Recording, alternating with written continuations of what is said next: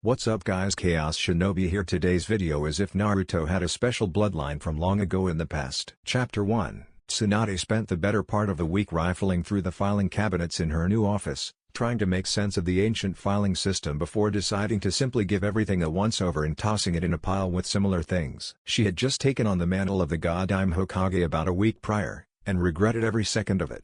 All paperwork. Everything that had to do with being Hokage included a stamp, a signature, or 5 minutes of filling out. Honestly, she was starting to wonder what Nawaki, Dan, and Naruto ever saw in the job. Oh yeah. I'm the boss. Tsunade thought, chuckling to herself. Shizune. Why yes, Tsunade-sama? Shizune asked, walking into the office with a slightly fearful look adorning her features. Whenever Tsunade downright bellowed her name, it never ended well. Get over here and help me through these, damn it. Tsunade called, indicating the scrolls and books still sitting on the shelves around the room, and motioning towards the piles in front of her. Shizune wondered why her master was sitting on the floor, and more so why she hadn't had Chunin administrators go through all of it instead, but she merely sighed before walking over to help her mentor. Now, let's see. History, ooh, blackmail material, Tsunade said, tucking a small scroll into her robes before tossing the others into a rather large pile. Shizune sighed, but couldn't help but chuckle at the older woman's antics. After sorting through a handful of scrolls and books herself, getting a handle on Tsunade's filing system, if it could indeed be called one, Shizune came across a red-bordered orange scroll with a similarly patterned letter bound to it with wire. Teased Tsunade-sama. She muttered. Yes, Shizune? Tsunade asked. She didn't like the tone in her apprentice's voice. She was worried the younger woman stumbled across something she wasn't meant to. This scroll.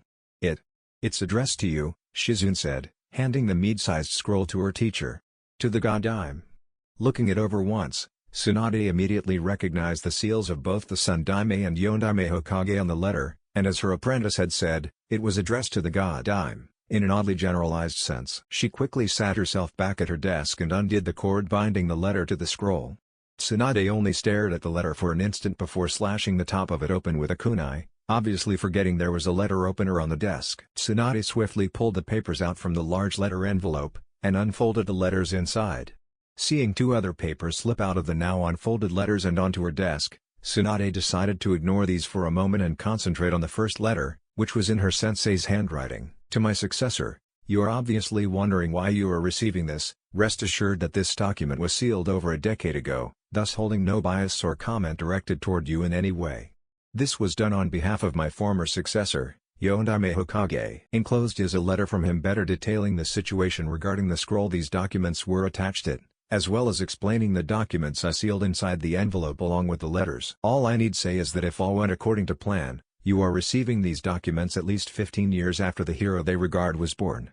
I have sworn to look after him as my own, but should I pass away before he is of age, I would request you do the same in my stead. I am an old man, after all, and my finite time in this world is nearly run its course. It is my deepest wish that all who suffered in this tragedy find happiness, especially young Naruto. I have given him the surname Uzumaki to hide his identity from those who would do him harm, but I fear I can do little more than that, aside from passing a law forbidding anyone else from learning what is sealed within him. Please ask Naruto to forgive an old man his folly in my stead. Tsunade's eyes were in tears before she'd finished the letter. What shocked her more than anything else in the letter, however, was the fact that it was both hand-signed and stamped with her sensei's personal hanko. As far as she knew, no document in existence, save something rivaling the importance of a declaration of war, required both, showing just how important this letter was to the old man. If this is right, then I opened this a good 3 years early. Tsunade thought, before something else dawned on her. Shizune? Yes? When was the Sundaime's law? The one regarding Naruto founded? Tsunade asked, throwing her apprentice through a loop, continuing before the younger woman could speak up. And I mean exactly when it was laid down. About a week after the Kyuubi's attack, I think.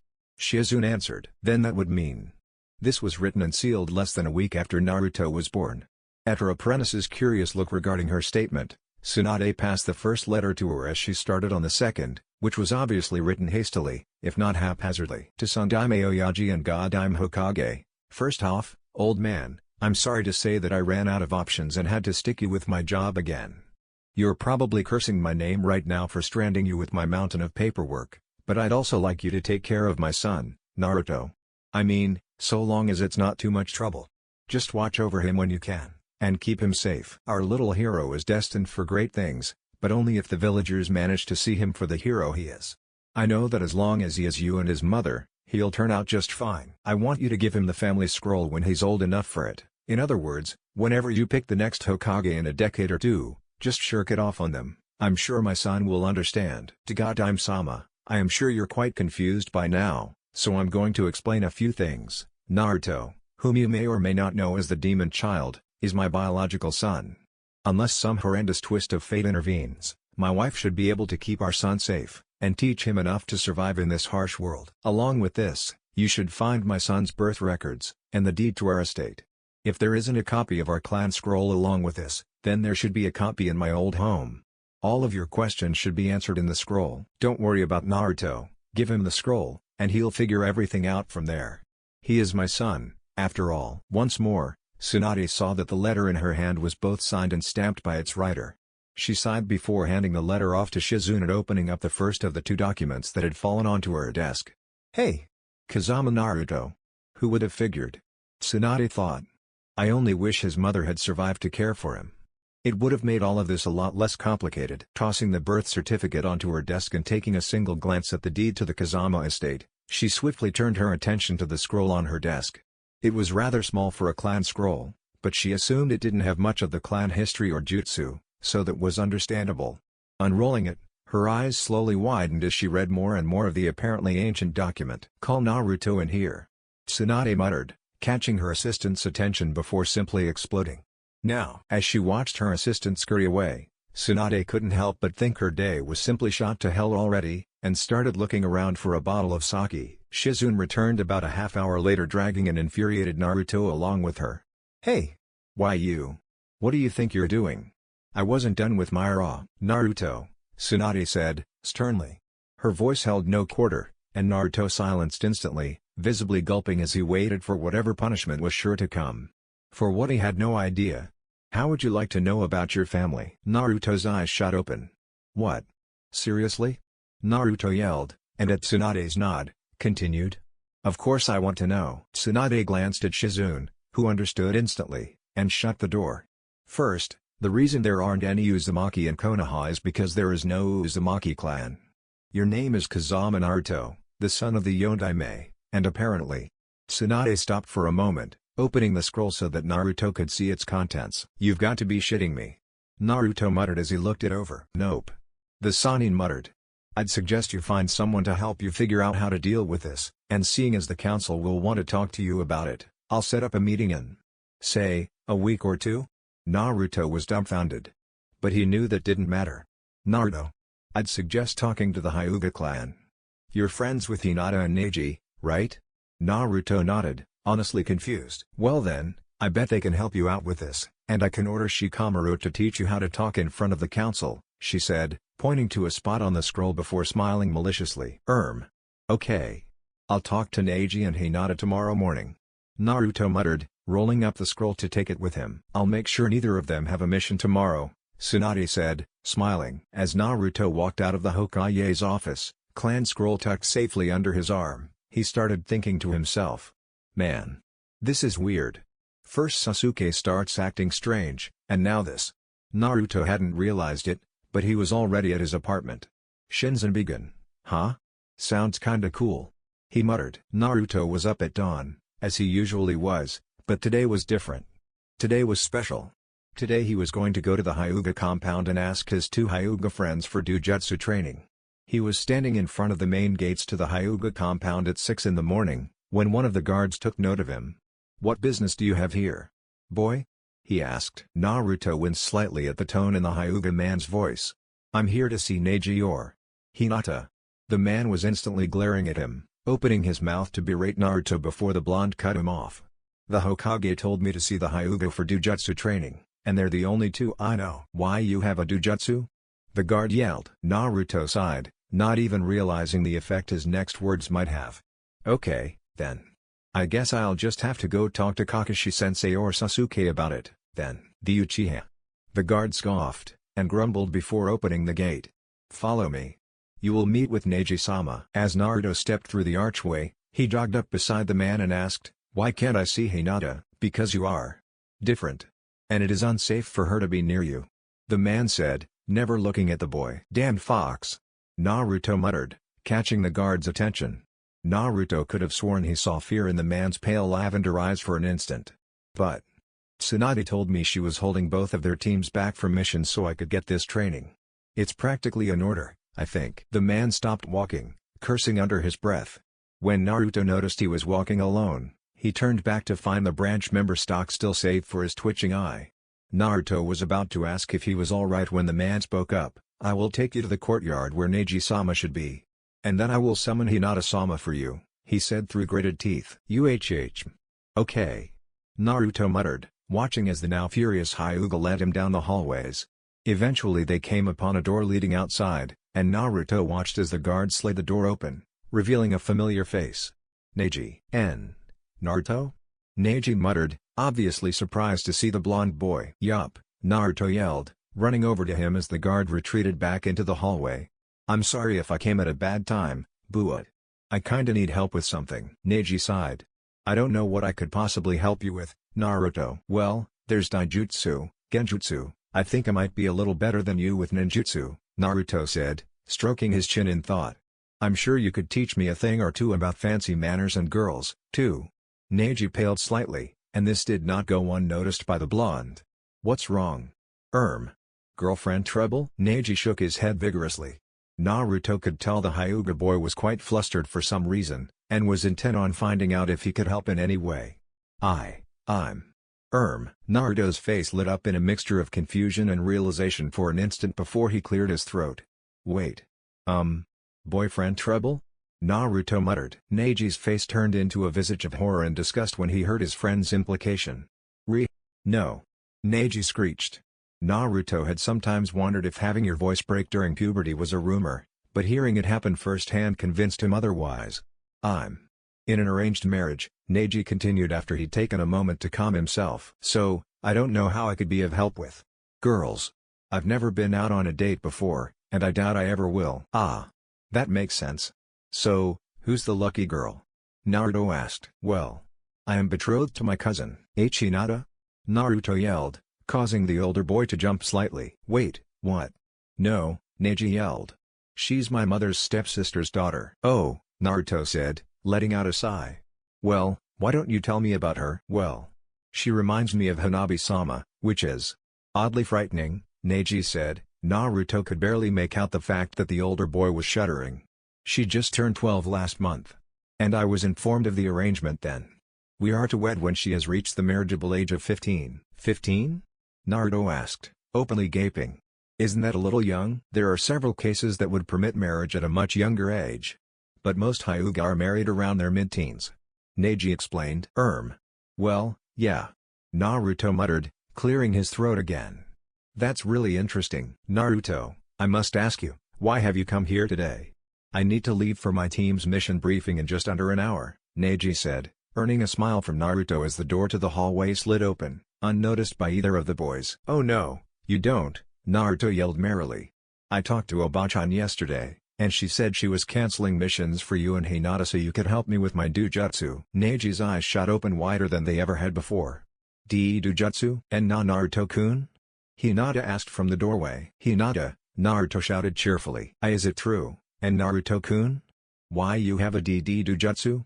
Hinata asked, a flurry of emotion streaking across her form. Naruto could tell, even with his limited understanding of body language and facial cues, that Hinata was uncomfortable.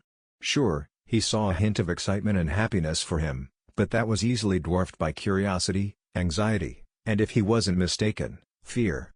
Why would Hinata be afraid? I'm not scary. And she doesn't know about the Kyuubi. Hinata.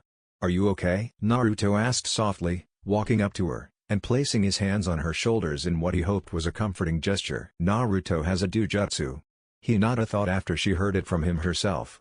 He doesn't have the Byakugan or the Sharingan. So what could it be? It's obviously rare. Meaning he'll wind up married off to some whore just to breed his bloodline. I'll never make Naruto-kun love me now. Her mind raced, until Naruto walked over and placed his hands on her shoulders. Oh Kami. He's touching me. He cares about me. I can still make him love me if I just tell him now. Naruto-kun. She started, trying with all her might to embrace him, to meet his lips with hers, but all she did was shudder in his grasp, moving maybe half an inch towards him. Lo. The pair were broken from their thoughts as Neji cleared his throat. Well, what is this DOJUTSU? Naruto smiled once more before answering with a single word, Shinsenbigen. Shinsenbigen? Neji confirmed. That sounds familiar. Probably its similarity to the word Sharingan is probably nothing. Yup. Naruto cheered, holding up his family scroll, and tossing it to Neji. I already looked through it last night. I could hardly sleep. Neji walked up, and took the scroll with a slight bow, setting it on the large stone patio surrounding the courtyard's fountain centerpiece. Within the first few words regarding the Kekkei Genkai, Neji had to actively restrain himself from activating his Byakugan in an attempt to read the scroll's entirety instantly. This is impossible. And Neji Niazan? Hinata asked, walking up behind him when her cousin flagged her over. Naruto arrived behind her just after she'd clamped her hands over her own mouth. What are you two? Ooh. Yeah. Naruto muttered. These. Neji started, double-checking the name. Kazama must have indeed been a clan most formidable and ancient. Hinata gasped again, this time because Naruto wrapped his arm around her shoulders. What, you're put off by the fact that we probably have the same great-great-great-great? Naruto started, counting on his fingers as he continued. Great-great-great-great-grandfather? I will. Want to look at your clan's historical documents? Neji muttered. There is a C copy of the KK Kazama clan archives here. Alongside our own, Hinata said, softly. That makes sense. I mean, our history is your history, ni? Naruto asked, rubbing the back of his neck curiously. I thought Shinsenbigen sounded familiar. Neji muttered. I'll read through those archives later. For now, let's work on activating your DOJUTSU. Alright, Naruto yelled, running around the fountain several times, jumping occasionally. Neji could tell Hinata was giggling at the sight of it, but he didn't say anything. Naruto, Neji snapped. I will help you on one condition. At Naruto's nod, the older boy continued, shut up. Naruto was about to go off on a tangent, but the look on Hinata's face stayed his temper. Alright, I'll quiet down a little. Happy? Very. Neji muttered. Now, your Shinsenbigen is much like the Sharingan in that it's segmented into levels whereas the Byakugan has a single form. Okay, so then how do I get it to work? Naruto asked, crossing his arms over his chest. Focus chakra into your eyes, and fight someone, Neji said, his eyes never leaving the scroll. It activates in life-threatening situations, but it is very difficult to do so. Channeling the chakra into your eyes should make it far easier to do so. Even heavy training might work for it then. Alright then, Naruto said, bringing his hands up in a ram seal. After a few moments of silence, Naruto couldn't stand it any longer. Why isn't anything happening? He grunted. Neji sighed before snapping his fingers. A young woman from the branch family, obviously acting as a maid, emerged from the door. Neji stood and bowed to her before making his request. I am researching the Kazama bloodline on behalf of Hinata-sama. I would like for you to bring me any materials on their family history or their DOJUTSU that may be in our archives, please. The woman nodded and left, leaving Neji to turn back to Naruto's scroll. Wait. I think something's happening, Naruto said, noting the tingling sensation in his eyes. And Naruto-kun, Hinata yelled, as she watched his azure blue eyes slowly shift to a deep emerald green. What? Something happen? Naruto asked. Hold that chakra there, and spar with Hinata. Neji suggested. I will continue researching these documents. Fight with a Naruto-kun? I couldn't. Hinata objected, turning towards the blonde boy she loved. It's okay, Hinata. It's just a friendly spar.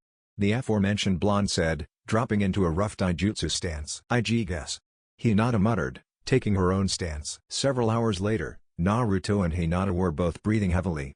Both had shed their respective jackets, revealing that Naruto was wearing a black t-shirt, while Hinata wore a lavender tank top. It got rather hot, constantly wearing a jacket. It didn't seem weird at all that she wore something like that under it. Both were sweating rather profusely, easily visible even on Naruto's black shirt, and especially visible on Hinata's clothing. Naruto was leaning up against the fountain while Hinata was lying in the grass as the door slid open again. Hinata-san? The younger of the two sisters asked, quite confused by what she was seeing. Hinata was on the ground, panting, while Neji sat waist-deep in scrolls, reading constantly. What caught her eye, though, was the green-eyed blonde in front of her. You're the one who beat Neji in the Chunin exam, right? Yeah, as a matter of fact. And you're Hinata's younger sister, right? Naruto asked. Yes. My name is Hanabi. She answered, nodding her head in place of a bow. Naruto, however, failed to understand how disrespectful that was, and kept going with the conversation. Really? I love fireworks. Naruto proclaimed, causing the young girl to match the blush her older sister always had around the blonde. Well. Thank you, Hanabi said, practically choking on the words. No one had ever said anything like that about her name before. Hey, you wanna spar? Naruto asked, catching Hanabi completely off guard with the question.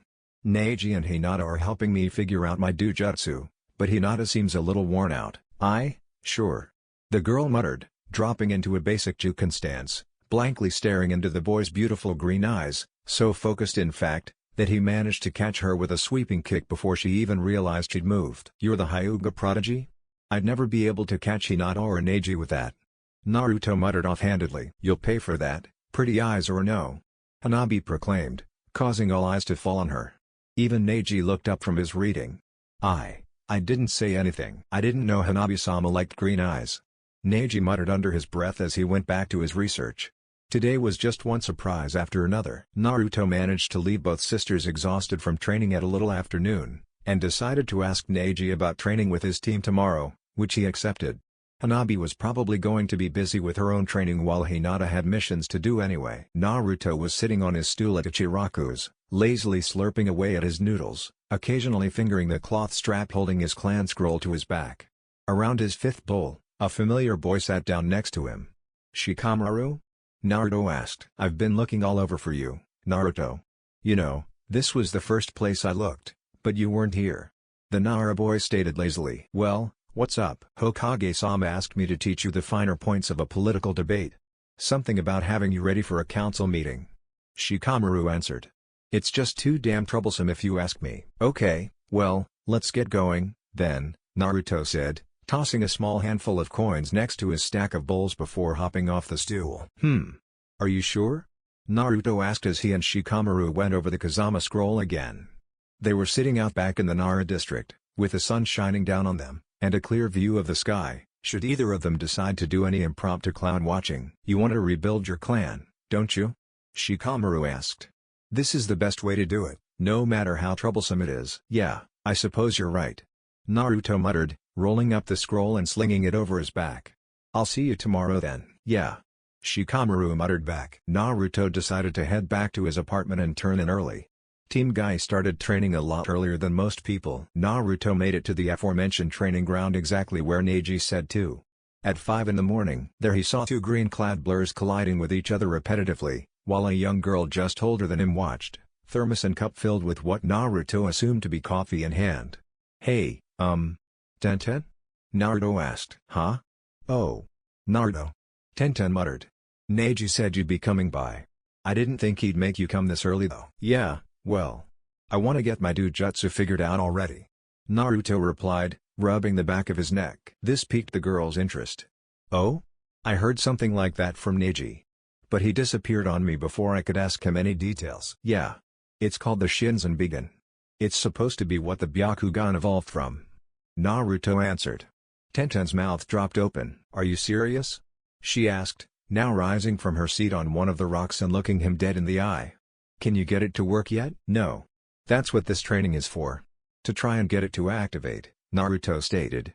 Seeing the girl's attitude take a nosedive, he quickly thought of something. But I can get it to do something. Tenten watched as Naruto made a ram seal, and shifted his eyes from blue to green. Amazing. Tenten muttered. They're beautiful. Such a youthful shade.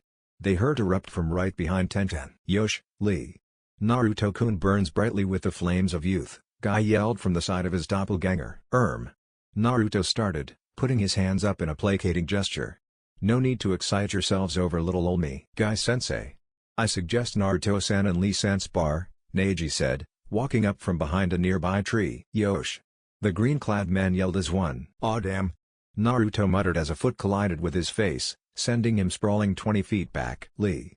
Tenten screeched. What was that for? Tenten. We must test Naruto-kun's flames of youth against our own. Was his answer. I'll let you handle that. Tenten muttered, shaking her head and retaking her seat on her rock. And I shall referee.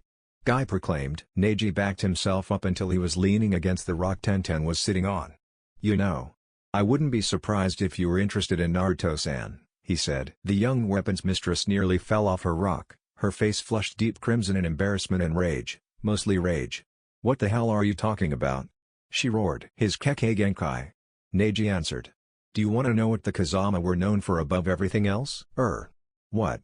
Tenten asked, her rage ebbing away while her embarrassment stayed strong. Their flawless accuracy with projectile weapons. Tenten openly gaped at what he said. You mean their DOJUTSU? Tenten started, staring at the blonde who'd finally gotten the hang of light sparring with Lee. It enhances their vision and hand-eye coordination to the point where they can see anything within their line of sight, and strike it with any projectile weapon, Neji stated. It also makes the user nearly impervious to all genjutsu, and coupled with his Haijutsu, I have little doubt Naruto-san could assassinate nearly anyone in the village, regardless of rank. You can't be serious. Tenten muttered, just in time to hear a sickening crack as Lee's foot smashed into Naruto's jaw, sending him flying up 5 feet off the ground and soaring away from the green-clad boy, already at least 10 feet away by the time Tenten could look up to see what had happened. She honestly never once thought the blonde-haired boy could be so lithe. Flipping himself in midair like a cat, landing 20 feet away from Lee with his back to his opponent. He then took 3 kunai, and threw them at the taijutsu prodigy as he turned to face him. Lee was caught off guard by this. True, they never forbade thrown weapons, but Lee assumed it was a match of pure taijutsu, and thus was he struck by the 3 missiles. Lee, Guy yelled as he watched his student stumble backwards and fall to the ground. Lee? Tenten asked, nearly yelling as she jumped down off the rock, before slowing to a stop and looking at the other boy. Naruto? She walked over to the blonde, and stared him straight in the eyes. To say that Naruto was uncomfortable would be a monumental understatement. Especially when she reached out with her right hand, and began to caress his cheek, sliding her thumb along his whisker marks as she continued to gaze into his soul. I got something on my face? Naruto asked, now sweating bullets. Amazing, she said, finally, placing her left hand on his other cheek, now firmly holding his face as she slowly inched them closer. Your eyes changed again. They're beautiful, Naruto. Neji cleared his throat beside them, causing the girl to nearly jump out of her skin. If you two are done with the romantic drivel, we need to take Lee-san to the hospital, to assess the extent of his paralysis. Paralysis? Tenten yelled. Yes. Naruto-san struck 3 major nerve pockets with his kunai, rendering Lee-san immobile, Neji stated stoically. There was a squelch sound as Guy tore one of the kunai from his student's chest. Guy-sensei, I still cannot move, Lee yelled. I see at least one good thing came of this, Neji said, taking a small mirror out of his sleeve. You have obtained the first form of your DOJUTSU. Naruto looked into the mirror expectantly, to see his eyes match the golden yellow of his hair. Hell yeah, Naruto yelled, jumping into the air, eliciting a giggle from Tenten. The next 2 days went by smoothly enough. Lee was only temporarily paralyzed, and Shizune had him fixed up in under 20 minutes. Every morning, he would train with Team Guy to try and master his DOJUTSU, and the Haijutsu that came with them. He only ever managed to do one, but that one was enough. Just like Neji said, Naruto's eyes may be weaker than his, but they had techniques that augmented their use tenfold. Naruto's afternoons were spent in the Nara district, learning the finer points of law and etiquette with Shikamaru. The tutoring went extremely well after Shikamaru told Naruto it was little more than tactics with words. After which Naruto, using this analogy as a basis for his studies, took to it with gusto. It was noon the next day, while Naruto was heading from Ichiraku's towards the Nara district like he did every day, that he was ambushed by Team 7, all of whom were extremely irked, save for the ever-stoic Kakashi. Naruto. Sakura screeched. What? Naruto asked, turning back to see what sort of banshee could make such a racket, only to be greeted by his team. Oh, hey Sakura-chan, how have you been? Lousy, she said, stomping her foot down where Naruto's sandal used to be until a split second earlier. If she wasn't so angry, she might have noticed the fact that Naruto would never have pulled his foot back in time 3 days ago. Well, why is it my fault? Tsunade pretty much ordered me to take some special training.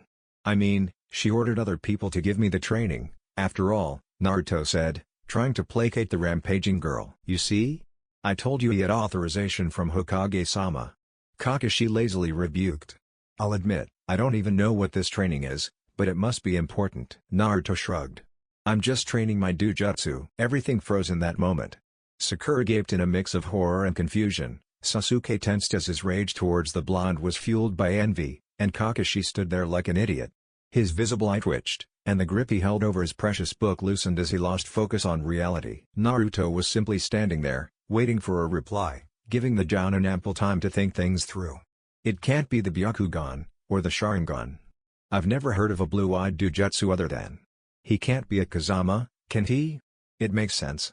Uzumaki could easily be a false name, after all. But, there were only so many left, and none of them had children except. The resemblance is uncanny, how could I never have noticed before? The perverted novel, which had been slipping from his grasp ever so slowly since he lost his focus, finally fell from his hand as he concluded his thoughts. Naruto is Arashi-sensei's son. Naruto was the only one to see the book fall, and a look of confusion washed over him. Kakashi-sensei? He muttered. Then the book struck the ground, drawing the attention of all three Jonin to their sensei. Kakashi only knew 2 words that could express his feelings in that moment. Holy fuck. None of them had ever heard their sensei swear so openly before. Let alone so stoically. The Cyclopean shinobi took 3 steps forward, until he was standing right in front of Naruto, about 2 feet from him. Naruto. Kakashi muttered, a serious undertone to his voice. What is your name? The blonde and silver-haired shinobi stared each other down for a few seconds before Sakura cut in. What do you mean, sensei? It's Naruto. The same old Uzumaki was stopped by a firm hand on her shoulder, and a pair of black eyes glaring into hers. Sasuke knew why his sensei had asked the question, and he wanted to know the answer as well. My name. Naruto muttered. He still wasn't used to calling himself this. Is Kazama Naruto? Sakura and Sasuke were both equally confused when Kakashi knelt down in front of Naruto, placing his hand on the boy's shoulder. And? Your father? Naruto lowered his head for a moment before answering. Kazama Arashi, sensei? Sakura asked, seeing tears trickle down and soak into his mask. I'll be fine. Kakashi answered, wiping his eye with his forearm and taking a deep breath. Okay, you two, run along, he said, making a shooing motion with his hands towards Sakura and Sasuke as he walked over to retrieve his book from where it fell. You can't do this, Sasuke yelled. I need training. Then spar with Sakura, Kakashi sighed. I have private matters to discuss with Naruto. We'll train tomorrow, okay? As the two started back along the street in the direction Naruto had been traveling previously, Sasuke turned around to see an excruciatingly cheerful Sakura blocking his path. So, where to now, Sasuke-kuhoag? She managed to get out before Sasuke shoved her aside, essentially throwing her to the ground. Leave me alone. Sasuke muttered as he walked away. Kazama Arashi, your father, was my Jounin sensei, Kakashi stated as they walked along. Whoa. That's actually kinda cool. Naruto muttered back. I could tell you about him if you'd like. Over a bowl of ramen, maybe? Kakashi asked, his smile easily visible through his mask. Maybe tomorrow, sensei. I've got some training to do with Shikamaru now, Naruto said, now walking a few steps ahead of the older shinobi. Ah, yes, Kakashi sighed. You know, like the Nara, the Kazama were shadow users. Yeah, I know. Whose combined skills could destroy an army. I've heard the stories too, you know.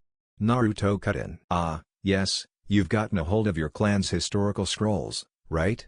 Kakashi asked. Well, Hinata and Neji found them, and Neji's been going through them, relaying all the more interesting things to me during our morning training. Including the fact that your great-granduncle was an Nara? Kakashi asked, a curious mirth to his tone. Naruto sighed. Listen, Kakashi-sensei, I need to go, and get done with my training, okay? I'll talk to you later, Naruto said, jumping away. Maybe I should talk with him or Sasuke about my Shinzan. After the day's lesson at the Naras, which surprisingly consisted mainly of marriage laws, Naruto set out to find an Uchiha. Or rather, any non-genocidal shinobi with an Uchiha eye. It was dusk by the time Naruto gave up on trying to find Kakashi. Chances were that the pervert had locked himself away with his books somewhere. That just left Sasuke. The young Uchiha was easy enough to find. The boy practically radiated angst, after all. He was walking down the badly lit streets in the dark. Not all that suspicious, given who he was. Then again, Naruto was more curious about why Sakura was stalking him. Deciding to follow until he knew just what was going on, Naruto slunk into the shadows, activating his Shinzan to see from that distance. Sasuke-kun. She called, once he'd nearly reached the gates. Sasuke turned to glare at her, only one jet-black visible eye was enough to make her flinch. Go home. He ordered. No, Sakura yelled, inching forward. Why can't you stay with me? With us? Sasuke merely turned back onto the path and took another step. Why can't you get your revenge here? Sasuke stopped and spun around. Because of people like you and Kakashi, holding me back, and that damned Naruto, Sasuke said, rage permeating his voice before he continued under his breath. How dare he pass me up? What? What about Naruto? What about me? Sakura asked, tears streaking down her cheeks. I love you, Sasuke-kun. I would do anything for you, she yelled. Naruto isn't even worth talking about. He's passed us up, Sasuke yelled. He's been training under a Sannin, he's been the favorite of not one, but two Hokages, he seems to have nearly infinite chakra, and he now has a DOJUTSU. I don't care about Naruto, Sakura yelled. He'll never be as good as you, Sasuke-kun. Naruto winced when he heard that. Sakura really never liked him. At all. Whatever happened now, Naruto was just going to let it happen. Sakura deserved whatever she got for being stupid enough to love Sasuke instead of him. I already told you, Sasuke said, turning away once more. He passed us up. I need power, and I need it now. Sasuke-kun, Sakura yelled after him. If you won't stay, then take me with you. Please. Sakura. She heard from behind her as Sasuke vanished. You have never been more than a hindrance to me. She felt a sharp pain in the back of her neck, and fell unconscious, Sasuke stepping over her fallen body and going on his way. Damn it!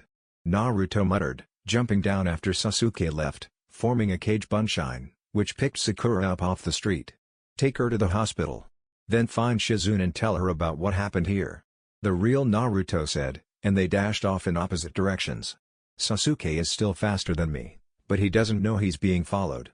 I should be able to catch up soon. As the clone made it to the hospital, he plowed right through the doors, and slid to a stop in front of the main desk. Where's Shizune-chan? The nurse behind the desk sighed. Once glance told her the girl was fine, just unconscious. What is it now, demon brat? Your little girlfriend got a sprained ankle again, and you ran her here thinking it's the end of the world?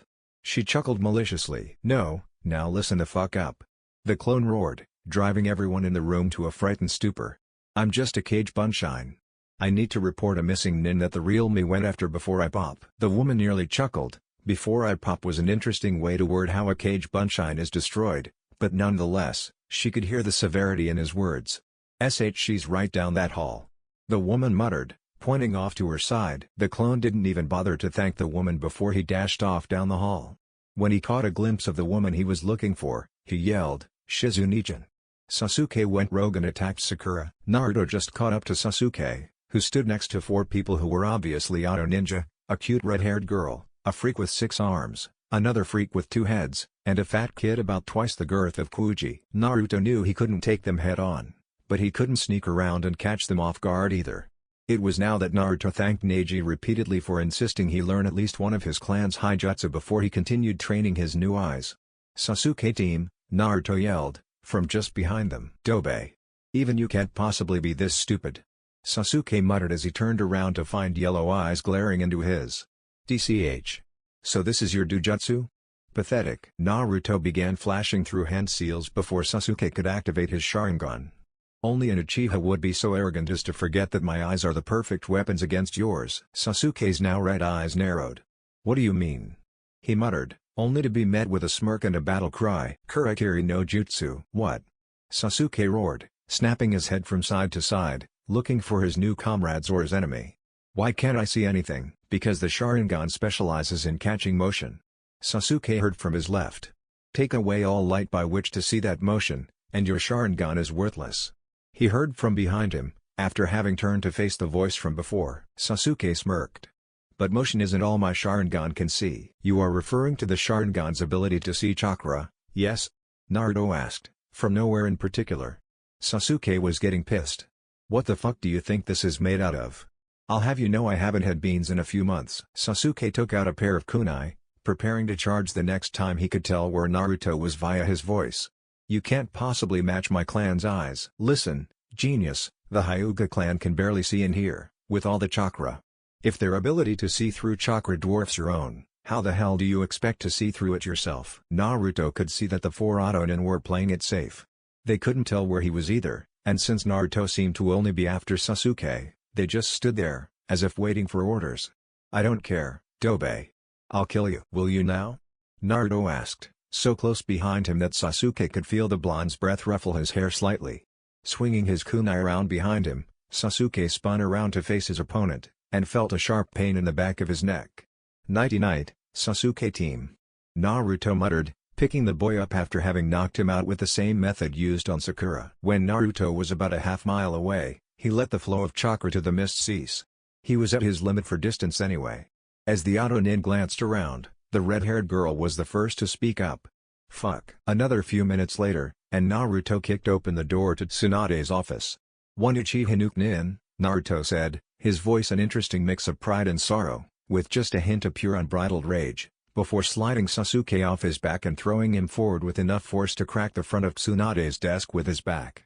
Courtesy of the Kazama clan, Naruto glanced over to Shizune, who was panting slightly with a concerned look in her eyes as she stood next to a practically fuming Tsunade.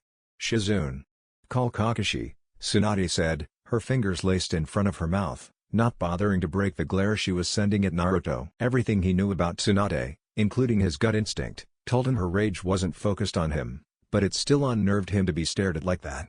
"Naruto. While I agree Sasuke needs to be punished for assaulting a fellow Leaf Nin, even implying someone might be a Nuke Nin is a serious accusation.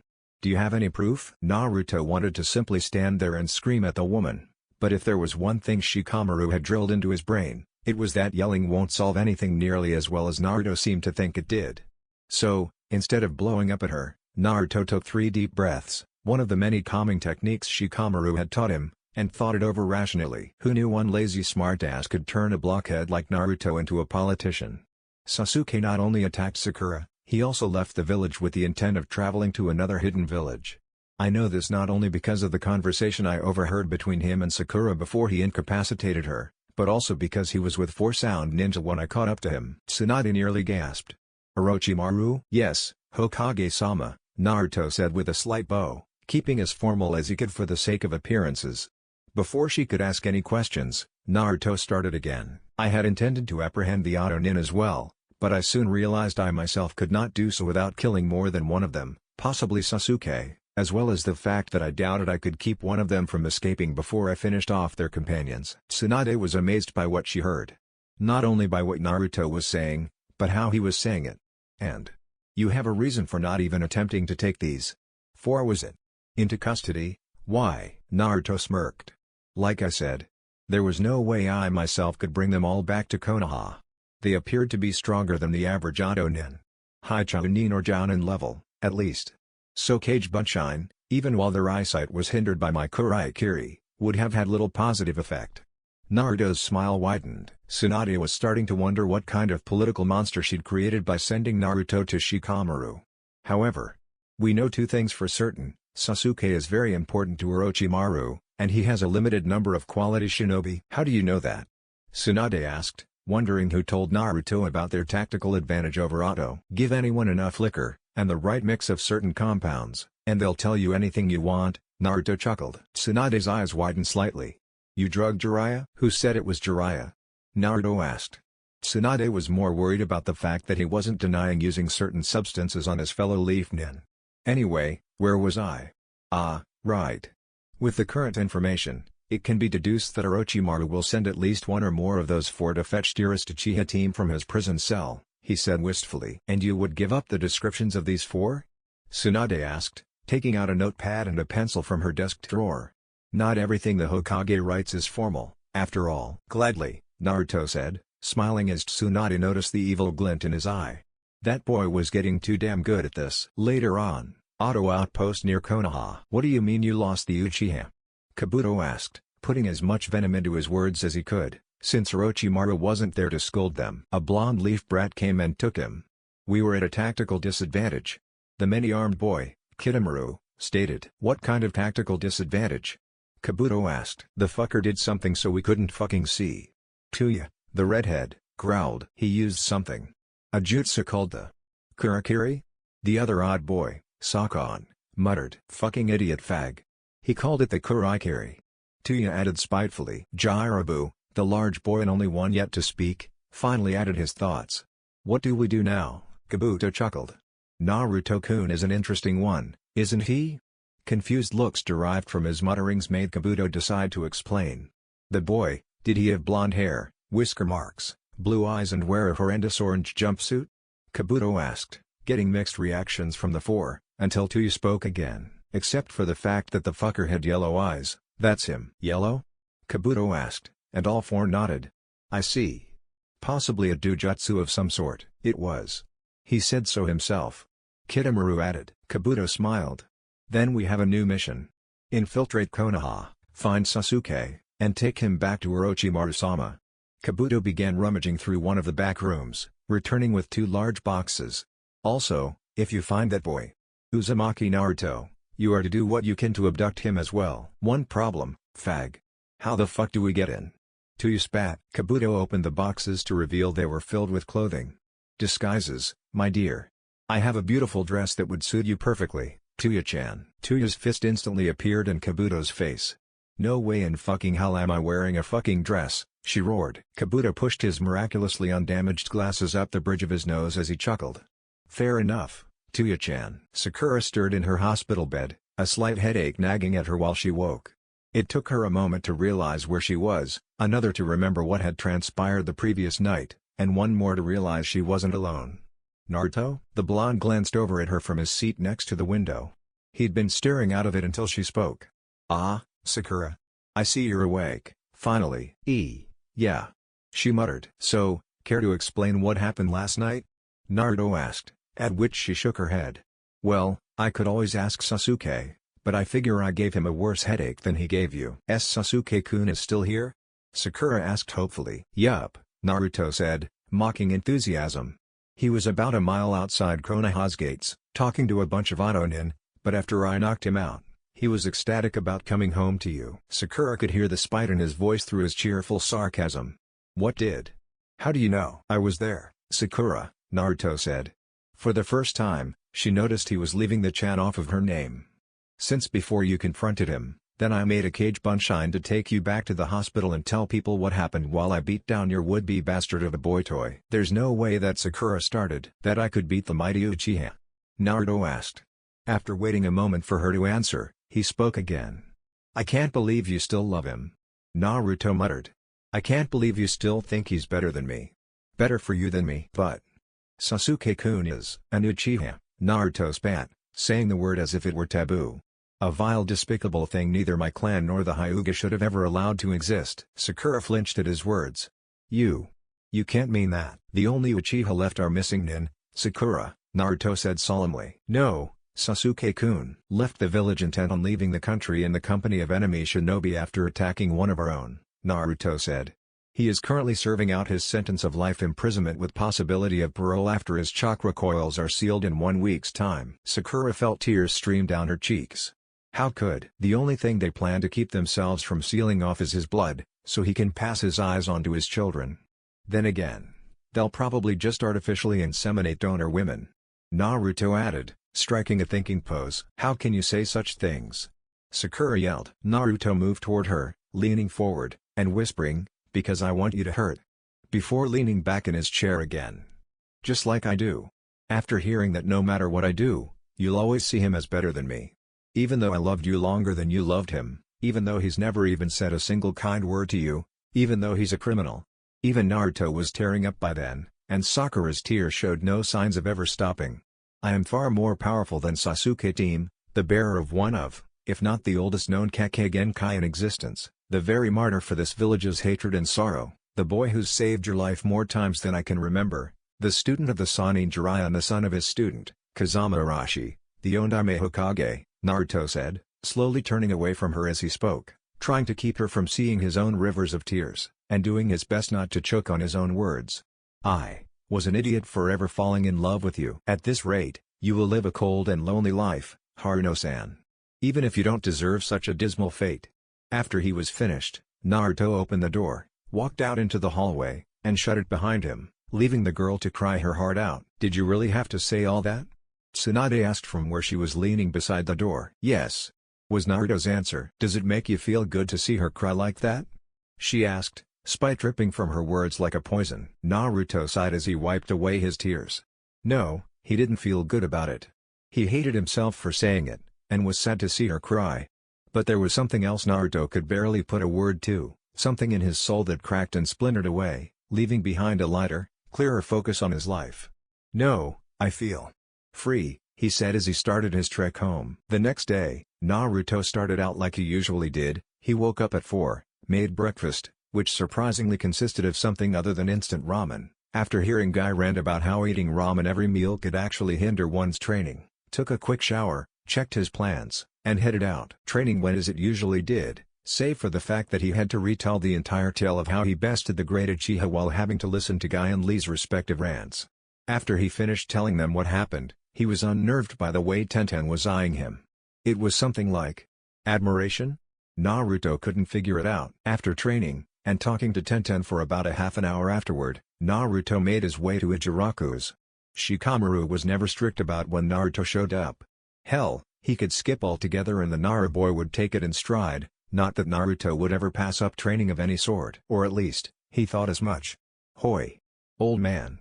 I'm hungry. Naruto heard from his favorite stand. Eyeing the rowdy customer from behind the corner, Naruto nearly let out a gasp. It's her. He thought. That Oto Kunoichi. Diving back behind the corner, he leaned against the wall, trying to think about how to handle this, when he nearly started chuckling. It was just too perfect a prank to pass up.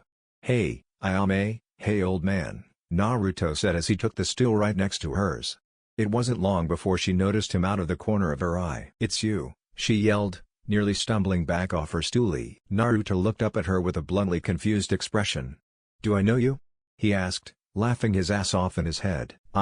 Well, I guess not, she said. Damn, it's hard to keep from just fucking cussing him out. Why did that bastard fag Kabuto have to order me to keep my mouth shut? Oh yeah. People don't talk like I do around here. Naruto watched as she took a few noodles from her bowl of beef ramen, and started eating. Naruto ordered his usual 5 bowls of miso, followed by whatever he wanted to order after that. He couldn't help but let his eyes roam, eventually landing on the undercover Kunoichi. She wore a plain red shirt, and plain black pants, along with sandals and the weird hat thing Naruto saw her wearing yesterday. She was obviously trying too hard not to attract attention to herself. So, what's your name, cutie? Naruto asked with a wink, causing the girl's cheeks to flush slightly pink. No one had ever called her cutie before. Well, Kabuto said shit like that, but he's a lecher of a fruit, so that doesn't count. Tuya. She muttered. Here he was, the target of her secondary mission, and he was complimenting her looks, and asking her name.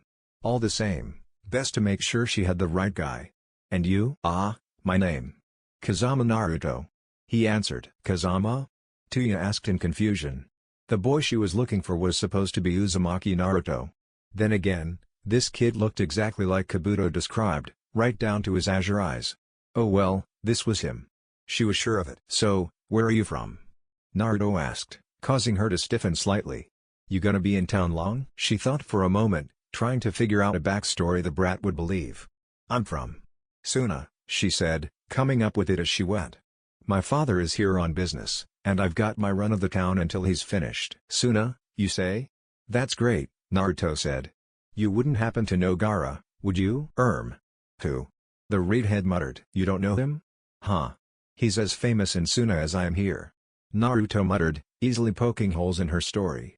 Maybe Sabaku no Gaara would be a bit more familiar? Tuya thought about it for a moment. The name did sound familiar, but she couldn't place where she'd heard it before, and saying yes would only land her with him asking questions about the Suna boy. No.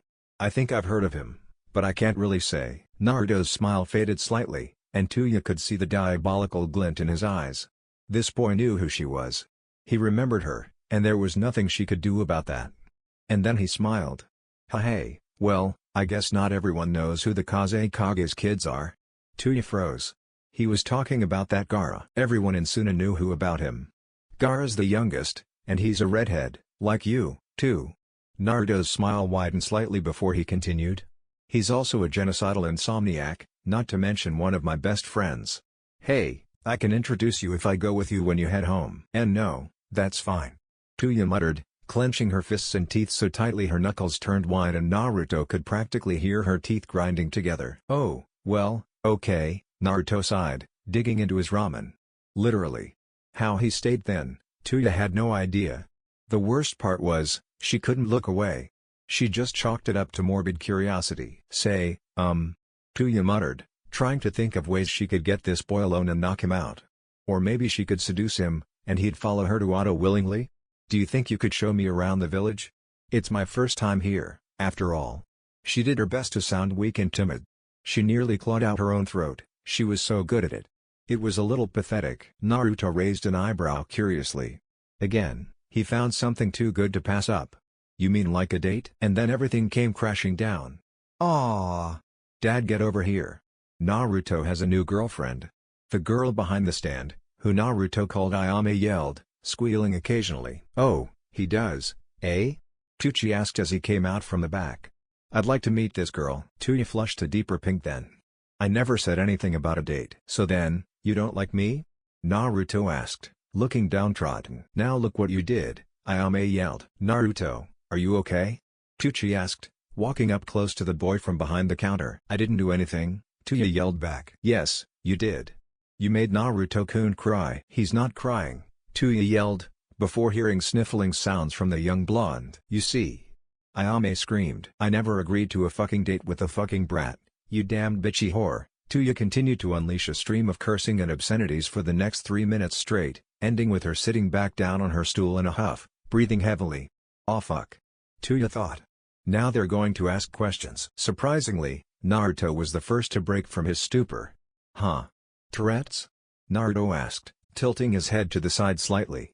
Tuya gawked at the boy for about a second before shaking her head slightly and nodding. Ayame and Tucci seemed significantly more forgiving of her outburst after that. True, she didn't actually have any sort of coprolalia, but playing along got her out of trouble there, so she really couldn't complain. I can usually keep it under control, but every so often, things just slip out, you know? Tuya said timidly. She fucking hated acting nice. So, then. What do you say to that date, Tuya? Naruto asked, his smile returning in full force. I thought I told you no. Tuya muttered. Aww. But I'd take you to do whatever you want. And then I'd even pay for dinner afterwards. Naruto proclaimed. Tuya couldn't believe how persistent the little runt could be. But, it might work out in her favor. Oh, alright. But just one date, and we'll see where it goes from there, she sighed. Naruto nearly jumped for joy, but then he remembered all of the things Shikamaru taught him, as well as the fact that she just happened to be the enemy. This'll be your first date, right Naruto-kun? Ayame asked. She really was like an older sister most of the time. Yeah. I guess it is my first date, huh? He asked in response. What about you? I'm sure all the boys back in Suna are after you, Naruto chuckled. Actually. Tuya muttered. It's my first date too. Okay, then. Let's go, Naruto yelled, grabbing her by the wrist and dragging her along before turning back to pay his tab. Don't worry about it, Naruto. It's on the house today, Tucci said, waving him off. Just go have fun on your date. Naruto nodded and continued dragging Tuya along while laughing childishly. After they were about a block away, Naruto stopped and took on a solemn look. You know, you can drop the act. He muttered. Tuya looked at him with fear in her eyes. She was already sure he knew who she was. Well, maybe 80% sure. What do you mean? She asked. The act. The one you put up back at the Ichiraku, Naruto said. I know that wasn't some Tourette's outburst there. That was the real you. Stop acting, okay? Tuya was dumbfounded. There was no way he was smart enough to figure that out, but dumb enough to not know who she is. Oh well, he wanted the real her? Sure, he could have her. Alright then, she sighed. I can finally quit with the fucking act in front of the fucking people, eh fag? Naruto was taken aback slightly. This was a big personality change. Well, I did ask for the real you. He muttered. You're damn fucking right you did, she said, smirking slightly. Naruto glanced over to her, thinking to himself. You know. I think I can like you, Taiyu-chan, he said with a smile, causing her cheeks to match her hair for an instant. Naruto saw something akin to a flinch out of the corner of his eye as he called her that. He couldn't blame her, after all. Depending on how long she'd been with Orochimaru, she may never have had a single kind word spoken to her that she could remember. Enemy or no, Naruto could tell all she needed were kind words and a shoulder to cry on. Now it was just a matter of getting her to open up to him. Don't call me that, you fucking fag, Tuya yelled after regaining her senses. Hey, if you keep calling me names, then I can call you whatever I want, Taiyu-chan, Naruto said, smirking. Fucking damn it. She muttered. So, for this date, Naruto said, catching her attention. I was hoping you wouldn't mind stopping by a friend's place to tell him I wouldn't make it for training today before we left. Then I was thinking. Maybe a movie? The redhead stared at him for a moment before sighing and nodding. Fine. Whatever. Naruto couldn't help but notice the look in her eyes after she said that. She was happy. As they reached the Nara residence, Naruto was still telling Tuya various tales about his past, including his many pranks. Needless to say, she was in a fit of rolling laughter by the time they found who they were looking for. Shikamaru. The lazy Chunin glanced over from his spot at the top of a small hill near his home, merely tilting his head to the side as he lay in the grass. Naruto, he muttered. This fucking cockrider is the bastard who's teaching you political shit? Tuya asked, rather casually despite her wording. Naruto barely kept himself from outright laughing. Yeah, that's Shikamaru, he said, looking at the boy who was eyeing the girl curiously after hearing what she'd said. Don't worry, she says that kinda stuff about everyone. Ah. Shikamaru muttered. Troublesome mannerisms. Hey, if you don't mind, I'm heading out on a date with Tuya. Here, Naruto said, wrapping his arm around the girl's waist, causing her to blush slightly while glaring at him. So I'll have to cancel for today. No problem. The Nara boy sighed, leaning back against the grass again. Troublesome women. 4.5 hours and 2 movies later, Naruto was slightly surprised that Tuya picked 2 of the most violent, goriest, mature and otherwise masculine movies Naruto had ever seen. This girl seemed to be the epitome of tomboy. So, Tayu-chan. Naruto started, a little unsure of what to do. How about we go find somewhere to eat? Fuck yes, I'm starving. The redhead answered, drawing a few awkward glances and glares from others just exiting the theater like them, but paying them no heed. Hey! You in the mood for anything in particular? Naruto asked, hoping she could think of something so he wouldn't have to. There really was only one place he ever ate. How the fuck should I know? Where the fuck do you go to eat? She asked in return. Well, there is this ramen stand. But I'm not sure if it's really first date material, Naruto said, rubbing the back of his neck. Anything is good, Tuya said, and they set off. Tuya looked over toward where her blonde date was pointing. That's the place where we met, she muttered. Naruto shrugged, rubbing the back of his neck. So it is, huh? He chuckled. Well, it's the only place I ever eat at, mainly because they don't throw me out if I try. Tuya glanced over at him for a moment, just catching the sad look on his face before he smiled again. What the fuck are you talking about? Oh, it's nothing. Naruto muttered solemnly, walking up to claim his favorite stool. Like hell it is. Tuya thought as she took the seat beside his. Oh, back from your date? The old man behind the counter asked. Actually, we're still on our date, Naruto stated shyly, rubbing the back of his neck. Tuchi's eyes widened, Naruto realizing this was the first time he'd ever clearly seen the man's eyes. You're joking. This isn't the kind of place you take a girl for a date. It's fine. We didn't really have anywhere else to go, and I like the company here, Naruto said, shooting the redhead at his side an interesting glance. Tuya then, curiously, began rummaging through her pockets. Naruto-kun, I think I dropped my flute a few blocks back, would you find it for me? She asked. In an instant, the blonde nodded and dashed away. That's our Naruto-kun. He'll do anything to make someone else happy, Ayame said as she stalked out from the back, smiling at Tuya only to recoil from the redhead's glare. Why the fuck does everyone hate Naruto? Tuya asked angrily once she thought the blonde was out of earshot. Tuchi and Ayame looked at each other, their faces painted with the sorrow they'd helped alleviate from their favorite customer over the years. We can't tell you, Ayame said after a moment. Why the fuck not? Tuya growled. Because it isn't our place, Tuchi said, matching the young woman's glare. If he wants you to know, you'll know. Otherwise, all we can tell you is that he's suffered for years when he deserved praise. The old man leaned forward, his gaze intensifying tenfold. Tuya was sure this man was ex-shinobi or something. If you ever heard him. Tuchi was interrupted by his daughter smashing a rather large cleaver that, logically, had no right being in a ramen stand right in front of the girl.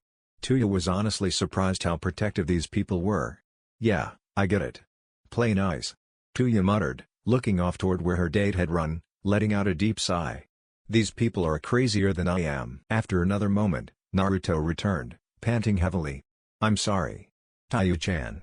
I couldn't find any flutes. Oh, no problem, it turns out it was right here the whole time, she said, pulling a rather nondescript metal flute from somewhere. Damn. I hate this, but it would be bad to act out in front of these people.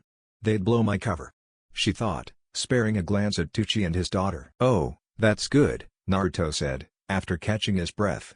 So, on with dinner. A half hour and 14 bowls of ramen later, Tuya had 3, Naruto devoured 11. The pair were walking down the street as the sky began to redden, and the villagers began making their way home. Tuya sighed. It was now or never. Why does everyone hate you? Naruto glanced at her curiously before she reiterated, why the hell do these fucktards treat you worse than shit? Naruto sighed. This wasn't something he wanted to tell anyone, but he didn't want to keep it a secret either. Might as well see how Tuya would handle it. I'll probably have to kill her anyway, so no harm done. Naruto winced at the thought. He didn't want to kill her. Still, he hated secrets. I'm a demon, he muttered after glancing around to make sure no one would overhear. What? Tuya asked, unsure whether she wanted him to clarify, or if she really wanted him to have said something else. I have a demon sealed inside of me. The very demon that nearly destroyed this village 12 years ago. All of that hate with nowhere to go, landed on me, Naruto said as he walked. I don't really blame them. It's human nature to hate others. That's not true, Tuya thought. Even I know that. Naruto, you shouldn't think like that, she muttered. Naruto wasn't sure if it was her tone, or the fact that she wasn't swearing, but her words stopped him. He began to run reasons to contradict them through his mind before he saw her out of the corner of his eye, and turned to face her. Are you crying? Tuya froze. There was no way she could be crying. Dabbing her finger under her eye confirmed that he was right. She really was tearing up. Of course, she couldn't let him know that. Of course not, she muttered, wiping her eyes with her forearm. Naruto smiled. She's crying over me, he thought. It's okay to cry, you know. I do it all the time. No, it's not. She tried to deny it further, but Naruto was staring straight into her eyes. His eyes were warm and loving, but she could see something in them she was sure only someone like her could. There was a depth, loneliness, pain, sorrow and loss in his eyes. Eyes years beyond those of the brat she thought he was. The same depth she saw in the mirror. And she was sure the boy in front of her realized it too. Naruto's eyes widened slightly, the glow of her features reminding him of something. Grabbing her wrist, he set off at full tilt. Come on. I have to show you something. Wow. Tuya muttered as she sat next to Naruto, watching the sun set from atop Yondaimi's stone head. This is fucking awesome. Naruto chuckled. Only Tuya could have put it that way and make it work. Tuya. Naruto started after a few moments. Why don't you stay here in Konoha? Tuya turned to face him so fast her neck and back popped in several places, a look akin to hope, anguish and sorrow in her eyes. Before she could answer, Naruto added, you know. Instead of heading back to Suna, by the way he said Suna, it was certain that he knew she wasn't from there. But still. Don't get me wrong, you fucking brat, this isn't about you. But I really would like to stay, she muttered, turning back to face the setting sun. But I have reasons why I can't. Naruto sighed heavily. Why do you want to go back to Orochimaru so badly? Naruto asked, causing his red-haired companion's eyes to shoot open. It took a moment to rein in her thoughts, but after she did so, Tuya sighed as well. There's no fucking way I'd ever want to go back to that. Tuya honestly couldn't think up something insulting enough for Orochimaru. I want to stay, damn it.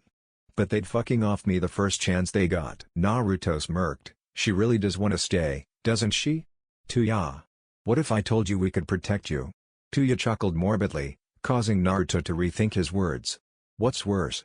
Living the rest of your life with Orochimaru, or spending a few months here? He asked. She really didn't have a good argument. Spending anywhere from a month to a year here with Naruto was better than what her life had been until then. Fucking damn it. She muttered as her eyes filled with tears again, and she vigorously started brushing them away. Are you really telling me that being my girlfriend would be that bad? Naruto asked, doing his best not to laugh. Tuya muttered, turning to face the blonde, tears still filling her eyes. She smiled, a real smile born of joy and hope, turning her head back away from Naruto, towards her lap. You're a fucking bastard, you know that? Naruto couldn't hold it in any longer, he laughed. Yeah, I know, Naruto said, wiping a tear from his own eye. So, do you want to be my girlfriend? Tuya scoffed, shortly before tackling the boy and locking her lips to his while pinning him to the ground. A short while later, the redhead released the blonde and sat up, straddling him. I'll take that as a yes. Naruto muttered, smiling as his hands found their way to her hips. What happened next served to thoroughly mortify the boy. Tuya unzipped his jacket, and started undoing his pants. Whoa. Tayu-chan, what are you doing? Naruto asked, grabbing her hands and pulling them down to her sides. Tuya looked confused, and slightly embarrassed. Isn't this what a girlfriend is supposed to do? She asked with a tinge of pink to her cheeks. Well. Yeah. Naruto muttered. After a few years. Years? Are you fucking kidding me? Tuya asked, folding her arms over her chest as Naruto refastened his pants. Well, maybe just months. Naruto added.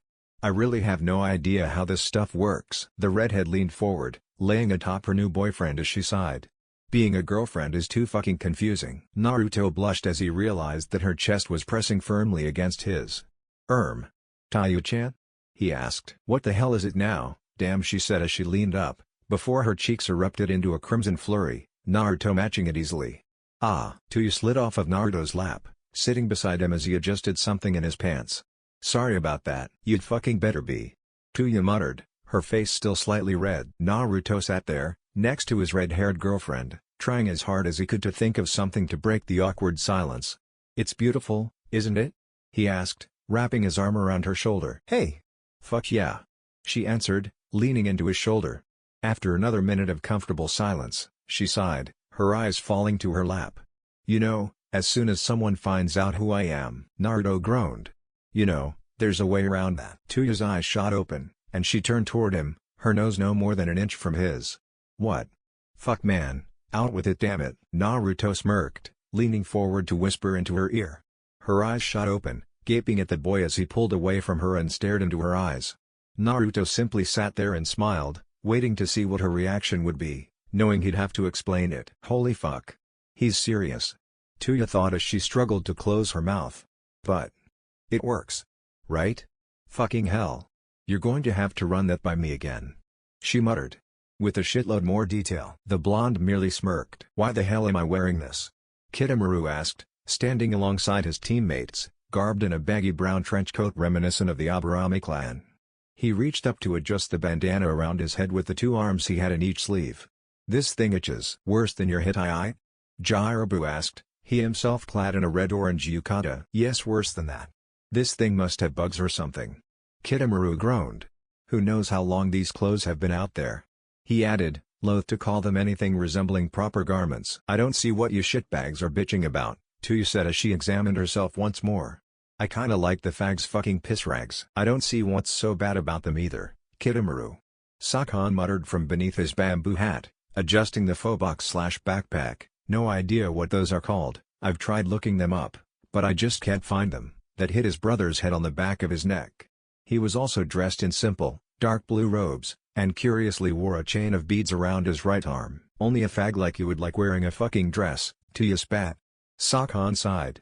He was never going to get her to stop calling him that. Let's just get this over with. Kitamura called. Split up and search, we'll meet back here at noon. Just behind them, a silver-haired man dressed in full Anbu gear smirked behind his mask. I found him, Sakan said as they gathered at the appointed time. Where? Kitamura asked. There is a special confinement center, in the middle of the Anbu barracks. The other two cringed.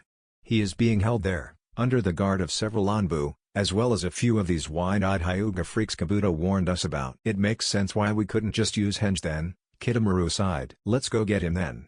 Jiraibu started, only to be caught by Kitamura before he could head off toward the barracks. Where is Tuya? Kitamura asked. At Jiraibu and Sakan's mutual shrug, he sighed. Come on then, we'll go find this place you were talking about. It took them over an hour to reach their destination through civilian means, making sure to avoid the eyes of watchful Anbu patrolling above. This is the place. Sakan muttered from their perch in a nearby building. Okay. Jiraibu, you go find Tuya. Sakan and I will figure out a plan, got it? Kitamura ordered, taking command while Tuya was indisposed. After 5 hours, and 7 rounds around the premises, Kitamura and Sakan were beginning to get annoyed. What could possibly take him this long? Sakan asked. Either he's dead, or he found an all-you-can-eat buffet, Kitamura stated monotonously, before erupting into laughter. It's nearly sundown. Sakan noted. Yeah. We'll hit him when it's dark, with or without those two, Kitamura said, grinning slightly. An hour after sunset, the two set out into the building. They were unnerved by how few people they came across, too. That wasn't nearly enough. Sure, they were utilizing a map, blueprints for the building they'd swiped from the Hokage Tower in their boredom, but still. That's when they found them. Bodies. At least a dozen of them, some unconscious, some bloodied and dead. Atop the pile sat a lone Anbu with silver hair. I wondered when you would show up. You're quite late, you know. Kabuto muttered as he removed the mask. Where are Tuya-chan and Jiraibu? We have no clue, Kitamura said bluntly. Tuya went missing, and we sent Jiraibu to look for her. He didn't come back." Kabuto's ever-present smirk faded. "He is most likely dead, then." Kitamura and Sakon both flinched slightly. "What could kill him?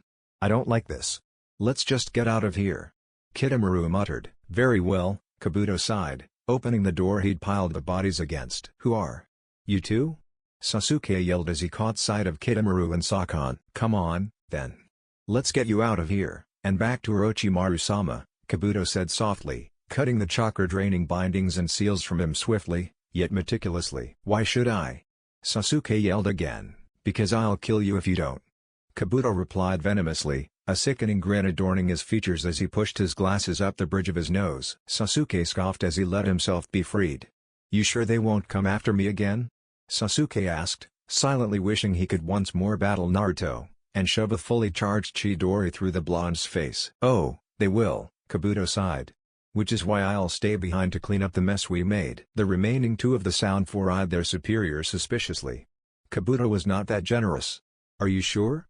Sakon asked. "You've proven your incompetence. The only thing left for you to do is escort Sasuke-kun to Orochimaru." Kabuto muttered spitefully. The pair winced again as Kabuto finished undoing Sasuke's bindings. "All right, let's go." Kitamura muttered, Sakon and Sasuke following closely behind as he began to sprint down the halls. "I guess it's my turn," Kabuto muttered, using Sunshine to transport himself to the roof. In an instant, he was surrounded by no less than 3 Anbu squads. "Kabuto, surrender, and we can end this without killing you," a particularly lazy voice said from behind the captain's mask. "I hate being the distraction," Kabuto thought. "This is not going to be a simple fight, will it?" he mused. "You choose to resist?" the Anbu captain asked, shifting into an offensive posture. His men, including 2 women, followed suit. "Yes, as a matter of fact, I do," Kabuto announced, smirking. "Kimimaro?" The dozen Anbu turned just in time to see 3 of their number bisected in a single swing by a monstrous beast with dark, almost reptilian skin, and massive bones jutting from its back. "Can't." From CH3. The blonde just smirked. "Just like I thought. I knew she wouldn't say no," he thought. "Maybe I'm getting a little too good at reading people. Nah. She's a good person, deep down. I can tell." I said. "Marry me." Tuya inched away from the boy. "Yeah. I said details fucktard." Naruto sighed. "Okay. I'm important, or I will be, it's kinda confusing.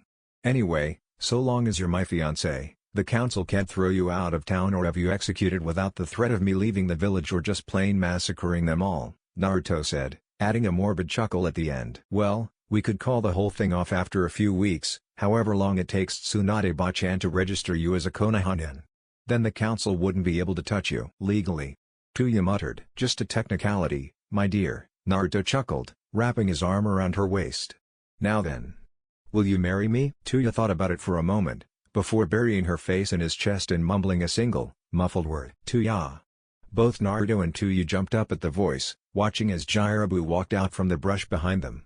"Who is this boy?" "Kazama Naruto," the blonde said, smiling arrogantly as he crossed his arms over his chest. "Nah, Ru, too," Jiraibu muttered.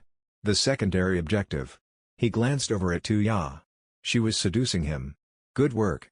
Now we can catch him." With blinding speed for someone his size, the Ado boy dashed toward Naruto, missing as he thrust his open hand to grab the boy's head. He would have turned to continue his non-lethal assault, had he not felt a sharp pain at the base of his skull. "How?" he muttered, unable to move his limbs. Tuya stood behind her old teammate, relishing in the feel of his blood coursing down her arm as she gripped the kunai she'd stabbed into him. "No one threatens my fiancé," Tuya said sternly, before smashing her foot into his back, sending him flying over the edge of the cliff that was Yondaime's hair. "Wow," Naruto muttered, staring at the lethal femme fatale before him. "Fuck. I guess this makes me a nuke-nin, huh?" Tuya asked, smirking maliciously. "Hey! Let's get you home and clean you up. I'll talk to Tsunade-ba-chan tomorrow morning," Naruto said, wrapping his arm around her waist once more as he led her back to his apartment. The pair walked back to Naruto's apartment in silence. Even after their arrival, they barely spoke. Tuya opted to take a long, hot shower while Naruto checked in with the Hokage, possibly find Tuya something to wear that didn't happen to have bloodstains on it. And so, here he was, standing in front of Tsunade. "You did what?" she asked. Her normal violent tone held nothing compared to the calm voice promising years of excruciating pain she used now. "I invited her into my home," Naruto said again. "Tsunade-bachan, you have to understand." "No, I don't," Tsunade said, rising ominously from her seat. "If I didn't have all of my Anbu either looking for them, or guarding Sasuke, I'd send a team there now to apprehend her." "You can't be serious." Naruto growled. "I am very serious," Tsunade said, stalking out from behind her desk. "And since I don't have any Anbu to send, I'll have to deal with her myself." Naruto saw the way she was heading toward the door. She could have used Sunshine, or the speed attributed to all ninja, but she didn't. It was as if she was daring Naruto to impede her. So he did. "Obachan," Naruto muttered as he stepped in front of the door. "You can't do this to her." Tsunade frowned. "Stand aside." Naruto stood firm. "You're disobeying a direct order from your Hokage?" Naruto nodded. "You realize I could have you hanged for this?" Naruto paused for a moment, and nodded. "Is she that important to you?" Naruto took a deep breath, letting the adrenaline pumping into his system in anticipation of the oncoming battle cool slightly. "She's just like me," he said, causing Tsunade to pause for a moment. "She's been alone for most of her life. I can tell. All she wants is for someone to care about her." Naruto dropped into a defensive stance and firmly added, "And I care about her." Tsunade looked down at the boy she thought of like a little brother or a son, trying to find the reason for his resolve in his eyes. "Do you love this girl?" Naruto's eyes shot open. He didn't have an answer for her. I don't know," he muttered. Tsunade took a step forward, and Naruto braced himself to receive one of her obscenely powerful punches. But it never came. Instead, he felt her arms wrap around him. "Well then, if I can't take her in, could I at least meet the girl?" she asked jovially. Naruto was dumbfounded. First she wants to kill her, now she wants to meet her? "Tsunade-bachan, you're not planning anything, are you?"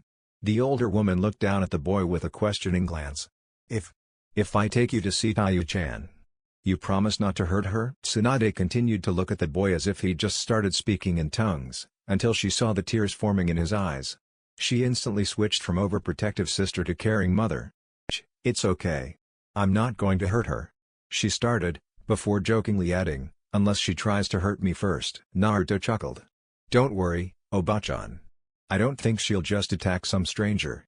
Naruto thought for a second. "Hey, do you have any spare clothes?" Tsunade cocked an eyebrow at the boy's question. "Why would you need to know?" "Well, the stuff Tuya was wearing got kinda bloody." Tsunade's eyes widened when Naruto said that, but he didn't show whether or not he noticed. "She killed another Autonin that came after me. So her shirt at least is ruined." "She killed one of her own for you?" the older woman asked incredulously. "Yeah. The fat one." Naruto never bothered to learn the names of the other three. They were just the girl, the fat one, the creepy one, and the one with the arms before he met Tuya. "Just a second," Tsunade said as she walked back into her room, which was there in case she stayed too late to bother going home. In fact, to date she hadn't ever slept in her proper bed, opting instead to use this room. "I'll go see if I've got anything small enough." "She's about your age, right?" "Well, yeah." Naruto started. "But she seems a little well-developed for girls my age." Tsunade chuckled.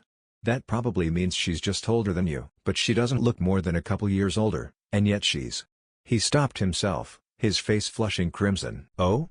Tsunade cooed, poking her head out of her room. "Do go on." "Now." Naruto swallowed hard. Well, she's about my age." But she's about like Shizune-chan?" Tsunade's eyes widened slightly. "That brat has no idea how big Shizune is, does he?" she thought. "Well now, that's impressive." Naruto looked down at his feet as she continued. "She might wind up as big as me if she keeps filling out at that rate." "As big as Obachan?" Naruto's wide eyes twitched slightly. This just caused Tsunade to laugh. "I guess I should grab something that'll fit anybody, huh?" she muttered, grabbing one of Shizune's spear yukata. "She'll never know." Shortly thereafter, Naruto led Tsunade and her two Chunin honor guards, since her Anbu guards were indisposed at the moment, to his apartment. "This is it," he muttered. Tsunade looked crestfallen. "You still live in this dump?" she asked. "Didn't I give you the keys to the Kazama estate?" The two Chunin looked at each other in shock and confusion before Naruto answered, rubbing the back of his neck. "Hey, I guess I've just been a little too excited these days to remember everything." When they reached his door, the Chunin took up positions on either side of it, as Tsunade gestured to the door. "After you." Naruto unlocked the door, led Tsunade inside, and was about to call out when they heard a yell. Damn it. The fucking water went cold. Naruto sighed in embarrassment. I guess the water heater gave out again. It was then, after the water shut off, that a beautiful redhead stalked out of the bathroom, clad only in a towel. Damn fucking water. At least it stayed hot longer than it ever did at that fucking snake fag's place, Tuya said to herself. Hey, Taiyu-chan, Naruto said, finally announcing his presence. This led to a kunai stuck in the wall right next to his ear. Oh fuck. Naruto-kun, Tuya yelled, rushing over to pull the knife from the wall. If I hadn't recognized you at the last second, she swatted him over the head. Don't sneak up on me like that. Naruto blushed as the nearly naked girl stopped away. Tsunade decided to make note of something, however, as her eyes widened slightly. That girl has a curse seal. Tuya flipped the kunai around in her hand, ready to use it should the blonde woman turn hostile. What of it? The redhead asked. Why would one of Orochimaru's elites betray him? The Hokage asked in reply, tossing the clothes onto a nearby table. Admittedly the only table in Naruto's apartment. Tuya turned back to glare at the older woman. Do you have any idea what that fucking bastard put me through? Tsunade winced. She had some idea. And lucky me, I got fucked over more than the others for being a fucking bitch. She leaned forward, her glare intensifying. So then. Tsunade muttered, backing up slightly. Tuya sighed, closing her eyes and folding her arms over her chest, kunai still in hand. I doubt he did what you're thinking of. For some fucked up reason or another, the fucking snake fag wasn't catching as many women as men for his fucking experiments. She was starting to rant. So the few of us he did get his damned hands on got it worse than any man, she spat. Before Tuya could react, Tsunade caught her in a bone-crushing hug. It took Tuya a moment to realize the older woman wasn't trying to kill her, but was instead simply embracing her. The woman was just too damn strong. Tuya was especially confused when Tsunade began whispering in her ear. He didn't rape you, did he? What the fuck? Tuya yelled, pushing away from the blonde woman. I may still be damned lucky to be a virgin, but there's no way in fucking hell that faggot of a snake fucker would ever lay a hand on me. Naruto couldn't help but blush as he realized he was hearing something he wasn't supposed to. He soon found himself backing away slowly, trying to stay out of the conversation. At least she's still a virgin. No. Bad thoughts. Bad thoughts. Well. Yes, I can see where you might have a point, Tsunade said. That explains why he'd never even look at me while Jiraiya was all over the place. Now that I think about it, he was a bad example to base my judgments of Jiraiya's perversion on. So just who the fuck are you, anyway? Is my boyfriend bringing home strange women already? Tuya spat playfully. Be boyfriend? Tsunade muttered. There already. Oh boy. Yeah. The little shit cowering in the corner over there is my boyfriend. What the fuck's it to you? Tuya scoffed. Well, technically he's my Taiyu-chan. Naruto jumped in, grabbing the clothes Tsunade brought and pushing his personal vixen into the bedroom. We should be getting to bed now. The blonde blushed as he realized what he said. We should be getting you to bed now. Naruto pushed the protesting redhead into the room, tossing the clothes in, and shutting the door. That's when he heard the chuckling. What? He asked as he looked up at Tsunade. Oh, nothing. It just seems like little Naru-chan's balls finally dropped, she continued, her fervent giggling. Naruto didn't appreciate being talked about like a 5-year-old. Hey, Naruto shouted. What's this interest in my personal bits all of a sudden, huh? She only laughed louder. Oh, it's nothing. Ugh. Naruto muttered, finally taking his weight off the door and walking over to her. About the meeting. Tomorrow. Rescheduled, just like you asked, Tsunade said, finally calming down. It'll be after this whole auto situation dies down a bit. Meet me in my office at noon. Naruto nodded. Sure, Oba-chan. Tsunade then turned to leave, pausing in front of the door. Naruto. She started, turning back around. Have fun tonight, ni? She added with a wink. Naruto's face flushed crimson as the older blonde fled the premises, cackling like a woman possessed. Oba-chan, Naruto yelled after her, watching the two Chunin both half-heartedly smile in embarrassment as they followed their Hokage back to her tower. Naruto couldn't help but smirk at his surrogate grandmother's antics. What the fuck are you smiling about, brat? He heard from behind him, instinctively turning on his heel. He then faced a sight at which he struggled to keep all of the blood in his face. Tuya, in a bright red lace nightgown. Taiyu-chan. He muttered, hands clasped over his nose. What are you wearing? Tuya shrugged. Fucked if I know.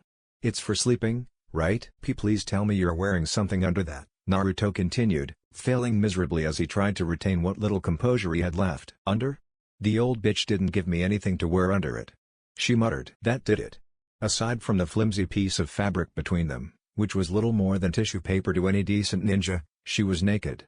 Naruto flung himself towards the bathroom, shouting something about a cold shower, but Tuya could barely make sense of it. After Naruto finally got out of the shower, he stalked into his bedroom to swipe a spare blanket to sleep on the floor with, but was caught in the act. Clad only in his boxers. Naruto-kun, why the fuck are you sneaking around your own damn room? The blonde stopped dead in his tracks as the light flicked on, revealing a slightly irked redhead standing beside the switch.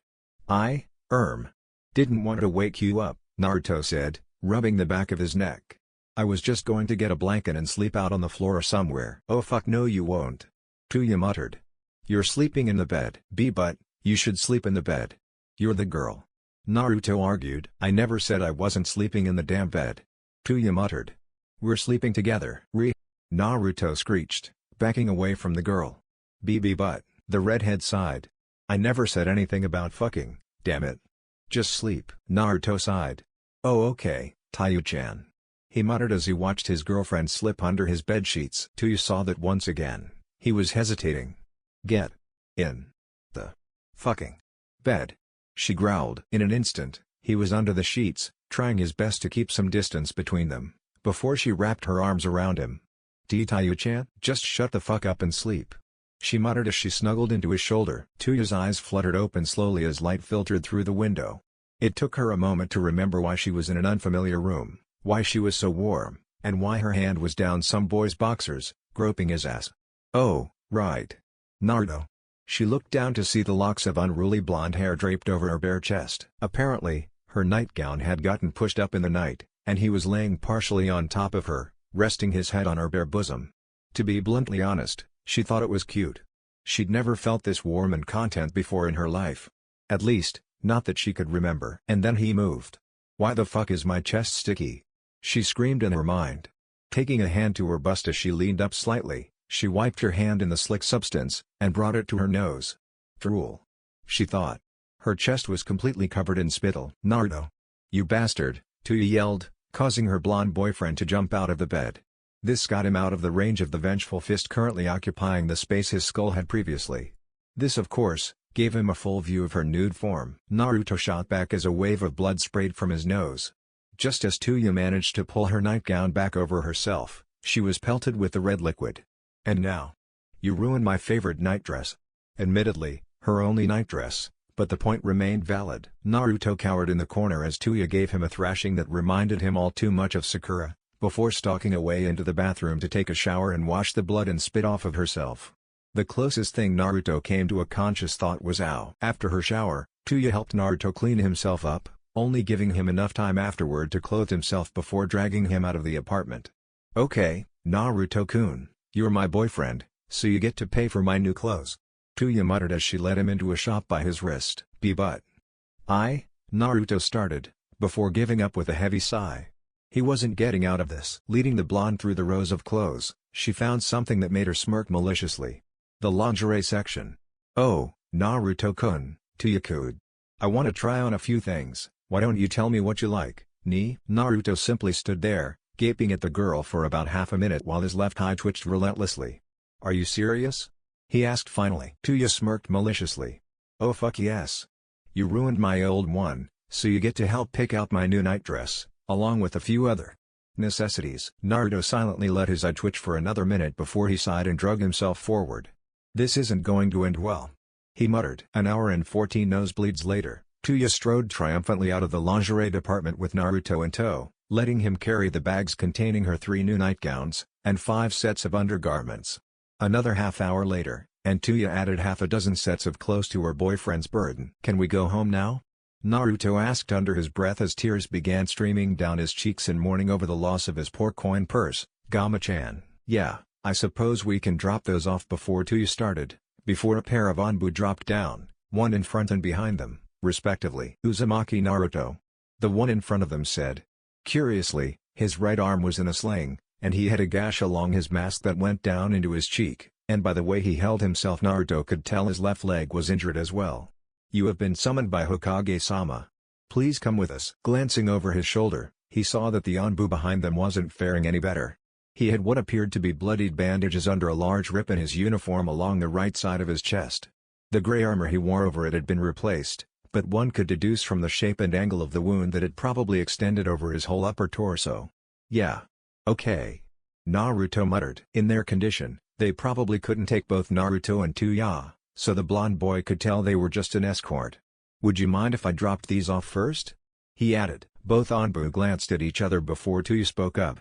You're just here for Naruto, right? Must not swear. Must not swear. These are Anbu, damn it. If they get a grudge against me, I'm toast.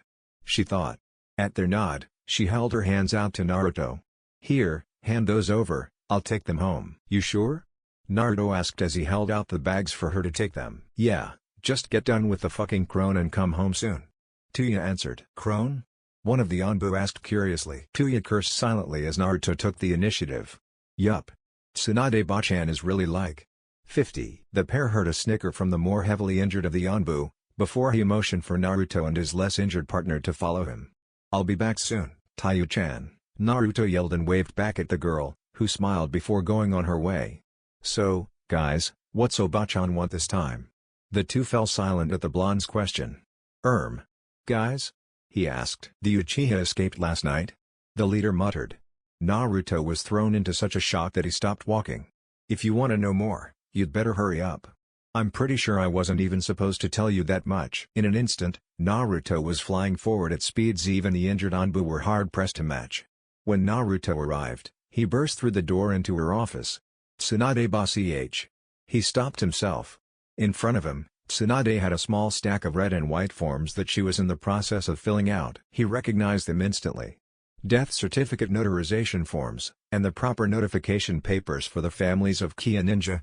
He knew for a fact that Tsunade hated filling out such forms, as well as the fact that it would probably be his least favorite aspect of the position as well. Sit, Tsunade said, indicating a chair opposite hers. Obachan. Naruto muttered.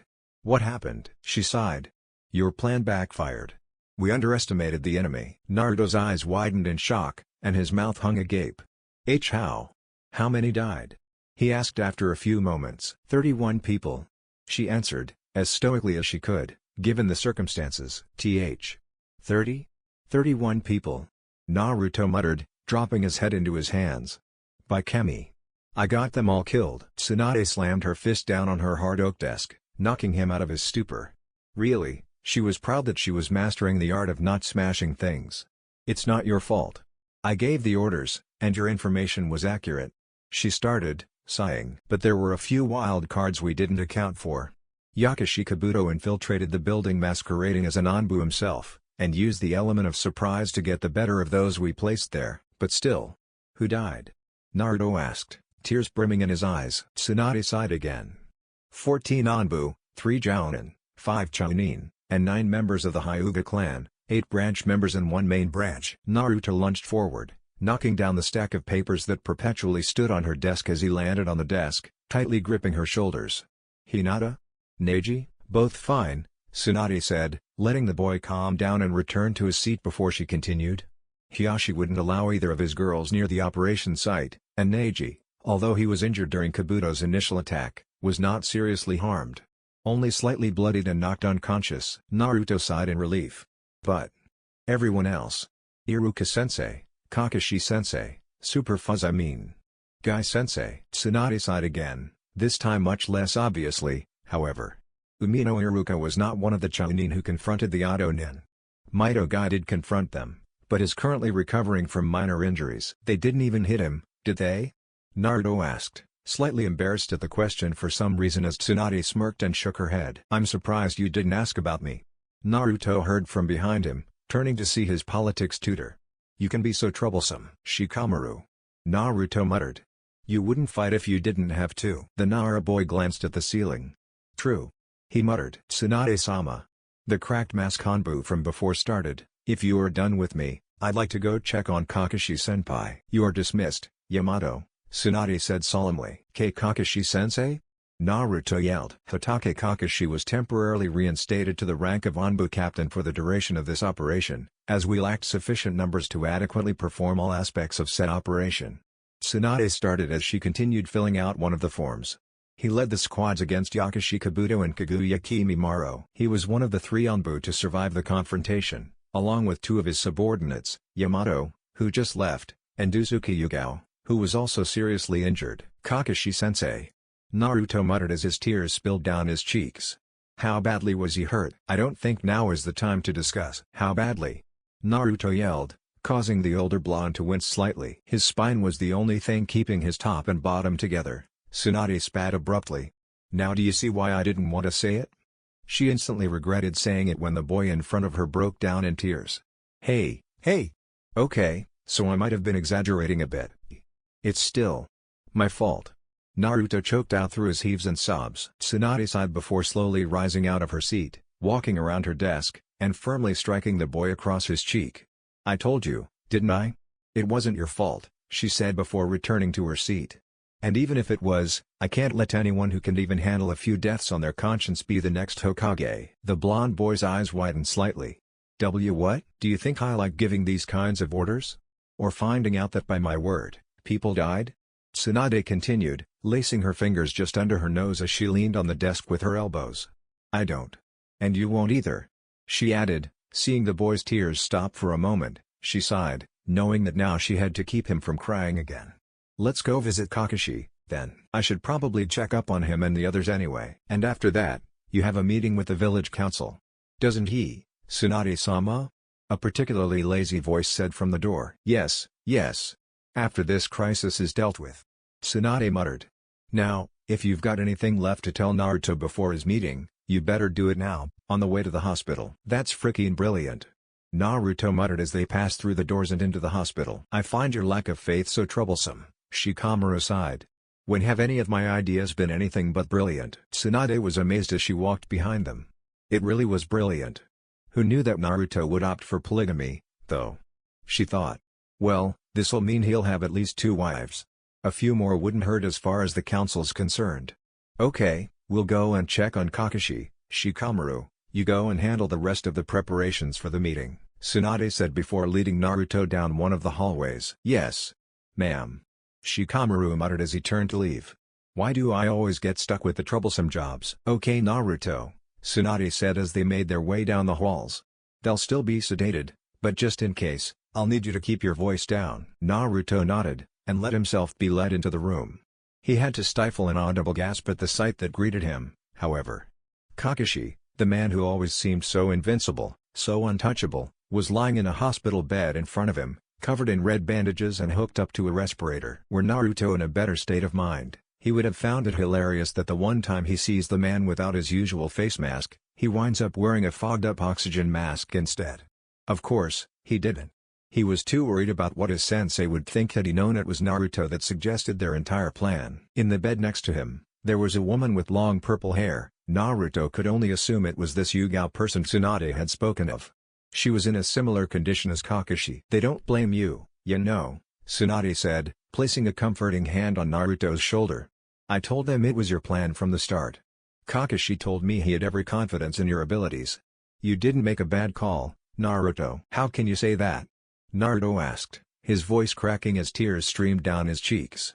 I nearly got everyone killed, Tsunade sighed. Getting through the boy's thick skull was going to be hard on both of them. Do you know what the average survival rate for an Anbu is? Naruto just gave her a blank stare. 37%. The boy's eyes shot wide. You mean, 63% of all Anbu that leave the village don't come back, she said, nodding. We only lost about half of the people we had working on this. To be blunt, it went better than expected. Naruto didn't speak, but his sobbing continued. Everyone dies, Naruto. Ninja or not. The Anbu are just the ones that decide to fall in battle, so others don't have to. In the end, the same could be said of any decent Hokage. That's why none of them died of old age. She added, smirking as she ruffled the boy's blonde hair. And with that track record, I won't either. Obi-Bachan? Naruto yelled, looking up at the woman fearfully. Hey, I didn't say I was dying tomorrow, brat. Tsunade muttered, giving the boy a light bonk on the head. But, truth be told, I never liked the thought of getting old. So I guess that's a good thing, huh? She added, lightly ruffling his hair again as she stared blankly at the wall. One could only wonder what was going through her head. You're already old. Naruto muttered, shortly before his skull cracked the linoleum of the floor.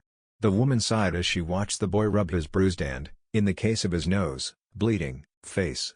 Deciding she'd done a little too much, she began to heal the wound she'd dealt the boy when his words stopped her. "I don't think I'll like getting old either." The elder blonde chuckled slightly. "You won't have to worry about that for a good while, Naruto-kun." As she began repairing his broken nose, she added, "You'll always be a little brat to me, though. And you'll always be an old hag to me." Naruto added with a smile of his own.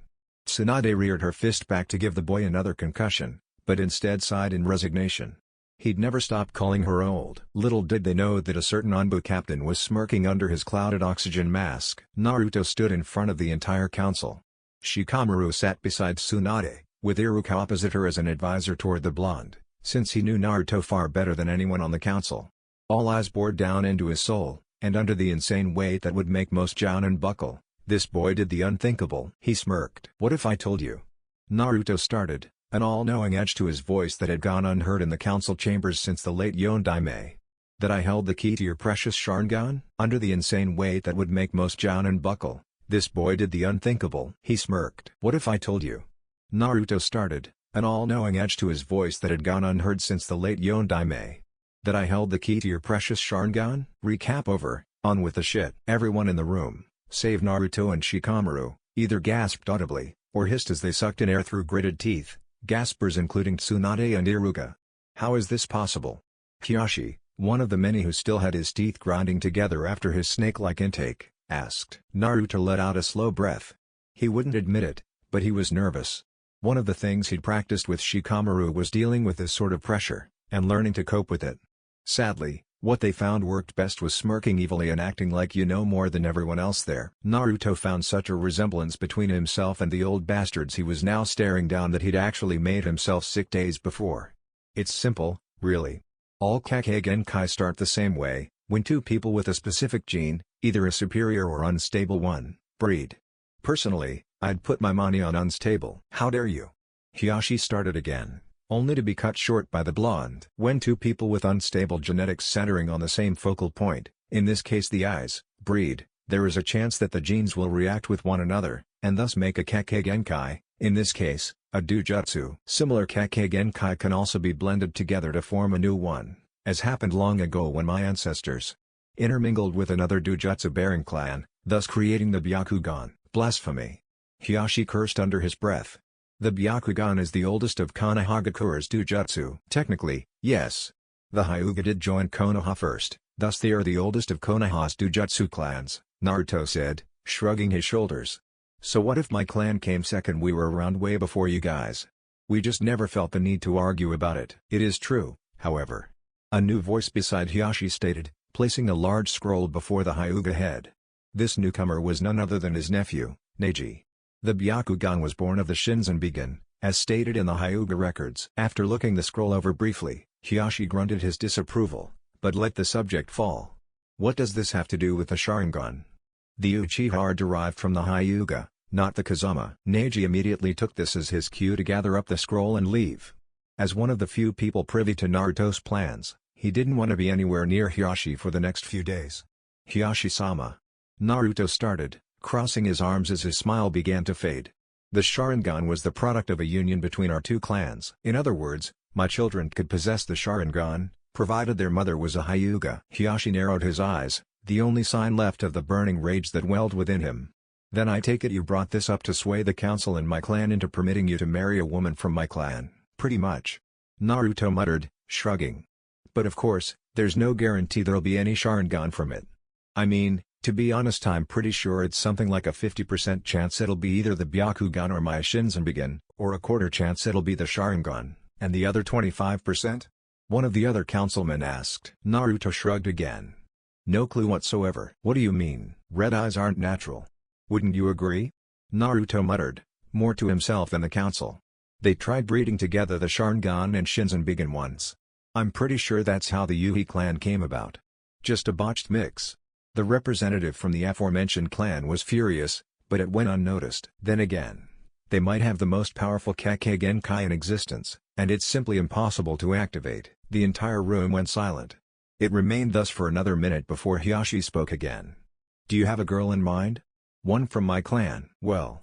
Naruto started, rubbing the back of his neck in embarrassment.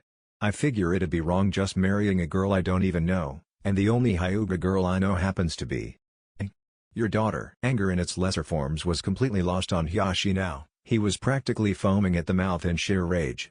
So much so that several people thought they saw steam rising from him, but shook it off as a mirage or hallucination. It was most surprising though, that it was not Hiyashi at all that spoke next. Hinata or Hanabi? One of the councilmen asked. His clan was rather close with the Hyuga, at least as close as one can get to the Hyuga. Hell, why not both? He blurted out. What? Came Hiyashi's frenzied roar as he shot from his chair. The man gave a placating smile, gesturing for Hiyashi to retake his seat as he began to explain himself. Your daughters are, in fact, descended from the purest of all Hyuga blood, are they not? Hiyashi didn't answer. It was obvious what it would be though. Of course they were. Then would it not stand to reason that they are the best candidates for this arrangement? He tried to word it as nicely as he could, and failed miserably. The girls were nothing but breeding stock as far as most of the council were concerned now. If the boy is correct in his assumption at the numbers, then clearly they would bear a child with the Byakugan to carry on as the head of your clan. They expected them to bear children. Many children. Eventually one with the Byakugan would be born, and this logic began to sway many of the council. I would also need a girl without a Kekkei Genkai, to make sure the Shinzan and my clan name are passed on. Naruto began again, bringing all eyes back to him. But I think I've got that covered. What do you mean? Hiyashi asked. This was between him and the brat. Now. Everyone seemed surprised except for Shikamaru. Even Tsunade. I figure my fiancé would be up to the job, Naruto said, shrugging and smirking once more. Fiancé? Tsunade yelled. Yeah. I asked her to marry me, Naruto yelled cheerfully, knowing Tsunade would be able to figure out who he was talking about. Kami. You don't mean... Tsunade muttered, apparently having been heard by Naruto, as he was vigorously nodding. Who is it you're talking about? Another faceless politician asked. Oh, her name isn't important, you wouldn't know it anyway. Naruto scoffed. What you should know is that she's a little older than me, and thus nearly of mothering age. This got the council muttering and talking amongst themselves. Truthfully, Naruto didn't plan on having kids for a long time, but they didn't need to know that. After another few moments that seemed like hours, an old man stood and said, You may go, Uzumaki. We will send you any required documentation regarding our final decision regarding what has been said here today. Are you fucking serious? Tuya muttered, barely holding in her laughter. Hell yeah, Naruto said, chuckling away. The looks on their faces were priceless. Especially Hiyashi. Naruto had just returned home from the meeting, and after a simple how did it go? From Tuya, the blonde went to work regaling her with the finer points, what he thought of as the finer points anyway, of the meeting. Including how they now thought she was his fiancée, and the fact that Naruto was intent on taking multiple wives. I still don't like the thought of sharing, you know. She muttered. Naruto groaned slightly and put up his hands in a comfortably familiar seal. Not too often you'll have to, you know. A cage Bunshine said as it popped into existence behind her. Hell, I'm the clone and I've got enough chakra to make dozens of clones. Tuya scoffed. So when I'm lonely, you're just going to stick me with some copy. Actually, funny story about that. Naruto muttered as the clone vanished into a cloud of smoke. Everything my clones do, in a way, I do. I remember everything from their point of view, so even if it's a clone with you, I'll remember it like it was me and really, it is me. Or at least me when I make it, they think just like me and they've got all my memories. Okay, whatever. Honestly. You'd never tell it wasn't me, Naruto said, waving his arms frantically as he childishly emphasized his words. Before he could continue his attempts to persuade the young woman into understanding however, they were both interrupted by a knock at the door. Naruto made his way to the entrance to his home in an instant, flinging the door open with gusto, pleasantly surprised by who he saw. Tsunade Bosch. Before Naruto could finish his words, he was flung through the room by a solid fist to his jaw. I can't believe you of all people would get yourself engaged to a woman the same day that you met her. Married. Do you have any idea what that means? Of course not. You're 12 for Kami's sake. Tsunade raged, storming into the room and immediately pacing around like a predator itching to strike down anything that moved. Hey bitch, you can't come in here and fuck around with my man just because you don't like what the fuck I am to him, Tuya yelled. Unfortunately, she just happened to be yelling at a pissed-off half-drunk Hokage. And you, Tsunade snapped, turning her wrath upon the redhead, you're barely older than he is. Hell, I bet neither of you are even old enough to get married. Damn those bastards on the council for okaying this shit. The older woman raved, too focused on the girl to notice Shizune sweeping past her and into the room Naruto flew into, fearing for the boy's life after hearing the resounding crash that had ensued. I don't know who you think you are, but you're damn psychotic if you think I'd let Naruto marry some damned auto whore he just met. Do you have any idea what the hell this would do to the rest of his life? Tuya smirked at the irony of it. Why the hell would I? She asked, choking on her voice as she tried to keep it calm and reserved. Having a crazy snake bastard yell at her for hours, she could handle. Having some perverted fag with a snake fetish scream at her, she could deal with. Having the one person she knew could keep her and Naruto apart insult her like this. That was just wrong. Of course I don't, you bitch. The girl screamed, tears beginning to form in her eyes. How the fuck would I know how bad I'd fuck up his life? I've never had a boy so much as look at me before Naruto. Fucked if I know why he gives a damn about me, but he does. Tuya slowly advanced on the older woman until she could smell the liquor on the blonde's breath. And I'll be damned if I let you fuck up whatever it is we have, even if we're not getting married. Tsunade was easily taken aback by the redhead's outburst. One could even call it a sobering moment. One she dearly needed. Not getting married? What do you mean? Tuya backed off a few feet before slumping back into Naruto's couch. Usually she was just a bubbling pot of festering rage. But exploding like that really took a lot out of her. We never planned on getting married. It's just something Naruto came up with in case the council tried to do anything to me before you could make me a damned citizen here so they couldn't touch me. Then we'd call it off and try to date like normal people. Ah. Now I get it. Tsunade muttered, sitting down next to the girl. I'm sorry about the misunderstanding. Thinking for a moment, she realized just how badly they needed to change the subject, and decided to lighten the mood.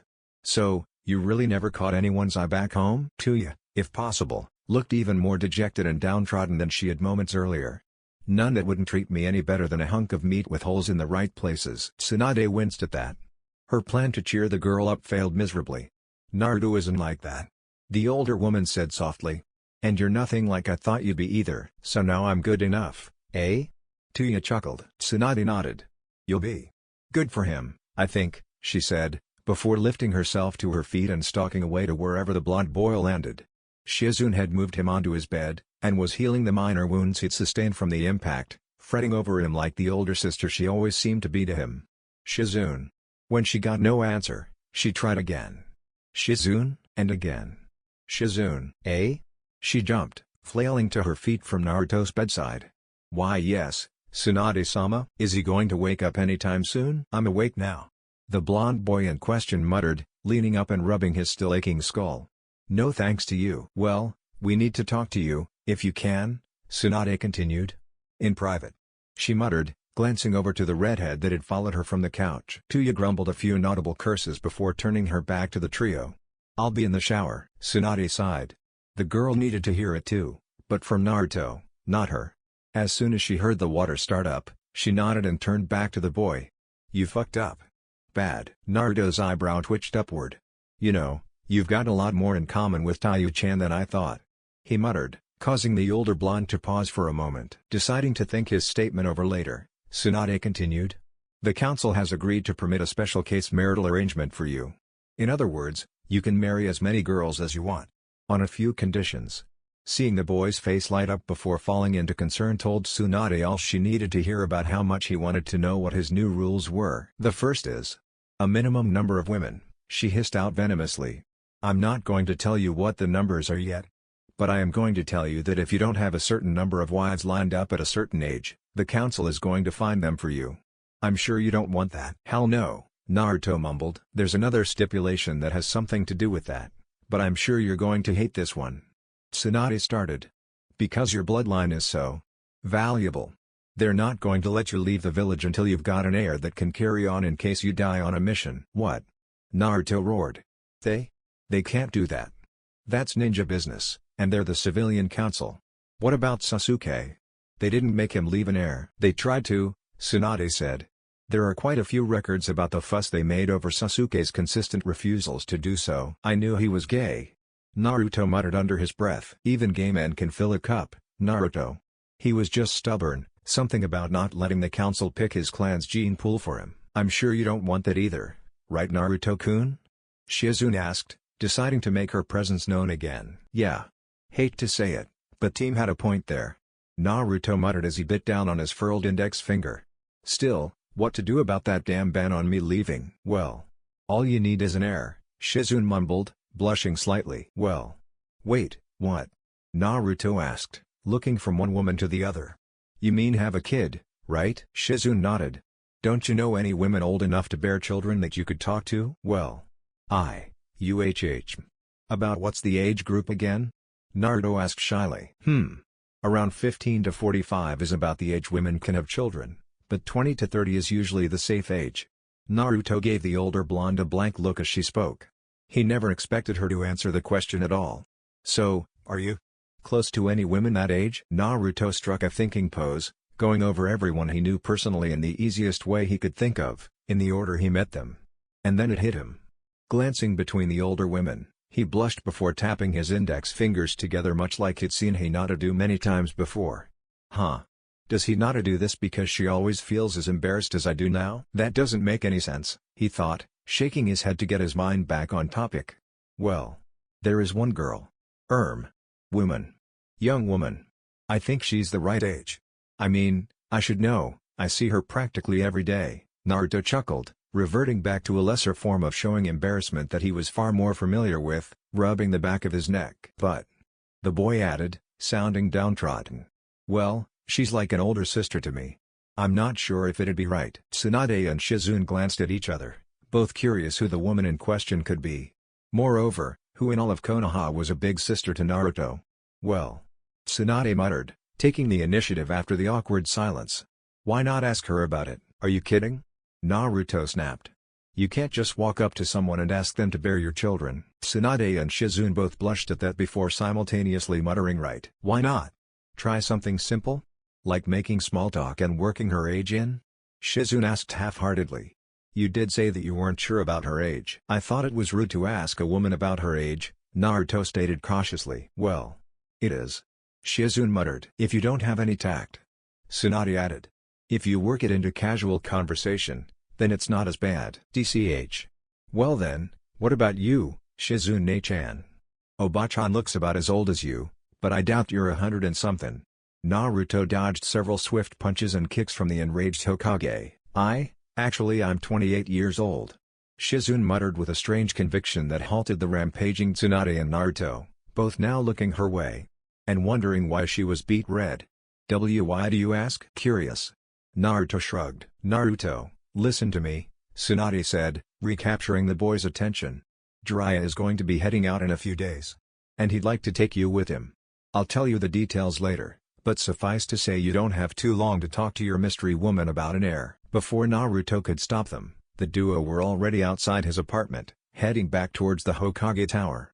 Teased Tsunade-sama. Yes, Shizune, is something wrong?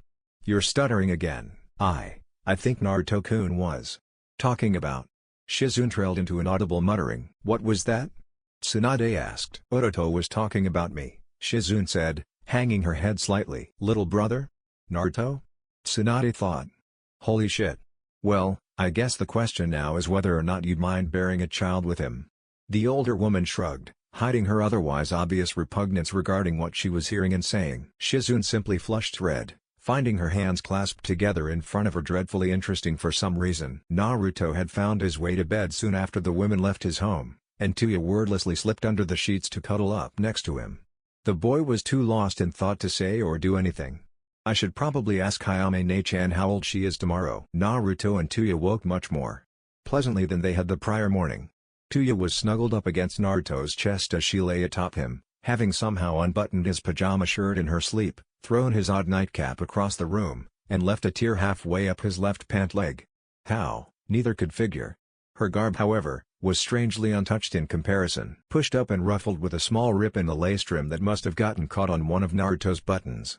Luckily, she had wisely decided to wear panties to bed, so no harm was done. After a quick discussion regarding their plans for the day, the two ate a quick breakfast of cereal and toast before heading their separate ways, Naruto to Ichiraku's and Tuya to Tsunade's office to start on her registry as a Konoha-nin. Naruto's job was simple.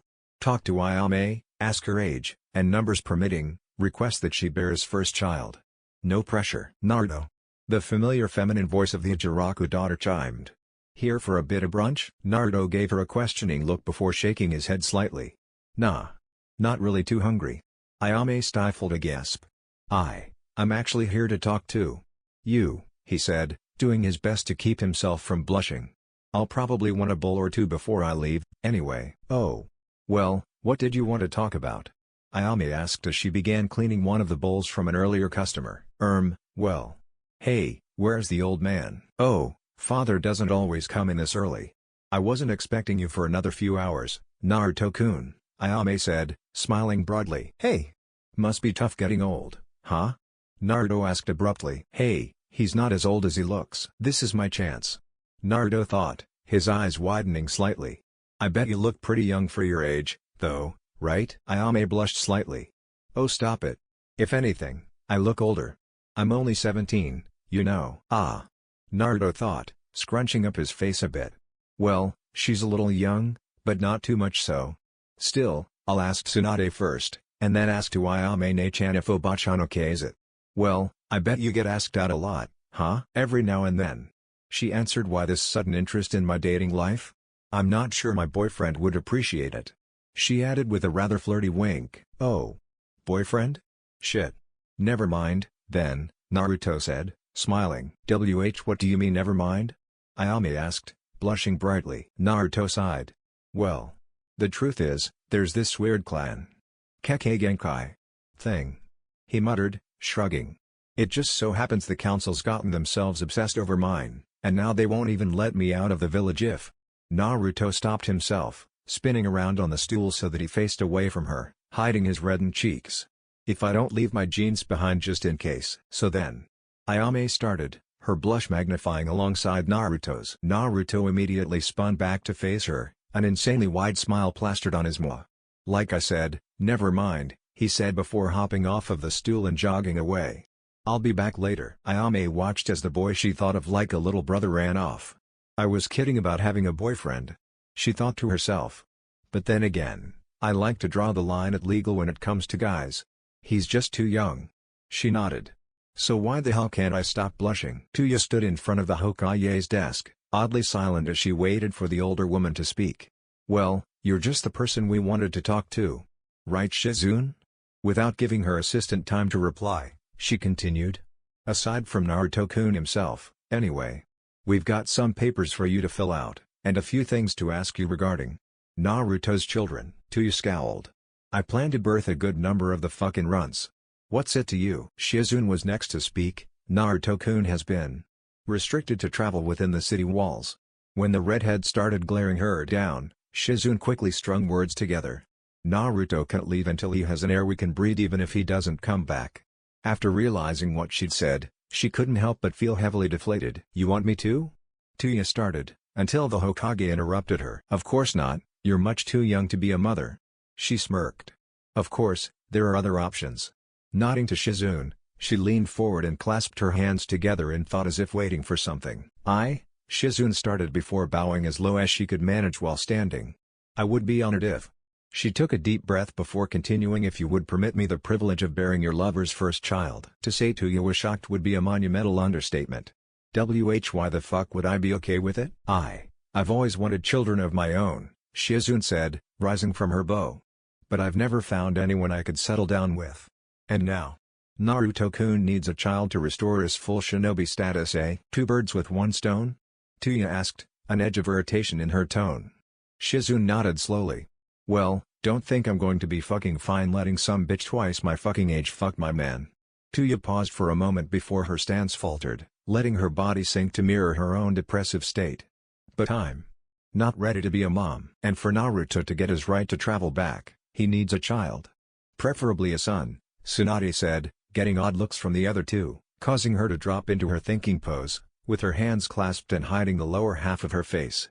A woman can give birth to only one child at a time, while a man, like Naruto, can have several children at once with more than one woman. Tuya and Shizune nodded in understanding.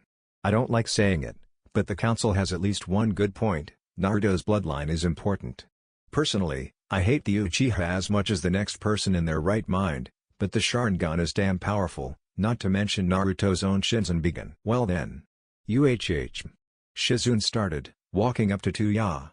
Should we give Naruto-kun the good news? Yeah, sure. Why the fuck not? Tuya muttered, leading the older woman out of the office. Just then, the trio heard an odd cry in the distance. It sounded like squealing. Tuya and Shizune just shrugged it off, but Tsunade knew better. It looks like Hinata-chan just found out who she's marrying. Naruto also heard the odd shriek of joy, but he didn't know what to make of it, so he just kept walking on his way to Tsunade's office, oblivious to the fact that Tuya and Shizune were already on their way straight back to their apartment. Once he arrived, Tsunade looked rather surprised to see him. Mostly because he actually chose to open the door instead of kicking it in. "Oba-chan?" he asked, walking up to her desk after seeing that the room was empty aside from the Hokage herself. One-chan didn't work out. Turns out she's got a boyfriend or something. Figures, eh? Tsunade's eyes shot open for an instant before slowly returning to normal. You mean you weren't talking about? Oh dear. Tsunade muttered.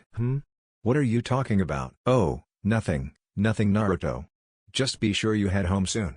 Like now? Actually, I was kinda hoping you'd let me check on Kakashi-sensei again. See how he's doing, you know? Naruto muttered, causing Tsunade to sigh. Okay. One quick visit, and then you get your ass home to sleep, Tsunade said as she rose to her feet and led the way.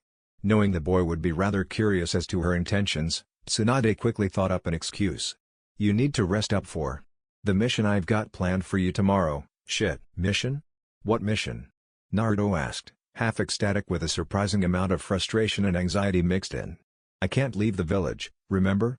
I'm pretty damn sure there's no decent missions inside the village. Oh, you'll find it's rather important.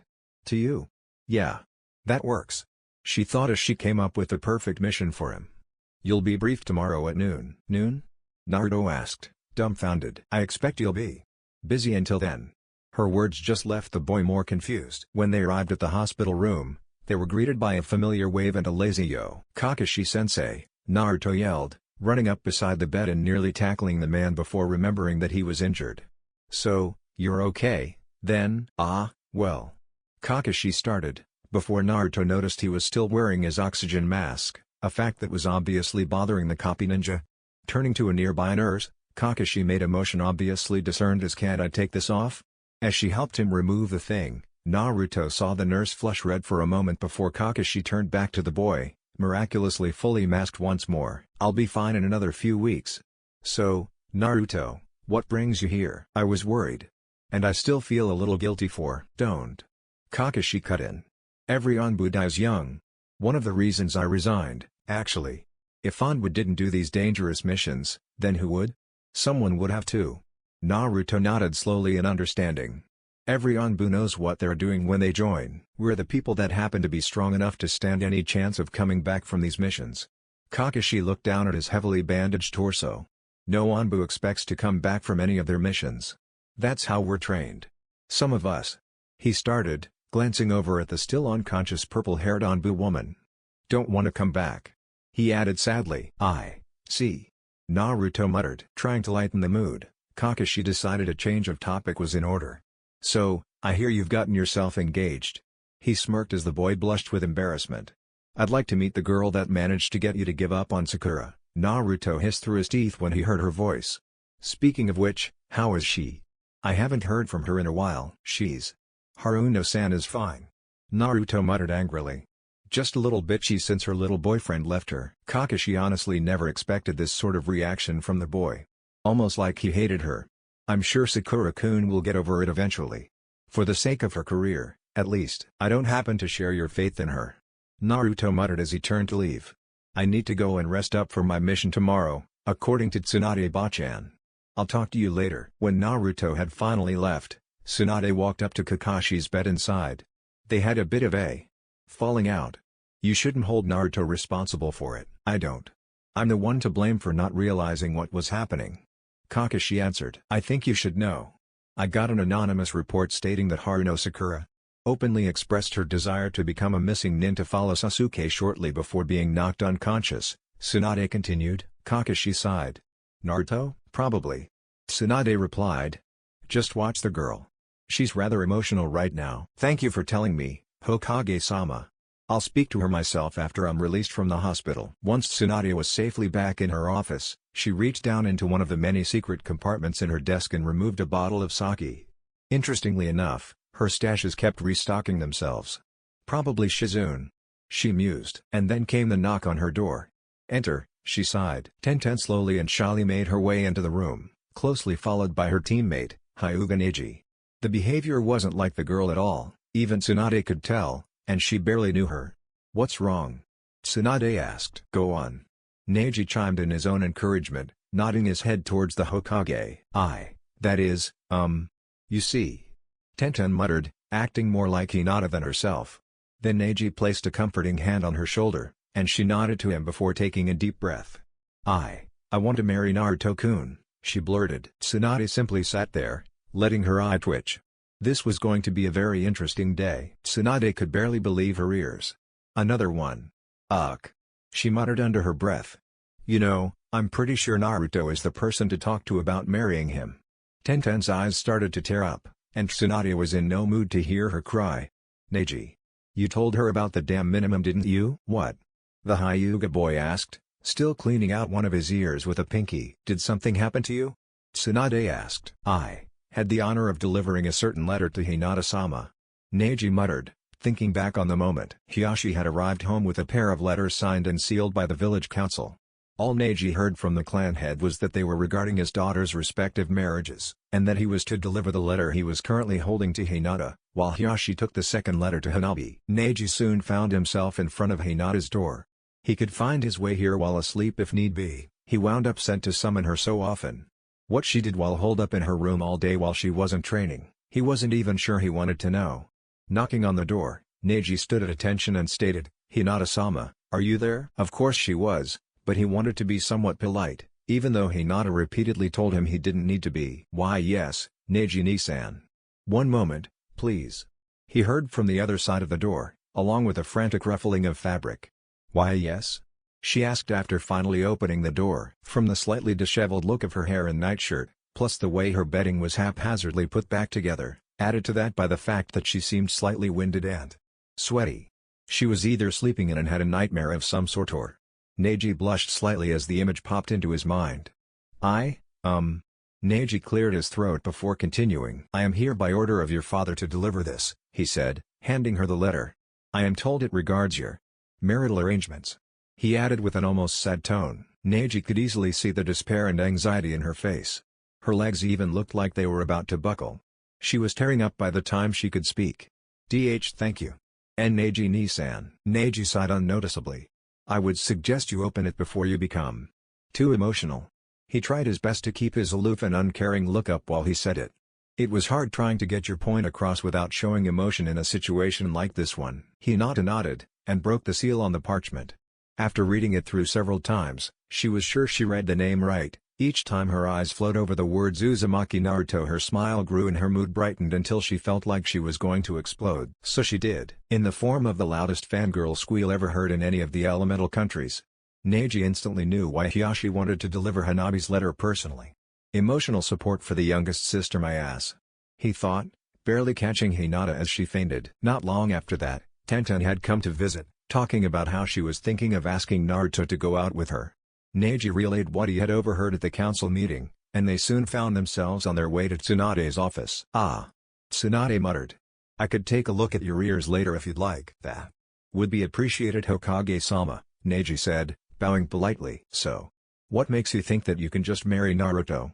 Tsunade asked, turning to Tenten. Well.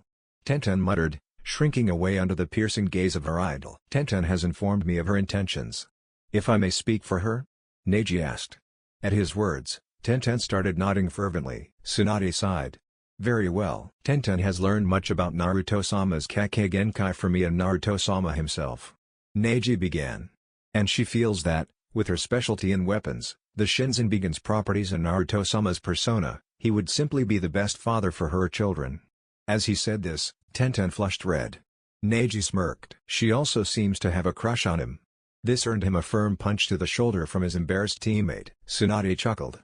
Well, in the end, it's up to Naruto. I can arrange for him to talk to you tomorrow, if you want. Tenten nodded. That would be good. I also assume she knows everything, including Naruto's restriction from leaving the village until he has a viable heir. Both Neji and Tenten were visibly taken aback by this, indicating they knew nothing of it. In any case, he should be taking care of that about now. She added, inciting a blush from Tenten and causing Neji's eye to develop a spontaneous twitch. You mean he's... Tenten started. Making babies. Yup, Tsunade said, nodding her head humorously. That a problem? And no, Tenten said, her blush returning in full force. Good.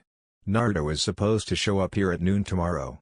Be here a little before then, and we'll have a little chat with him, Tsunade said, smirking maliciously. Why yes, Hokage-sama.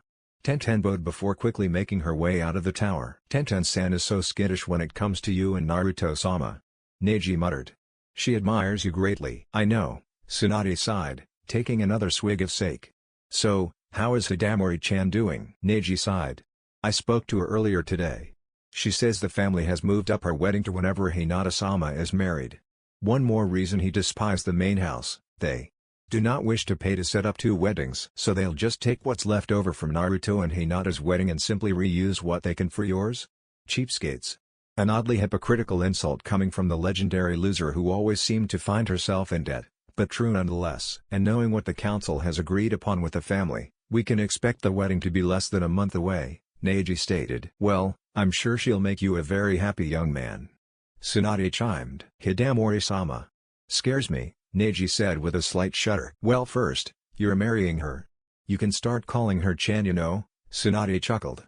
And second, if you actually spent some time with her, maybe she wouldn't be so scary. Even if you've got reason to be scared of her, I'm sure you could soften her up after a while. Ask her out on a date or something. Neji nodded. I think I might try that. You'd better. Marrying a girl you've never even been out on a date with. Shameful. She muttered, smirking. Hey! I'll pass that on to Naruto-sama, Neji said as he started making his way towards the doors. Hold up, Tsunade said, catching the boy by his shoulder and glaring into his ear. How can you hear? I can't. I read lips fairly well, however. Neji replied. Naruto swiftly arrived back at his apartment, to find a peculiar sight upon opening the door. Tuya and Shizune talking almost like friends. Tuya was chuckling madly while Shizune's face flushed red. What are you two talking about? Naruto asked. Your ass, Tuya blurted.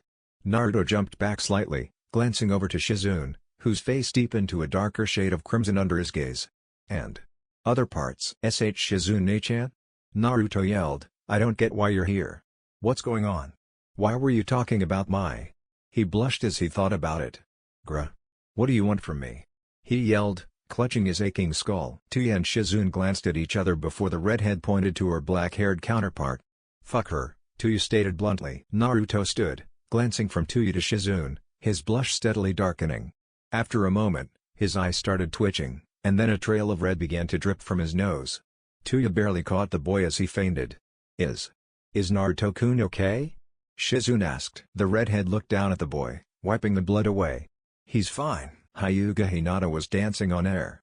Flitting through the halls with the letter she'd received from the council clutched tightly to her chest.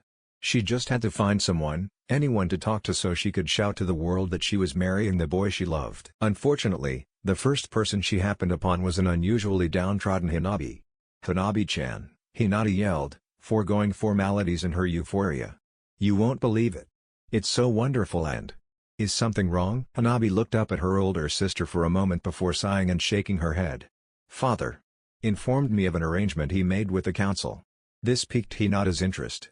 As an heir to the purest of Hyuga lines, the council has seen fit to bind me to a boy to breed as Kekkei Genkai. Hinata froze. It wasn't possible, was it? There was no way Hanabi was marrying Naruto. I'm marrying him. You mean, then again. It doesn't seem so bad. Naruto-san is rather cute, Hanabi said, a light blush on her cheeks. For a boy, I mean, but. Hinata muttered, her face pale with shock and horror. I'm marrying Naruto-kun. Hanabi sighed again. So they got you too, huh? Hinata gave her a questioning glance. Father told me everything. I'm surprised he hasn't talked to you already. Naruto-san's DOJUTSU, mixed with ours, makes the Sharingan, Hinata gasped. Yeah, I know. That's why we're marrying him. DTT to be bear and Naruto-kun ch children? Hinata sputtered, though making both her and her sister flush red. Why, yeah. Hanabi answered, glancing away from her sister to try and hide her blush. Hinata-chan. Hinata turned to see several men, some old, but the one who'd spoken looked a few years too young to be called middle-aged. Hiyashi stood in the center of the group, glaring at the man in front of him. "My colleagues and I would like to take a moment of your time to talk to you." Hinata nodded.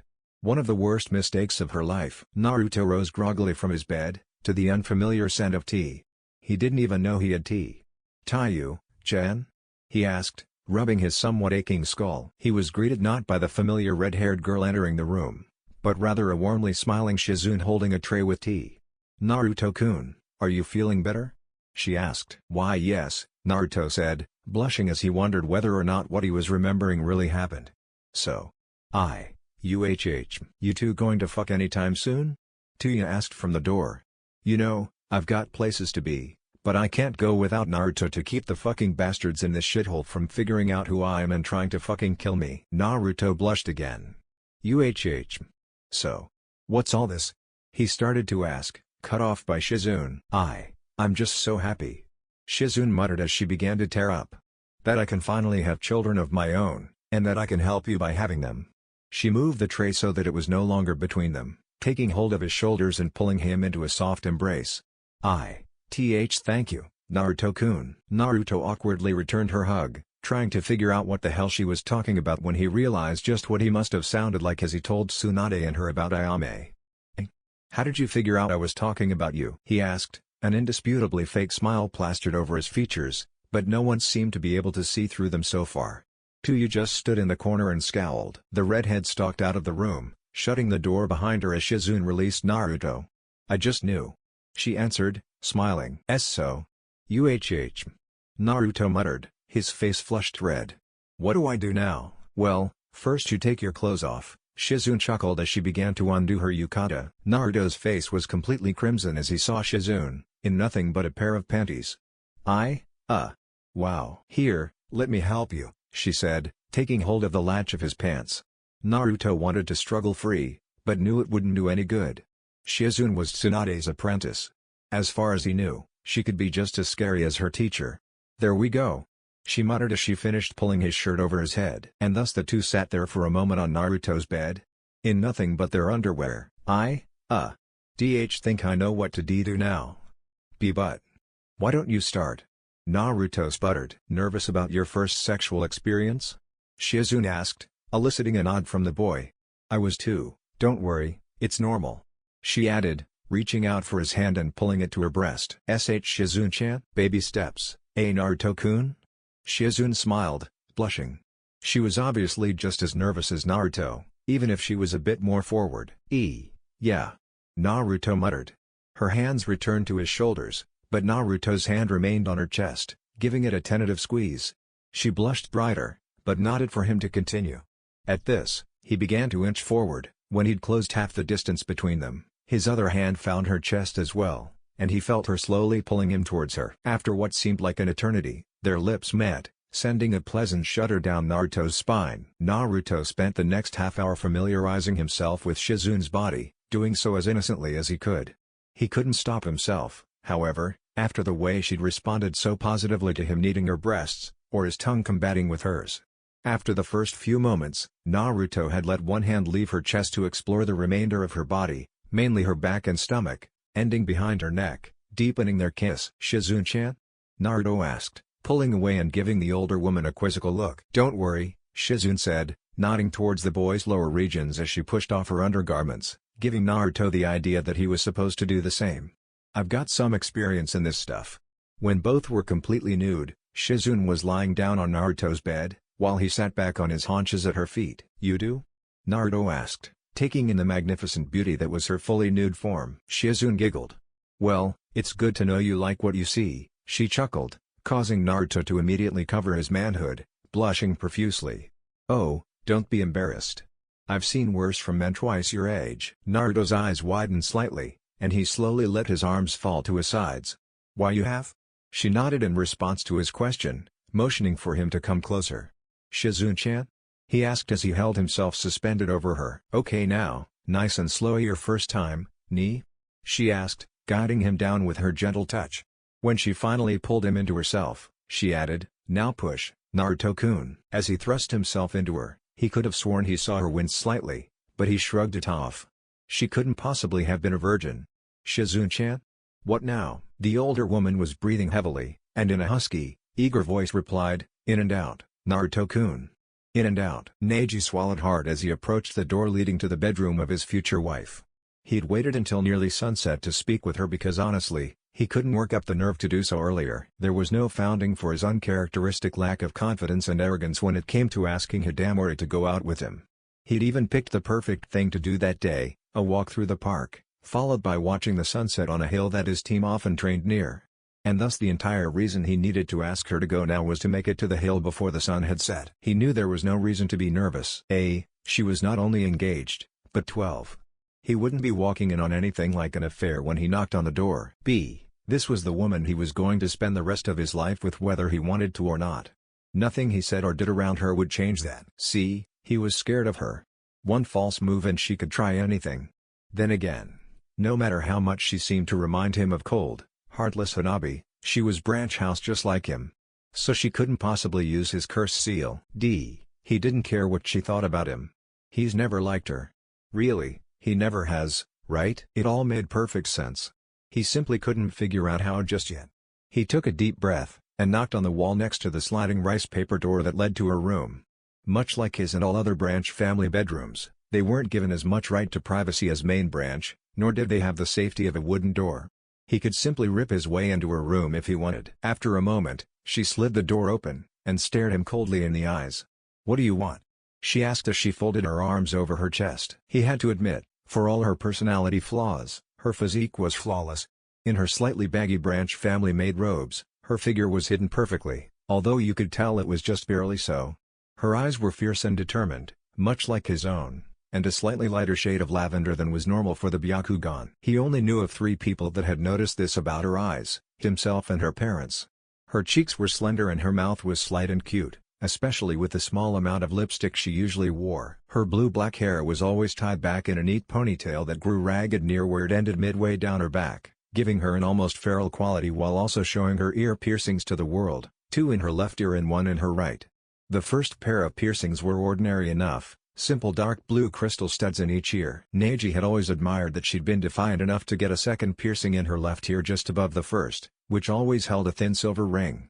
When he saw all of this, he realized just how little he knew about her. Bowing slightly, he answered, "Hidamori-chan, I would like to request your acquaintance this evening." He mentally slapped himself for that. Too formal. He smirked as he thought of the most informal person he knew. What the hell? He chuckled in his mind. Rising from his bow, he reached his right arm back to scratch his neck as he'd seen the goofy blonde do countless times, and glanced over her shoulder and into her room. What he saw made him smirk. "Would you go out with me?" he asked casually. He barely caught the smirk on her lips before she hid it under a scowl. "We're going to be married to one another. A date seems like a pointless and unorthodox waste of time, wouldn't you agree?" Neji gave the most sincere smile he could, which wasn't much more than a smirk, and said, "A friend of mine once taught me that you can't always go by tradition alone if you want to live life for yourself." She smiled warmly at his reply. "Just what I wanted to hear. Wait there for a moment while I change into something more appropriate for an outing," she said, sliding the door shut behind her. Neji simply sighed as he leaned his back against the wall and let himself slide into a slouch, chuckling merrily. Hidamori undid her robes, taking them off in a single motion before scooping up her yukata and glancing around her room. Everything just seemed brighter. She had her futon, her closet, the window with the small potted flowers, and the picture of her parents on the wall along with her desk and chair. As she slid her clothing over her lithe frame, she glanced down at her desk, more importantly, the framed photograph of her husband-to-be that she kept there. She smiled once more before tying off her sash and sliding the door open. "Let's go, then," she chimed. "Any idea what we're actually going to do?" As Neji stood, he answered simply, "Talk and watch the setting sun together. Like a couple should." She smiled broadly and took his arm. "I see there's hope for you yet, husband." Neji was surprised how many items of common interest he could find between himself and his cousin. Both he and Hidamori despised pointless chatter, had similar interests in food, and felt very strongly about the oppression of the branch family. What surprised Neji, however, was that despite having gone over the basic Juken forms, she had otherwise received next to no ninja training whatsoever, her entire worth to the clan having simply been her position as a maid. At this, Neji decided he would find a way to get her out of cleaning duty for a while, probably by asking Hinata, so that Hidamori could train with Team Guy, to which she heartily agreed. One thing Neji found slightly unsettling were all the odd looks Hidamori was receiving because of her caged bird seal. She explained it as a simple matter of not having anything to cover it with, which he responded to by buying her a fine linen headband, deep navy blue to blend into her hair. "You know, you really didn't need to buy me anything," she muttered as they made their way up the hill. "You were more uncomfortable than I was with all the looks. So yes, I had to." He thought for a moment. "I wanted to." She nuzzled further into his arm, leaning against him as she walked. "We're here, right?" "Yeah," Neji replied, sitting down on the grass as the sun began to dip over the horizon. "It's pretty," Hidamori muttered, following him onto the grass and wrapping her arms around him. He in turn, placed an arm around her waist and pulled her as close to him as he could. Once the sun had set, and the colors on the clouds began to fade, Neji yawned and leaned back into the grass. Hidamori, however, turned and laid herself down atop him, snuggling into his chest for warmth as night began to set in. "You know," she started, glancing up at his face to see his reactions. "I don't think I'll mind being stuck with you for the rest of my life." Neji chuckled in response. "I don't think I'll mind either. Just remember to take me out on lots of dates before we're married." "I will," Neji said. After a few moments staring at the stars, he decided it would be best to head home for the night. "Hidamori-chan?" Looking down, he saw the girl in question sound asleep. "Oh well, at least she's warm," he thought, wrapping his arms around her to try and keep her warm before drifting off to sleep himself. After several hours, Shizune was thoroughly exhausted. "Naruto-kun," she panted. "I'm tired." Naruto had been resting at the moment as well, and pulled himself up for a moment to look down at her. "Aww. Okay," he said, lowering himself back onto her and nuzzling into her chest. "We can go ahead and sleep for a while." "For a while," Shizune mused before she drifted off to sleep with her young lover safely nestled in her arms. Neji awoke at dawn, dew completely covering both him and the girl he was still laying under. "Hidamori-chan? Wake up," he muttered, jostling her slightly to rouse her from her slumber. "NNN. Neji?" she asked as she pushed herself off of him, hanging over the boy with a broad grin as she looked into his eyes. "You know," she added, dipping herself down and pecking her lips to his. "That was our first night together." Neji's cheeks tinged pink as he pulled himself out from under her. Yes, it was," he replied. "Last night was fun." She muttered. "I don't mind if you want to sleep with me again." Before he could get any ideas, she quickly added, "Just as long as you know I'm not letting anything intimate happen until we're married." Neji chuckled. Fair enough. When the pair had finally returned home from their night in the training grounds, they decided it would be best to clean up a bit before trying to talk Hinata or Hiyashi into letting Hidamori have the day off. Unfortunately, nothing seemed to be going as planned these days. "And Neji-ni-san?" Neji spun on his heel to face his eldest cousin. "Hinata-sama. I wasn't expecting to see you here." Even Hinata could tell there was something wrong with this. "Wait a second." Ruffled hair, a bit sweaty, disheveled clothes. They're even a little muddy and have grass stains. "Hey, Okami. You too," Hinata mumbled, causing the pair to glance at each other in confusion. "You slept with her?" Neji and Hidamori both blushed at Hinata's outburst. Neji was about to deny everything before Hidamori spoke up. "So what if we did?" Hinata flushed red, twiddling her fingers in embarrassment. I. Out with it, girl," Hidamori blurted. Apparently, she wasn't used to talking to main branch Hyuga. "I need advice," Hinata snapped. The pair she was addressing felt their cheeks faintly redden. "I need help." "Why with that?" she mumbled, poking her fingers together and hoping they understood. Neji's cheeks grew crimson. "Hinata-sama. You shouldn't be thinking about that at your age." When Hinata gave him a confused glance, he sighed. "I'm sure Naruto-sama is a wonderful boyfriend. But you cannot let yourself be dragged into situations that you feel uncomfortable with. Choose the pace your relationship progresses yourself. If Naruto-sama doesn't like it, then I will be forced to reassess my opinion of him." "Yes, Neji-ni-san," Hinata replied with a curt bow before scurrying away. "So, let the girl decide, eh?" Hidamori chimed. "Why yes," Neji responded. "That is how things are done. Right?" "Not always." She started walking back toward her room. "But, I guess you can have a little fun for thinking so." Hidamori sang seductively as she rounded a corner in the halls. Neji blushed a deep crimson as he skittered along after her. Naruto yawned and stretched as the sun bled through the window. He immediately wondered why his bed was quite a bit softer than usual, finding a naked woman under him. DOJUTSU, ni? Oh, right, he remembered the happenings of the night prior, letting out an oddly lecherous giggle as he reached out with both hands and began massaging her chest. "Oh Shizun-chan," he cooed. The older woman moaned in her sleep before seemingly realizing what was going on and shooting up, nearly knocking the blonde to the floor. "And Naruto-kun? So we really— You were my first, Shizun-chan," Naruto said solemnly. "That means a lot to me, and well, thank you." "Why you?" Shizun muttered, catching his attention. "You were my first, too, Naruto-kun." "Why you really were a virgin?" he cried. I thought maybe when you acted a bit weird at first. But," Shizun put two fingers to his mouth, silencing him. "Do you remember what you promised me when we woke up?" Naruto gave off a lecherous grin. "Okay, Shizun-chan," he muttered before reinserting himself into her. Hinata let out a dejected sigh as she walked aimlessly through the halls of the Hyuga compound. She seemed vaguely familiar with the place she was at, but in her state, couldn't tell north or west from down or up. Thus her surprise when she found herself dragged into a room off to the side. "Nasan," Hanabi muttered. Hinata found herself in Hanabi's room. "Huh. So that's why it seemed like a familiar hallway. What is it, Hanabi-chan?" I'm going to be sleeping with the same man as you," Hanabi said suddenly, both sisters flushing at the words. It was meant as a question, but said like a statement. "Why yes. You are," Hinata answered. She'd thought about it quite a bit since she'd heard, and now she knew her sister had as well. It was rather unsettling to know that the man you intended to let inside you would probably spend just as much of his time in your sister. "This is going to be an awkward marriage, isn't it, sister?" Hanabi asked, looking down at her hands. "Yes. If we let it," Hinata answered. Hanabi looked confused for a moment before Hinata continued, both sitting down on Hanabi's futon to make talking at least a little easier. "If we get used to the idea and comfortable with each other, then you and I should be able to live like most other married women." "See comfortable, Nasan?" Hanabi asked. At her sister's nod, the younger girl began inching towards a confused Hinata until their lips met in a chaste kiss. For some reason, Hinata couldn't bring herself to move before Hanabi kissed her, but afterwards she sputtered backwards in utter confusion. Hanabi-chan?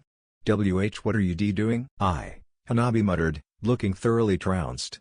"I just thought that maybe we'd be more comfortable." Tears began to form in her eyes, and she started to sniffle. Hanabi-chan. Do you like me?" Hinata asked, returning to a more natural sitting position. Hanabi nodded slowly, trying to think of something to say. I'm the stronger sister, Nei-chan." She reached out and took Hinata's hand as she looked up at her with tear-filled eyes that shone with an abundance of joy and love. "Why shouldn't I want to protect my one Nei-chan?" Hinata sighed, and smiled. She knew it'd be hard, but she had to say it. "Hanabi-chan. I love you. But you're my sister. Nothing more." Hanabi smiled as well, letting her tears flow freely down her cheeks. "I like Naruto-kun, too." Hinata's eyes widened slightly. "You like him more, though." She leaned forward and locked her sad eyes on her sister's. "I was wondering if you wanted to practice for Naruto-kun." Hinata smiled, nodding. What could it hurt? Leaning closer to Hanabi, she outstretched her arms until they met in a soft, sisterly embrace, their lips pressed together in an innocent kiss. Naruto and Shizun were taking another break, simply cuddling until Shizun said she was ready again, before she shot up as far as she could with Naruto's weight on her chest. "Naruto-kun, don't you have a meeting with Tsunade-sama today?" "Oh shit," Naruto yelled, jumping out of bed and pulling on his boxers before dashing out of the room. Shizun followed close behind, wrapping herself in Naruto's bedsheets. "Oh. Hi Taiyu-chan." Truth be told, Tuya looked surprisingly like another redhead Naruto knew. She obviously hadn't slept since yesterday. "Tuya-san," Shizun said, bowing half out of respect, but more to try and hide the fact that her face was beet red for having anyone but Naruto see her in her current state. "I was up all fucking night," Tuya muttered. "You two were so fucking loud. I had to fend off 3 fucking pricks that came to tell you to quiet the fuck down. One was the fucking landlord." Naruto's eyes shot wide. But it's just me and the crazy cat lady living here." "Then they were from other buildings," Tuya snapped. "Anyway, it's like 1 in the afternoon. You're late already." "Fuck." Naruto screamed, clambering around trying to get himself ready to leave. "So that means," Tuya yelled, catching his attention, "that you can take your time. You're already late. What's an extra goddamned hour for a fucking shower and breakfast, Huh? Tuya got up off her seated on the couch, letting the blanket she'd been curled up in slide down onto the floor as she stumbled over to the boy and took a long drag of air when she propped herself up against him, fearing for her balance if she had to stand still on her own. Besides, you smell like you just fucked every girl in a brothel. Shizune blushed, backing away slowly. You're going to help clean him up. Tuya muttered angrily. You go in there, shower with him, and clean him the fuck up because I know he'd probably rush and do fucking half-ass job at best if we let him go alone. What about you? Shizune asked as Naruto started off towards the bathroom to start the water. I'm going to make the fucking breakfast that we're going to eat when you two get out of the fucking shower. She responded, picking up her heavily caffeine-laden tea from the table and downing what remained. When Shizune turned to join Naruto, however, she was stopped when Tuya spoke again. So, was he good? Shizune turned back to the girl and smiled. Would I have been that loud if he wasn't? Tuya chuckled, shaking her head as the two went their separate ways. About an hour later, Naruto and Shizune came out of the bathroom, each wrapped in a towel as they made their way to gather up clothes for the day. Shizune wore what she'd arrived in, as it was still rather clean, and Naruto put on a fresh set of everything. What the fuck took you two so long? You guys fuck in the shower too? Tuya asked, and at their simultaneous blush, groaned. You did, didn't you? They both nodded. Sorry, Tayu-chan. Naruto muttered as he made his way to the table, Shizune following behind him. Don't worry about it. I'd have fucked you too if we showered together. Tuya always found it fun to make the blonde boy blush. After their breakfast of bacon, toast and ramen, Naruto and Shizune made their way to the Hokage Tower. Tuya stayed behind, passing out as soon as she got to the bed.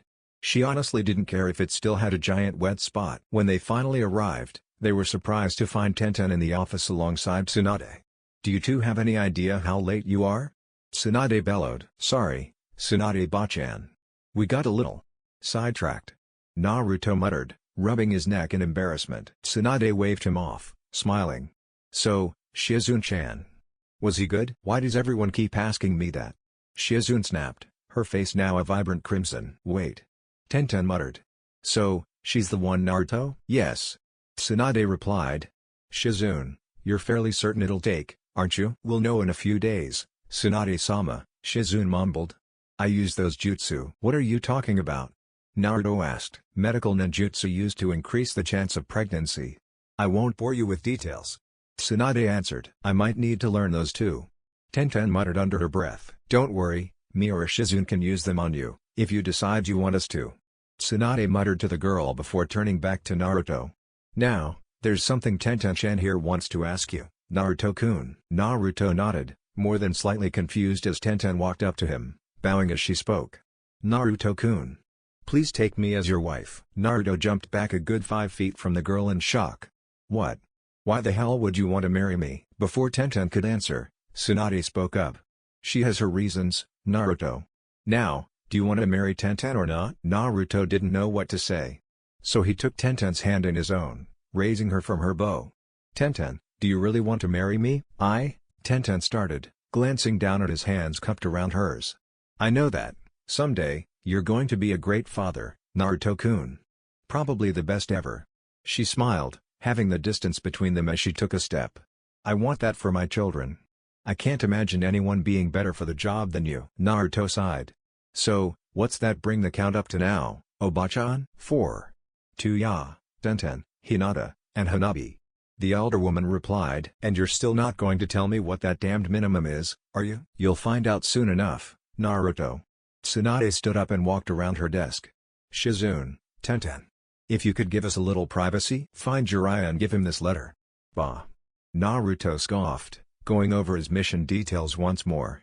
After being briefed on his mission and having a little talk with Tsunade about fatherhood, she sent him on his way. As he hopped from one rooftop toward the only major onsen in Konoha, his mind drifted to the latter half of their talk. Hinata. Naruto barely registered that he'd made it to his destination as he leapt over the walls of the women's bath, landing on the other side of the building next to a perverted old man. Naruto. You're just lucky none of them saw you do that. Jiraiya muttered. Yeah, so? It would have just led them to you, anyway. Naruto scowled. Tsunade-bachan told me to give you this. Now, if you'll excuse me. The blonde boy jumped up once more, this time pushing off the wall Jiraiya was hiding behind, activating his shins and began as he twisted in midair and sent a barrage of shuriken flying into the supports holding the wall up, causing it to fall inward. If you didn't figure it, it's a wooden wall. Hit the key planks of wood, and it falls over. Naruto must be having a bad day. Jiraiya muttered as he was overrun by angry women. Hyuga Neji was very confused. He didn't like being confused, but in all honesty, the past hours had been little more than a blur to him. All he was certain of was that he was currently in his fiancée's room, laying on her futon while she snuggled herself into his chest. "Tadamori-chan?" Neji asked. "What just happened?" The girl gave him a lazy glare laced with agitation. "What do you think just happened?" "Lots of kissing?" Neji asked. "It's called making out. Get used to it," she replied, smirking maliciously. "I don't think I'll have any problems with that," Neji mused, glancing at a small clock on her desk that he hadn't seen earlier. "We should probably check on Hinata-sama. Honestly, she's lost without constant reminders of what she'd planned to do for the day." Neji chuckled. "Why is that?" Hidamori asked, pushing herself up to get a better look at her soon-to-be husband. Neji smiled up at her. "She always loses focus. She just stares into space. Daydreaming, I think." Hidamori leaned down and pecked her lips to Neji's.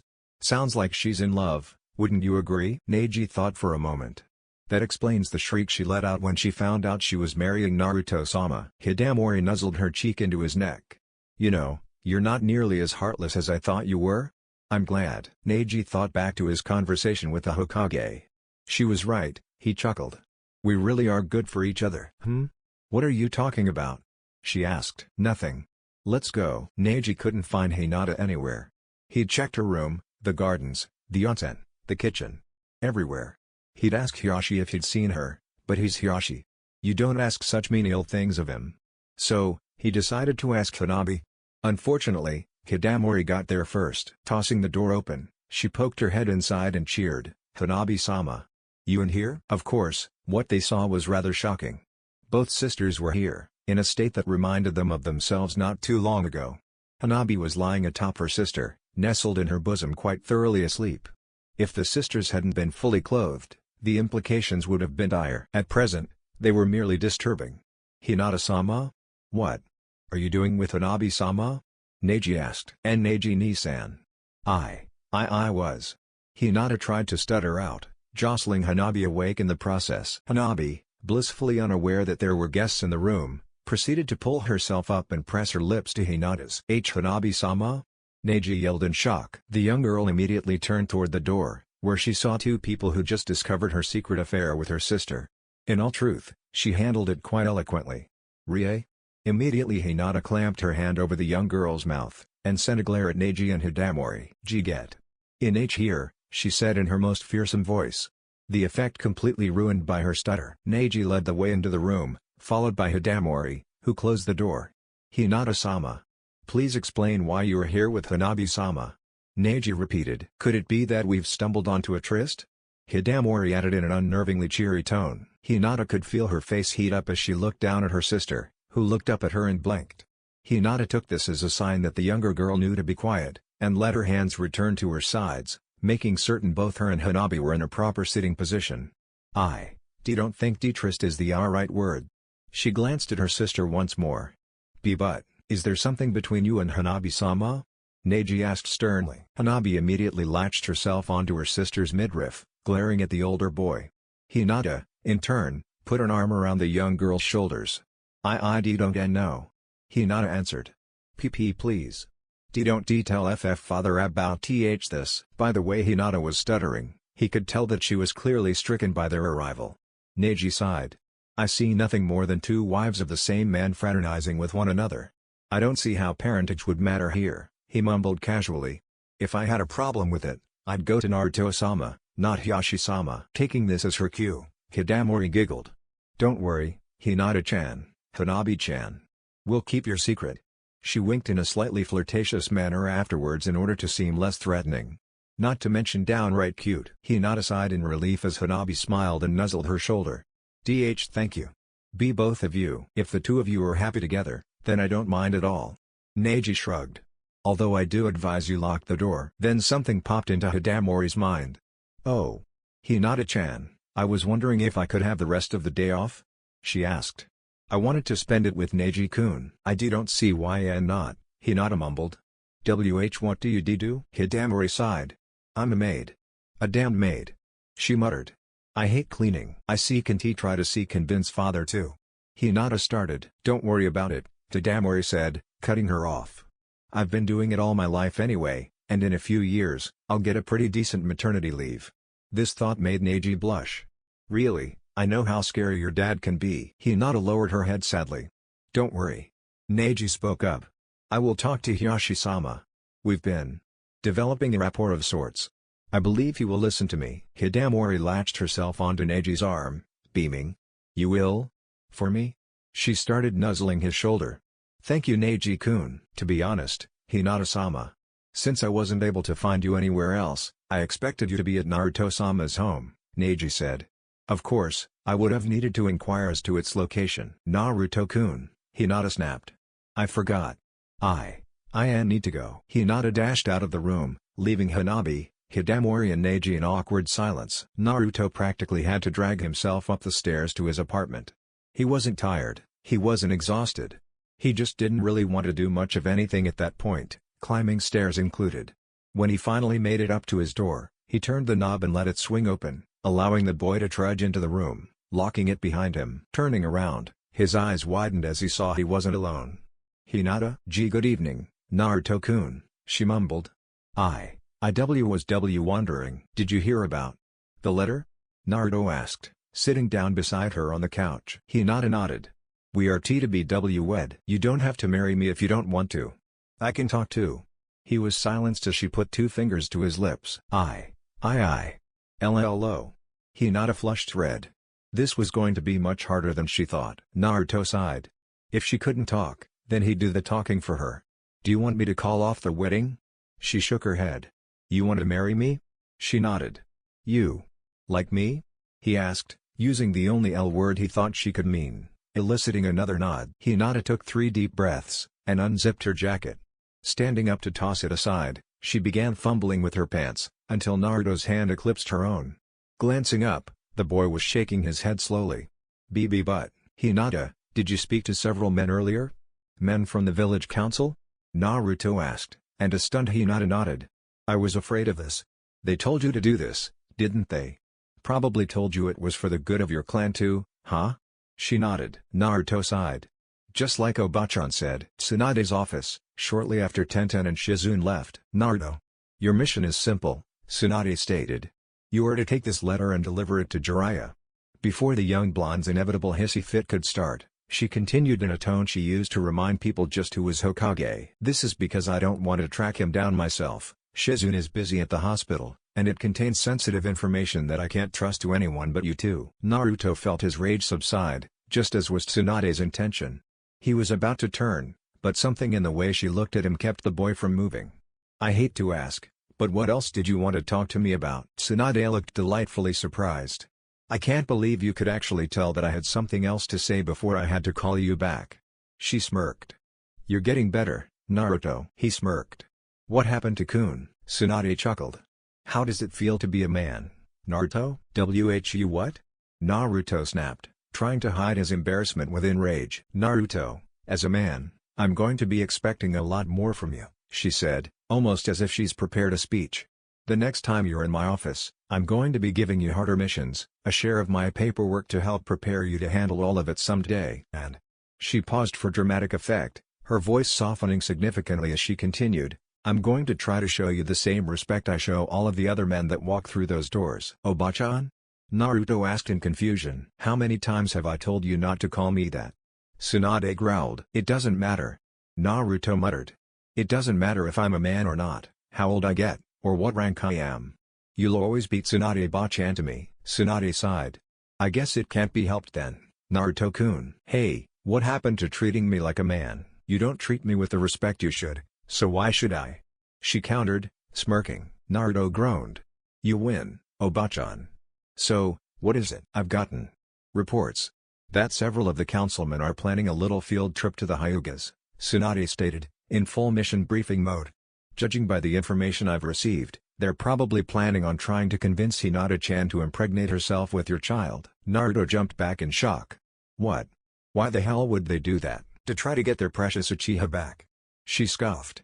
They know that I'd probably be able to keep Hinata from dying due to complications in childbirth. so they see it as an opportunity to get more children that could possess the Sharingan.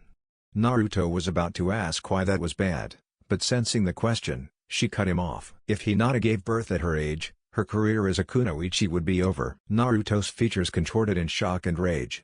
How? Why? Tsunade sighed. Simple. Her body isn't ready yet. She tried to think of an example or analogy. It'd be like Lee, before I got here. She added, she'd be able to live a normal civilian life with therapy, but the stresses on her body would be so great that she'd never be able to build herself back up to the point where she'd be able to do anything more than D-rank missions for the rest of her life. Naruto knew D-rank missions. They were hell. No way she'd never be able to recover. Naruto, Tsunade sighed. Even adult kunoichi are given a mandatory month off duty after giving birth to build up muscle tissue and refamiliarize themselves with using chakra on a daily basis. She rummaged through her desk and pulled out a folder, dropping it on the mountain of papers.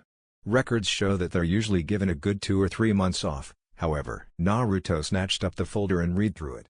If they're given that much time off to recover, give her another 4 or 5 years, Naruto. By then, she'll be ready, and it'll only take her half a year at most to recover, Tsunade stated, referencing several kunoichi mothers that had complications while giving birth. Since you have an heir, viable or not, I'll give you authorization to leave the village on the training mission. That should buy your girls a few years, eh? She smiled at her own ingenuity. But Shizune-chan might not get pregnant, right? Tsunade smirked at the boy's use of a familiar honorific with her student's name. Yes, and no. Tsunade rummaged through her desk again, tossing a small plastic jar to Naruto. Fill the cup, and we'll just say she's pregnant until we really can get her pregnant. Naruto looked at the jar with trepidation, noting that he couldn't even wrap his hand around it. You don't really expect me to fill the cup, right? Tsunade shrugged. If you can, do. After you wake up tomorrow, start working on that. I'll send Shizune over to pick it up. Okay. Naruto muttered, turning to leave. Naruto. Tsunade started, halting the boy. Talk to Hinata. Naruto sat Hinata down next to him, nearly causing her to faint from the short time his hands were on her hips as he pulled her over. Hinata-chan. I won't sleep with you. Not yet. When she gave him a questioning glance, he sighed. If you get pregnant now, and have a baby, then your life as a kunoichi would be over. Hinata drooped, but didn't seem very surprised. They already told you that, didn't they? She nodded. Then why would you do it? TT to BB with YU, she stated, stumbling over the words. Then she turned to face him, closed her eyes, and slowly inched herself toward him. Is she trying to kiss me? Naruto wondered, mentally shrugging before leaning forward and meeting her lips with his. He felt her arms encircle his midriff, and raised his own to reciprocate, placing one arm behind her back, and holding the base of her neck with the other, pulling her deeper into the kiss. When Hinata felt Naruto's tongue slide through her lips, she started to panic. What do I do? What is he thinking? I like Naruto, but a deep kiss? Well, I am his fiancé. She mused before letting him in, entwining his tongue with her own. When he heard her moan, he knew he was doing well. When she moved her hand to his neck, trying to pull him closer, he knew he was doing damn well. And when she started undoing his pants. Hoi! What did I say about that? Naruto snapped, breaking their kiss. Hinata leaned forward, pressing herself against Naruto as she embraced him. I know, Naruto-kun. I'm sorry. He knew she had nice curves, since she still hadn't put her jacket back on, but feeling her bust against his chest was nearly too much for the boy. It's okay, Hinata-chan, he said, pushing them apart, both so he could look her in the eye and to try and halt his arousal. Listen, it's late, so why don't you stay here tonight? Hinata's cheeks turned crimson, and she nearly fainted. I mean, if we're still fully clothed, there's no problem, is there? Hinata nodded, and Naruto led her to his bedroom. What is that smell? Hinata thought as she sniffed the air past the doorway. Naruto nudged the bed's red-haired occupant awake. When Tuyu sat up, the bed sheets followed. Naruto. You sick fuck. You didn't change the sheets. She muttered as she peeled the cloth from her skin and nightshirt. She then took all the sheets on the bed off in one armful, and dropped them just past the doorway. Now, where are the clean sheets? Naruto paled. I don't have any. Tuyu practically glared at the boy. You what? I don't have any more sheets, I've only ever needed that one set. Naruto held his arms out in a placating gesture. When it gets dirty, I just wash them and put them right back. Tuyu grumbled. I'm going to go shower. When I get out, there'd better be clean coverings on the fucking bed. When she passed Hinata, She grabbed her wrist and started dragging her along. "Come on bitch, I wanna talk to you." Hinata waved to Naruto before she turned the corner, and found herself in the bathroom a moment later. "Strip, what?" Hinata cried. "We're both girls. Quit your fucking bitching," Tuya snapped as she removed her nightshirt and panties. "You're Hinata, right?" Hinata was blindsided by the question, and the redhead's figure. "She has to be twice the woman I am. Literally. Why yes. Hyuga Hinata." "Take your fucking clothes off," shouted Tuya, pointing at Hinata's pants. "You're marrying Naruto, aren't you?" Hinata was already fumbling with her pants when she was hit with another question. One thing at a time, please." When the redhead didn't say anything, opting to give the girl a harsh look instead, Hinata continued disrobing. Once she'd removed the last of her undergarments, she bowed. "Thank you." See continue. "You're marrying Naruto?" Tuya asked, now circling the girl, scanning the younger girl's body with her eyes. Hinata nodded. "Nice ass, by the way." Hinata blushed. "You've got a decent figure. In a few years, you'll be worth Naruto-kun's time." This earned her a half-hearted glare from the Hyuga heiress. "So you do have some fire in you. I'd have fucking gutted you myself if you didn't." Hinata flinched, but Tuya just chuckled as she turned the water on. "I like you, Hyuga. I'll scrub your back, you scrub mine?" Hinata nodded.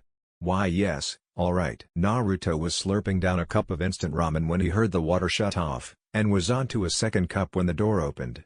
Naruto's jaw dropped when he saw that both girls were wearing simple nightgowns. "I loaned her some of my stuff." Tuya shrugged. Naruto wiped away a small bead of red from his nose. "You two look." Naruto struck a thinking pose. "What's that word for when something's so pretty there's no word for it?" Hinata blushed and Tuya chuckled. "Oh, stop it." Tuya giggled. Upon seeing his slightly serious expression asked, "Holy fuck, you really were asking that, huh?" Naruto nodded and then sighed. "Oh well. It doesn't matter. Here." He handed both of them a cooked cup of ramen and a pair of chopsticks. "I started those when I heard the water shut off. Not good to go to bed with an empty stomach, you know." He added as he dug into his third cup for the night. By the time Tuya and Hinata had finished their cups, Naruto was contemplating whether or not to cook himself a sixth. "Come on, noodle fucker. Bed." Tuya jeered, grabbing the boy by his wrist and dragging him off. "You too, Hyuga." Tuya nodded in indifferent approval at Naruto's bed, now covered in a good 3 layers of blankets as makeshift sheets. "Sue." Naruto muttered as Tuya hopped under the top blankets. "Come on." The redhead cheered, reaching out to grab Naruto and dragging him in beside her. "Hyuga. Bed. Now." Hinata jumped in on Naruto's other side. "Now, sleep," she added, cuddling up to her blonde fiancé before drifting away. Hinata too snuggled into Naruto before falling asleep, leaving only the blonde himself awake.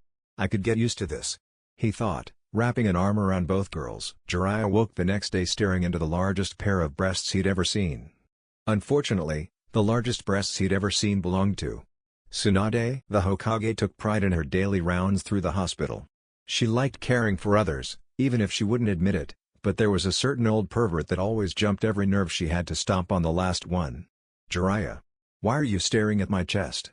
she asked as she stood next to his bed. She'd been checking his making sure he had enough blood left to keep him alive, and little enough to do only that. "You have a wonderful chest, how can I help but admire it?" Jiraiya slurred. Tsunade decided to let it slide this once, as it was probably the blood loss talking. "Did you get the letter?" "Oh. Naruto gave me a letter before he..." Jiraiya grumbled, remembering the incident that put him there in the first place. "Remind me to hurt the boy." When Tsunade glared at him, he added, "I never got to look at the damn letter." Tsunade sighed. "Okay, just give it back to Naruto and tell him to open it." Jiraiya looked a little confused. "All that was in there for you was a note saying that you're going to take Naruto on that training trip. You leave tomorrow morning." "Does he know that?" Jiraiya asked, opting to use his hospital time to edit his notes. "I already sent Shizune to his place. I told her to let him know if he doesn't already." Several hours earlier, Naruto stretched, wondering why his chest felt so heavy. Looking down, he saw that both girls found his chest more comfortable than the pillow. "Hoi! Wake up!" He nudged both girls. "Naruto-kun?" "Vogue." Hinata shot out of the bed, bowing before running off to gather her clothes, yelling, "I should be getting home soon. Goodbye, Naruto-kun." Naruto blinked. She didn't stutter once.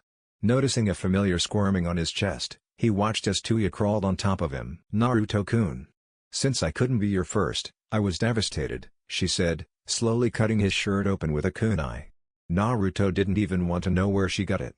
And after seeing the competition, I'll be damned if I'm not your second for some reason. This made Naruto swallow hard. Hidamori was humming as she skipped through the halls. Neji left when he woke up to talk to Hiyashi, leaving her alone in his room to look through his stuff. After doing so, she went to breakfast, which was little more than slop compared to the rice the main branch ate. Honestly, who the hell likes oatmeal? At least she got some toast and eggs today. Apparently, being the fiancé of the clan head's favorite nephew had perks.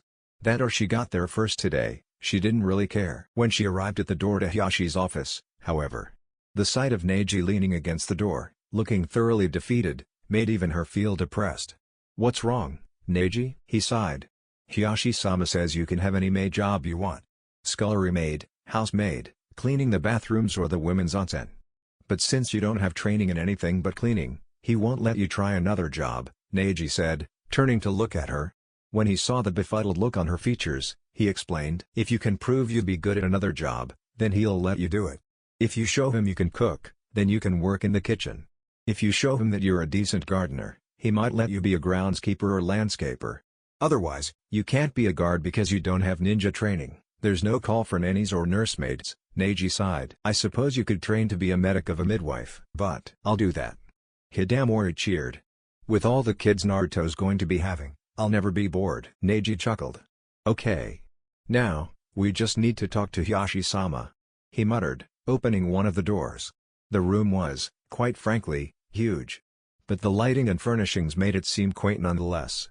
The room was rather dark, lit by several candles and low-light lamps, and was lined with books, scrolls and folders on various shelves. One could only imagine that this was where the entire Hyuga clan was managed from. And there sat the man himself, quietly reading a book.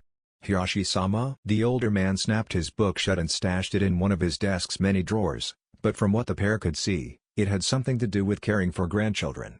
"Yes, Neji? Back already? What is it?" "Hidamori-chan has decided upon her profession," Neji answered, turning and giving her a slight, lasting bow and letting her pass respectfully. She already knew she was in way over her head. "Hiyashi-sama?" she asked, and the man nodded. "I was wondering if you would mind my training to be a midwife, sir." "And what brought on this decision?" Hiyashi asked. "Well," Hidamori muttered, fidgeting worse than Hinata. "Hanabi Sama and Hinata-sama are going to be wed to Naruto in the next few years, and I thought that, as a midwife, I could be of help to them, and all of Naruto-san's wives." Honestly, she hadn't spoken to Hiyashi himself in years. She had no idea what honorifics to use in front of him. Hiyashi nodded. "This seems an admirable goal. Neji. Request that Hokage-sama assign a medic to teach Hidamori-chan." Neji smiled, something Hiyashi hadn't seen in years. "Yes, Hiyashi-sama, right away." He bowed before swiftly leaving with Hidamori trailing behind him. Hiyashi sighed as he fished out his book again. Positive reinforcement. When Shizune arrived at Naruto's apartment, the door was unlocked. So, she let herself in. Seeing neither hide nor hair of the boy, she began to search, softly calling out his name. When she came to his bedroom, however, her eyes nearly bulged out of their sockets. "And Naruto-kun, he groaned, looking up from his place under Tuya, who was snuggling against his chest. Both of them were stark naked. "Oh," he muttered, holding up the jar, which was nearly filled with the murky white liquid. Some of Taiyu-chan's juices might have gotten mixed in there too. Sorry." Shizune snatched the jar away, glaring down at the pair. "Naruto, what did we tell you about sleeping with girls that young?" "I ain't gonna get pregnant." Tuya slurred. "And even if I did, I don't care. I doubt they'd let me be a kunoichi here anyway."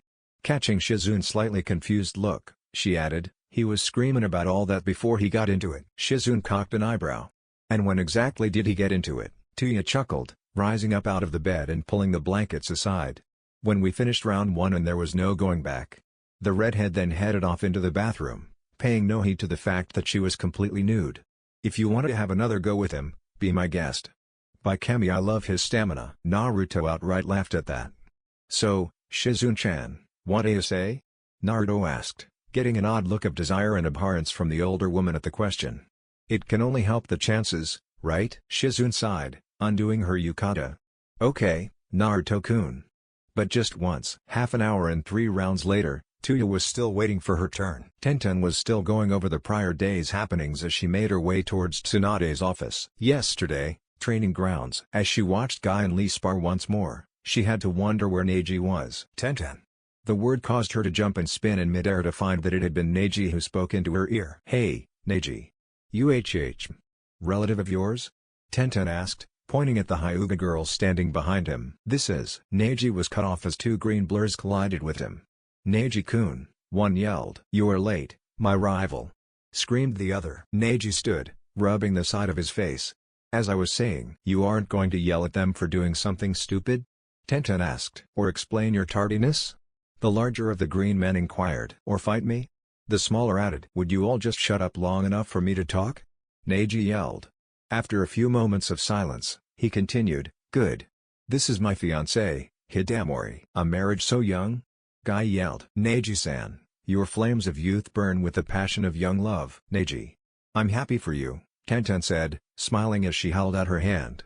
"It's a pleasure to meet you, Hidamori." Taking her hand, Hidamori smiled as well. "Likewise.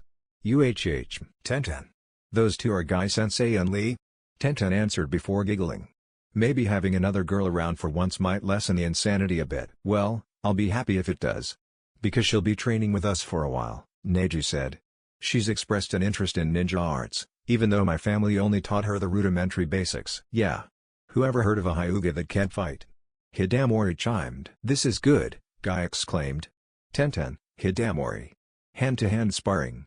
Tenten lacks skill without weapons, and Hidamori is a civilian Hyuga whom I assume has only basic knowledge of Juken. Excellent partners. Okay, Hidamori chuckled, barely understanding the man. "We'll be over here, then," Tenten added, leading the other girl away. "Neji," Guy said solemnly. "You know that as a non-ninja, we cannot teach her without." "I don't care," Neji muttered venomously. "She will train with us, or I will train with her. Your choice." Guy thought it over for a moment. "Why Neji? You've never fought this passionately for anything." Guy overdramatized his good guy pose, nearly blinding Neji in the process. "I shall request authorization from the Hokage myself." "No," Neji muttered, watching as Hidamori gained the upper hand against Tenten, having temporarily paralyzed her arm. "Hidamori and I will speak to the Hokage about it when next we visit her." Tenten sighed. Listening in on their conversation had taken so much concentration it cost her the fight against Hidamori. "I hope they don't mind me asking Tsunade-sama about it myself." That, and she was still quite sore. She had no idea how Lee could stand to spar against a Juken user daily. When the weapons mistress opened the door to Tsunade's office, she winced as the Hokage bellowed at her. "What is it?" "Get in here." Tenten complied, nervously advancing on the older woman's desk. "Tsunade-sama?" "Oh, Tenten. It's just you," the blonde muttered. "I just can't stand the council today. I've had 5 visits from them already," she sighed. "That and I've got a mountain of paperwork. I was planning on screaming my head off at the next poor bastard to walk through that door." Just then, the door opened, and a kunai lodged itself into the wood, just to the right of Neji's ear. "Tsunade-sama." He whimpered, knowing it was the Hokage herself that threw it. "If this is a bad time." "No, Neji. Come in." Tsunade muttered. "Sorry about all that. Bad day." Neji cautiously entered the room, followed by his fiancée. "Hidamori-chan, too? What's the occasion?" "Well, maybe Hidamori had better say it," Neji said, standing aside. "Tsunade-sama." Hidamori started, bowing. "I would like to request training." Tsunade raised an eyebrow, listening intently to what the girl had to say. "Go on." Hidamori raised her head, looking the older woman in the eye. "I want to be a midwife." Tsunade started snickering, and then giggling, followed by chuckling. "Is that all? And here I thought you were going to ask to be my apprentice." "So then, you'll find someone to train me?" Hidamori asked eagerly. "I'll do you one better," Tsunade said, her giggle fit sputtering to a halt. "You may not know this, but my apprentice, Shizune, is trying to have a child. If she'll agree to it, I'll have her train you to be her own midwife." Hidamori would have jumped over the desk and hugged the woman if she wouldn't be tried with who knows what and dragged away by Anbu. That'd be perfect. Tenten raised her hand shyly. "I might need a midwife soon, too." Neji eyed his teammate curiously. "You, Tenten? I mean no insult, but aren't you a little young for motherhood?" Tenten glared at the boy, a pink tinge on her cheeks. "I meant in a few years kinda soon." Neji just chuckled. "I know. So, have you told Naruto yet? Tenta nodded as she answered. Yeah, I asked him to marry me, and he didn't say no. She shrugged. Well then. Good for you, Hidamori giggled. Neji, can we go find Shizune-sensei now? Neji nodded, and the two were about to leave before Tenten spoke up. Hey, wait. Weren't you going to ask about her training with us? Neji's eyes widened in recognition. Oh, right. Tsunade-sama, we were also wondering about Hidamori-chan training with me in my Junon cell. Since she's not a ninja, you're talking about the prohibition of teaching ninja secrets to civilians, yes? Tsunade asked, and sighed. I see no problem with it. I'll see what I can do about setting up a private Junon exam for her in a few months' time. Neji was speechless. Hidamori, on the other hand. Thank you Tsunade-sama. I don't know how I'll ever repay you. Don't worry about it. The older woman muttered, waving her off. When the Hyuga pair had left, Tenten walked up beside her idol. You're pretty nice to them for someone who has hundreds of other people to worry about, she mumbled. Well, it's really all about knowing what all you can do as the boss. Tsunade shrugged. All I need to do is just send a note with a grunt to the right people, and that's done. By the time she'd finished speaking, she had already scribbled out a memo and held it out to Tenten. Oh, by the way, would you mind dropping that off with Iruka at the academy? Thanks. Hey! Tenten groaned. Not funny. Tsunade just chuckled as the girl trudged her way, trying to catch up to the young Hyuga couple to see if they'd keep her company while she ran Tsunade's errand. Shizune sighed as she made her way back to the Hokage Tower. Every so often, her hand would unconsciously move to her stomach. 3 years is a long time for a baby to go without a father. Her mind straight as she walked, smiling. But at least I'm finally going to be a mother. Shizune? Tsunade asked curiously as the woman walked into her office. If I do say, you're positively glowing. This caught her off guard. Gee, glowing? I have no idea what you're talking about. Oh, I think you do. Tsunade leaned over her desk to whisper conspiratorially with her apprentice. You slept with him again, didn't you? This had Shizune sputtering nonsense for about a minute before she groaned in defeat and nodded her head. It's okay you know. Tsunade smirked. Why, when I was your age, me and Tsunade-sama. Shizune burst, madly blushing. I'd rather not hear about that. I was just kidding Shizune. Tsunade managed through her laughter. Lighten up a little. You need a decent sense of humor to be a mom, you know. Shizune let out something akin to a wistful sigh. Now I'm not sure if I'm ready. Tsunade sent a half-hearted glare at her apprentice. Shizune. Before she sighed and her features softened. No one's ever ready to be a parent. You've just got to jump into it, and hope for the best. Shizune looked shocked for a moment, before her features became surprisingly apathetic. Yes, Tsunade-sama, she said with a small bow. Okay, now, did you get it? Yes, Tsunade-sama. She answered, holding up the small jar she'd acquired earlier. I'll take it to the hospital now. As Shizune turned to leave, she was stopped by the warm voice of her old teacher. Shizune. You're going to be a fine mother. Thank you, Tsunade-sama. If he would have guessed the weirdest part of his day, being confronted by his 4 future wives at once was not high on his list of possibilities. Yet here he was, scratching the back of his neck as he tried to explain that he was leaving tomorrow morning, and wouldn't return for at least 2 years. His day had started simply enough. Once Shizune left, Tuya took hold of his priorities once more, and mere hours later, their intimate moment was rudely interrupted by an elderly man with white hair and kabuki robes. Jiraiya leaned in the window of Naruto's bedroom, the pair completely oblivious to his presence as they continued to cuddle after a particularly draining bout. Naruto laying behind Tuya, his arms clasped around her waist as she lay facing the far wall with her hands atop his. Luckily for them, the blankets were already obstructing the old man's view of Tuya's form. Smirking, the Toad Sannin took in a deep breath before announcing his presence. Naruto. The boy in question and his lover jumped from the bed instantly, Tuya taking the blankets and concealing her body with them while Naruto moved to defend her. My boy, I'm impressed. Barely a teenager and already you've caught such a beauty. The pair were not amused. Damn it Turo-sennin, what the fuck are you doing here? Naruto roared. He blanched at the boy's volume and attitude before he made his rebuttal. Damned brat, don't you know anything? Put some boxers on if you're not busy.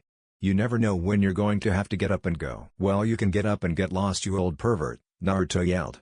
As you can plainly see, me and my fiancé were in the middle of something. Jiraiya's features lost their childish mirth, leaving only the cold weapon that is a war-worn shinobi behind. So, she's your fiancé? He asked, turning to Tuya. Are you sure about marrying him? The redhead's embarrassment was swiftly inundated by righteous fury. What the fuck do you mean by that? Of course I'm fucking sure. Tuya growled at the man's audacity. Good, Jiraiya mumbled before he looked up and practically glared into Naruto's azure eyes. By order of the Hokage, you and I are to leave for an extensive training mission lasting approximately 25 to 35 months. Declination from this assignment is not permissible. What? Tuya spat, nearly charging the man to kill him then. 3 years? You are to be at the West Gate by 10 in the morning. You have until then to pack for the trip or notify anyone of your departure, Jiraiya stated, rising from his sitting position. I'm sorry.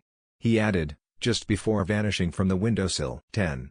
Tomorrow, Naruto, Tuya mumbled, trying to make sense of her emotions. I'm sorry Tayu-chan.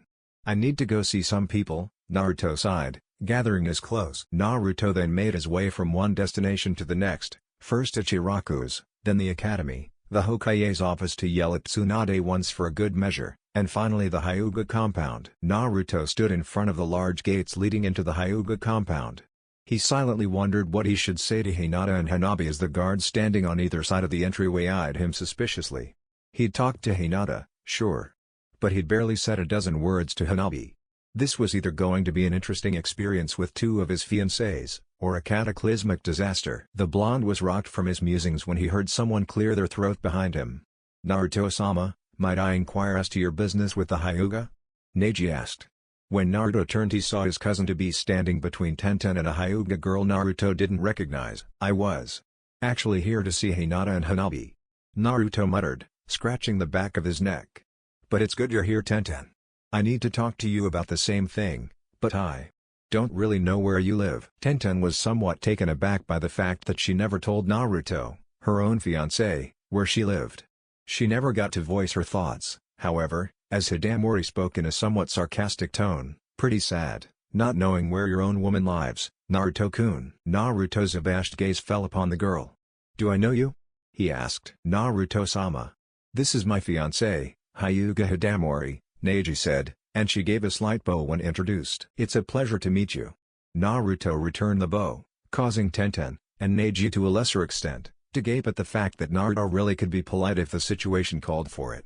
But, if you don't mind, I need to talk to Hinata and Hanabi. Neji caught the pause before he said the younger sister's name. You are anxious about how to handle your engagement to a complete stranger, aren't you Naruto-sama? The blonde seemed to wince at being found out. It is a perfectly natural response to an arranged marriage.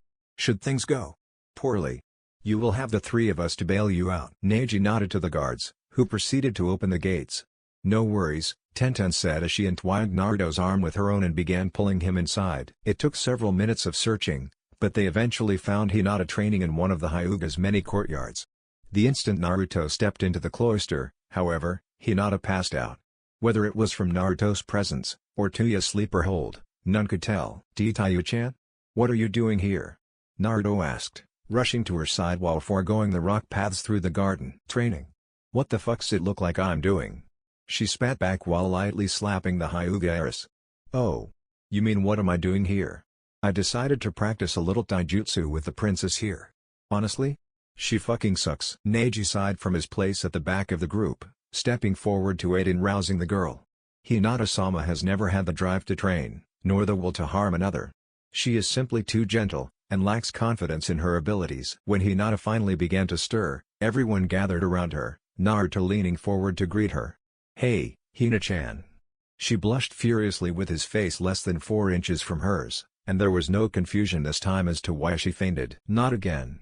Tuya groaned. Hidamori nudged Naruto from behind, catching his attention. Why don't we go find Hanabi-chan while they fix Hinata, ni? A high-pitched cough alerted them to a small girl clearing her throat behind them. Oh, Hanabi-chan.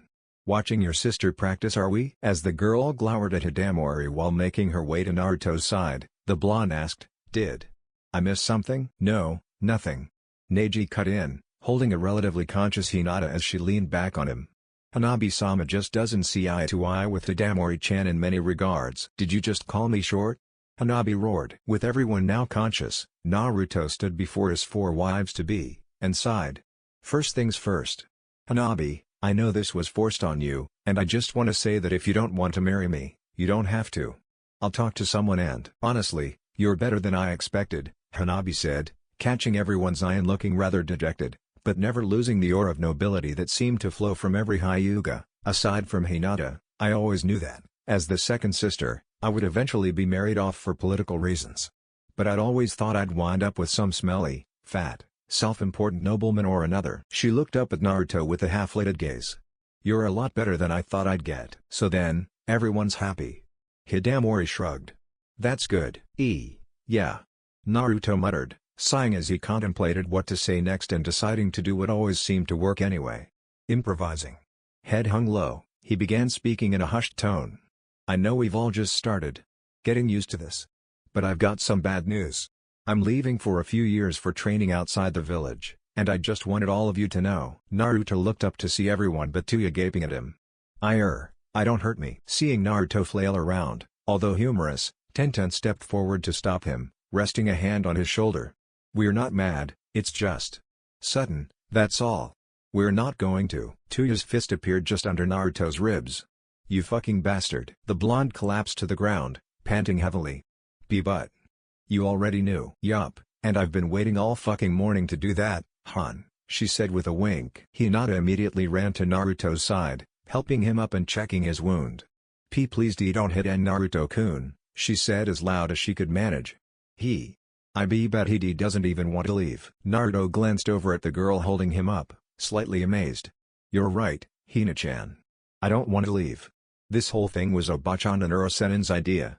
He stood on his own, lightly nudging Hinata away from his body so he could do so. I just know it's what's best, since things are bound to happen if I stick around, and let's just say I'm not the only one who's not ready for this shit. Everyone grew silent at this. Those who knew what he was talking about began looking inward, and those who didn't were contemplating his words. Finally, Tuya broke the silence. Yeah, sure. We'll still be here when you get back. Everyone nodded in agreement, noting that she actually formed a complete sentence without cussing once. Tenten was next to speak. She's right, Naruto. We'll all still be here waiting for you. Naruto looked on with a dazed expression. They'd be here for him? Waiting for him? It was almost like he was dreaming. And he didn't want to wake up. Girls, And then he was dragged away by a madly grinning Tuya, who had him by the collar of his jacket. Well, it's been fun, but we can save the sappy goodbyes for when he's leaving tomorrow morning. We'll see you by the west gate at sunrise, ni? She called back waving. That night, Naruto was forced to wonder who had more stamina, him or the red-haired vixen that enthralled him so. Naruto awoke, snuggling further into the bosom of his red-haired lover. Tuya in turn groaned and squirmed in their bed, snuggling into the sheets stained with various bodily fluids from their foray the previous night. The blonde boy sidled up and kissed the girl sweetly on her lips, grinding his body into hers in order to wake her. Naruto? She mumbled, eyes fluttering open in the morning light. I love it when you do that. You'll love this even more. He growled, latching mouth over the nape of her neck as he pushed himself into her, intent on giving her the best morning of her life. He was not disappointed when she moaned longingly in response, moving her hips in time with his, wrapping her arms around his neck and lacing her legs behind his. When he'd released her neck, she pressed her lips to his, her tongue demanding entrance within, and he granted her wish by fervently striking out with his own. His hands gripped her hips, pulling her upwards as he thrust her back down fervently. Naruto. I love you. I love you, Naru-kun, she yelled out as her pleasure reached its peak, dropping the pair down onto the bed. And I love you, Taiyu-chan. He answered, locking his lips to hers once more. Now, let me return the favor. She cooed, flipping him onto his back and straddling him, never once letting him leave her as she leaned back, grinding her hips into him. You're just so easy, Naru-kun. She moaned, pulling a wickedly curved kiss from behind her back. Naruto stared up fearfully at the weapon, knowing what it symbolized, betrayal. Taiyu-chan? What? Why? He asked futilely, watching as a drop of poison left the blade. He couldn't strike back, even if he wanted to. He could easily plunge the blade through her own chest, but he loved her too much to even think of killing her. He'd rather die than raise so much as a finger against her. You know, they were right. Show the brat so much as an inkling of affection, and he'd be putty in my hands, she said, before plunging the balefully sinuous blade into his neck, causing him to jump up from his place beside her in a cold sweat. It was all just a dream? He asked himself, looking down at the beauty that lay beside him. She looked so peaceful when she slept beside him. She could never turn on him like that. Could she? No. Never. He mentally shouted, shaking the thoughts from his mind. This made him realize something, however. In his dream, he couldn't stop her. Even in reality, if she wanted to kill him, he doubted he'd be able to kill her instead. Naruto. She groaned, leaning towards him and cuddling into his side.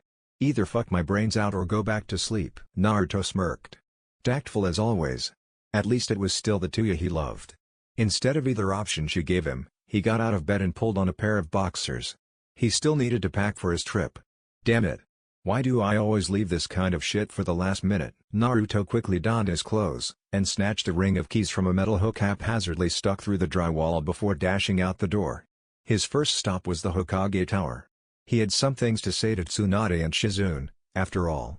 As if it had become tradition, he bashed the door in with his foot as always. "Obachan," he mumbled, looking up towards an infuriated Hokage and at her side, a highly startled Shizune. Tucking a fold of paper through the ring of keys, he tossed them to Shizune, and turned around. "Ja," was all he said as he walked back down the hall, waving behind him unenthusiastically. "What do you think that was all about?" Shizune asked, looking between the open door and Tsunade. "Why not see for yourself?" The older woman replied, pointing to the keys, or rather, the note held between the metal that kept the keys on it. Shizune carefully unfolded the paper, and read it aloud. "The estate is just as much mine as it is yours, now that you're carrying my child. I want you and the girls to move in."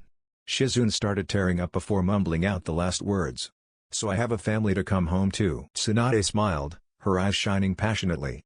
"Well, I think we've got a few kunoichi to gather up, don't you?" Naruto quickly made his way back home after first stopping by several shops for extra gear. Tuya was still in bed, although noticeably more awake than she was previously, even if it was barely half so. "Naruto-kun, what's the rush? Why did you just run out on me like that?"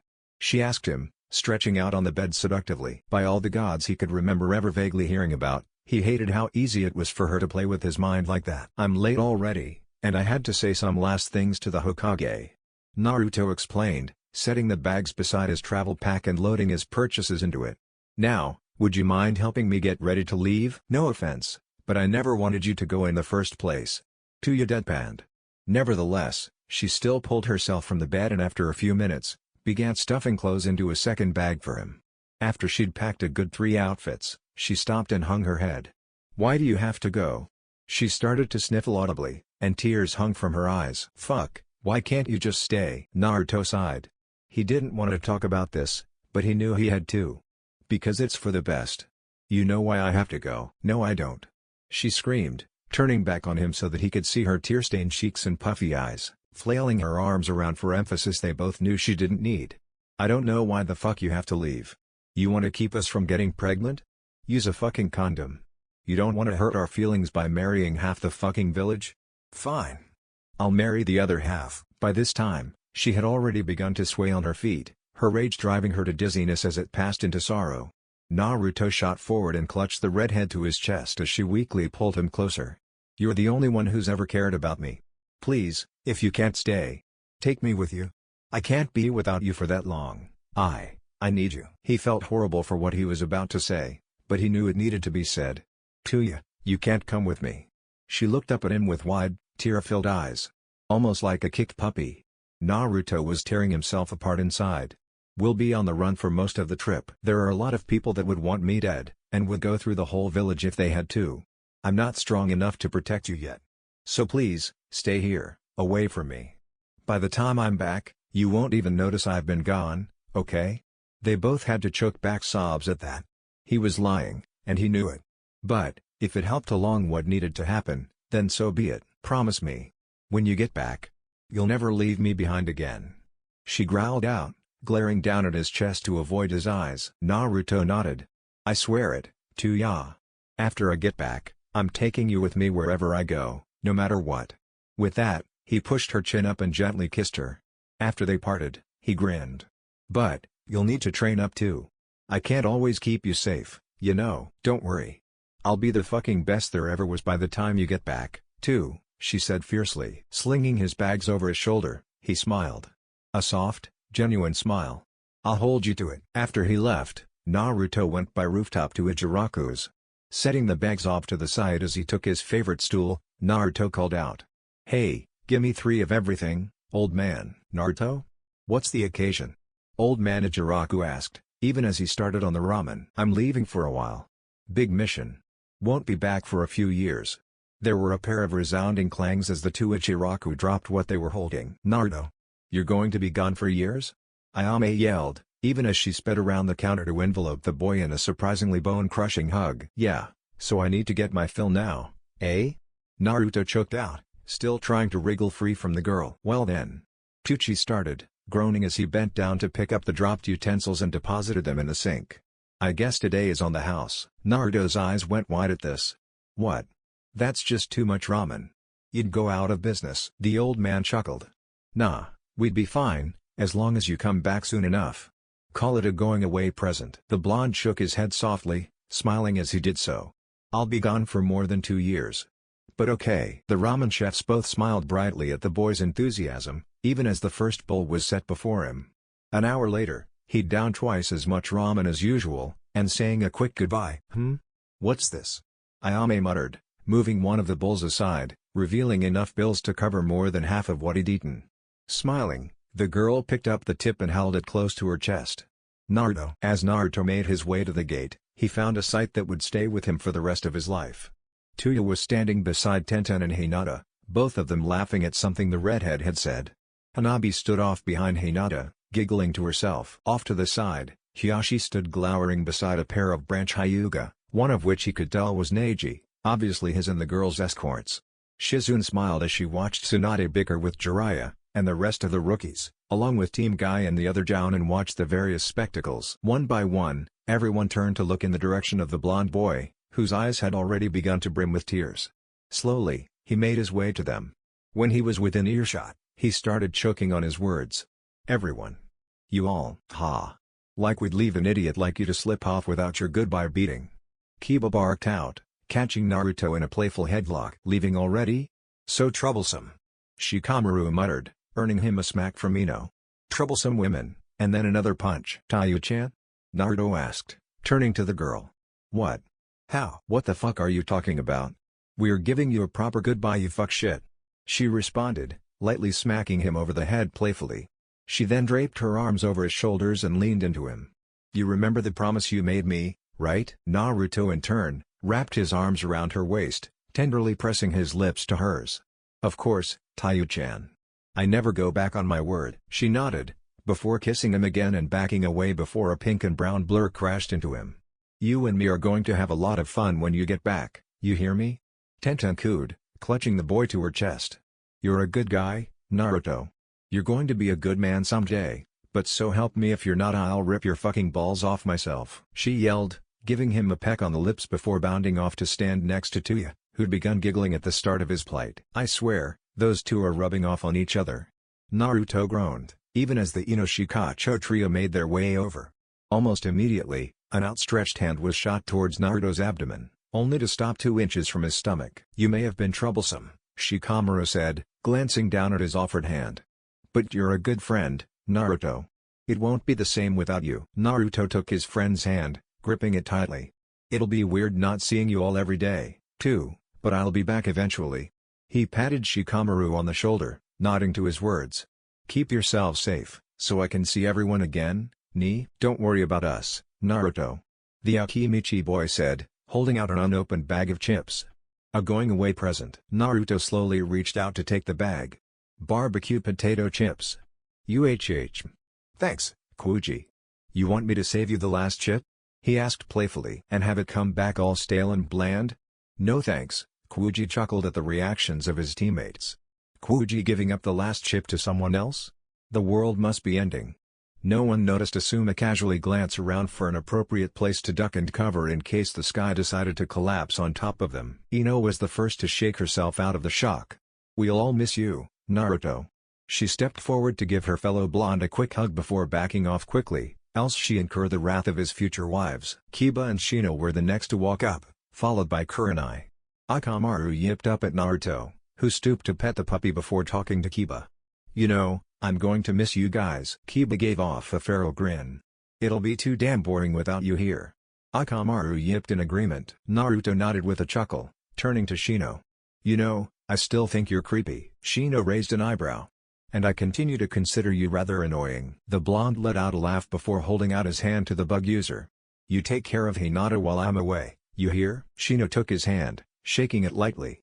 And you take care of her when you return. They shared a nod as Kurenai smiled at the sight. You got it. A pair of green blurs assaulted the blonde as teammate made their departure. Naruto-kun, they yelled. We shall protect Tenten-san until your return and even long afterward, Lee yelled, giving his good guy pose. You just be sure to grow into a strong man worthy of our beautiful Tenten. I am sure you shall flourish under Jiraiya-sama's tutelage. Guy added, matching his student. Naruto paled. You two do realize that Jiraiya is quite possibly the single most perverted man in the world, right? He does right, Icha. After all. The two shared a glance, before leaping off to re-educate the unyouthful one. Naruto honestly pitied Jiraiya at the moment, but couldn't hold back a snicker at his expense. Even Tsunade seemed amused as she watched the white-haired man run from the green blurs. The Hyuga delegation was just about to move forward as something in the distance caught their attention. A silver-haired man with a mask covering the lower half of his face, and his Hittite covering his left eye. The man walked with crutches, and had a nurse constantly fussing over him, trying to get him to return to the hospital. When he'd finally made it up to Naruto, he smiled lazily under his mask. Yo, Naruto. The blonde smiled in response. Hey, Kakashi-sensei. You're feeling better? The man nodded. Much better, the crutches are just a formality. His nurse interjected sourly. You'd fall flat on your face without them. Kakashi scowled. Naruto, this is Kimiko, she's been taking care of me during my stay at the recovery ward. The man then leaned forward conspiratorially to whisper in Naruto's ear. I've been thinking about doing a little clan rebuilding of my own. I'm going to ask her out once I'm released from the hospital. The woman, being a Chunin medic, heard every word. Who would want to go out with you? She huffed, trying to hold down her blush. She likes me, Kakashi said, nodding sagely. Again, he leaned forward to whisper. I bet she thinks about me at night when his words were cut off by a hard punch to the back of his head from an irate nurse. That's quite enough, Hatake-san, Kimiko said as she began dragging the wounded Jounin back to the hospital by his leg. A giggling Shizune walked up beside Naruto, trailing a familiar Hyuga girl behind her. She does actually like Kakashi-san, you know. I think they'd make a cute couple. Hey, I think so too. The girl added, turning to Naruto. Hey, remember me? Naruto nodded. She looked a lot like a mix between Hinata and Hanabi, but she covered her forehead with a dark blue linen cloth. Hidamori-san, right? She nodded cheerfully. Yup. I'm Shizune's apprentice. That's great, Hidamori, Naruto said, still smiling. And Naruto. Shizune added, stepping closer to him. We've confirmed it, I'm pregnant. She cheered. Naruto couldn't be happier. He flung himself into Shizune, holding her close to him. That's wonderful. Now I know I don't want to leave. Shizune sighed. In truth, they didn't know. She just wanted to give Naruto some good news before he left, something to be happy about. We both know you need to go, Naruto-kun. Don't worry. I'll take care of everything. Hidamori chimed in happily, giving Naruto a watered-down good guy pose for good measure. I suppose I can help too, Tsunade said as she walked up beside Shizune. Although my position as Hokage will keep me pretty tied up. Naruto chuckled. I'm sure you'll do your best, Obachan, Tsunade growled. How many times do I have to tell you not to call me that? The blonde boy waved his hands in front of himself defensively. Wait. All I mean is that Shizune is like a daughter to you, right? Naruto asked, causing the older blonde to pause. So, our kid would be like your grandkid, right? Now I have a good reason to call you Obachan. Tsunade smiled thoughtfully. I suppose you do. She then thwacked him over the head for good measure. But I still don't like being called that. A muffled cough was heard from behind her, and when she turned, she saw Hinata standing there, with Hanabi still hanging onto her older sister's jacket. Excuse me Tsunade-sama. May I speak within Naruto-kun? Yeah. Move it Oba-sama, Hanabi yelled from behind her sister, sticking her tongue out at the godime. Why you little? Tsunade started, before taking a deep breath and composing herself. Yes, Hinata, you may. When the elder Hyuga sister walked up to the blonde boy, the younger followed in her shadow. And Naruto-kun? I just like to tell you. I'll love you, and gee good luck. Hinata then leaned in, and pecked his cheek. Surprisingly, when she did so, Hanabi stepped forward and stretched on her toes in order to kiss his other cheek. And then the younger girl kicked him in the shin. And if you don't come back, I'll kill you myself for hurting One-chan. Hanabi roared at Naruto, who was holding his bruising leg protectively. "Well, she's a bit of a firecracker, isn't she?" Tsunade mused. Neji scoffed at the joke, but couldn't help but smile with Hidamori on his arm.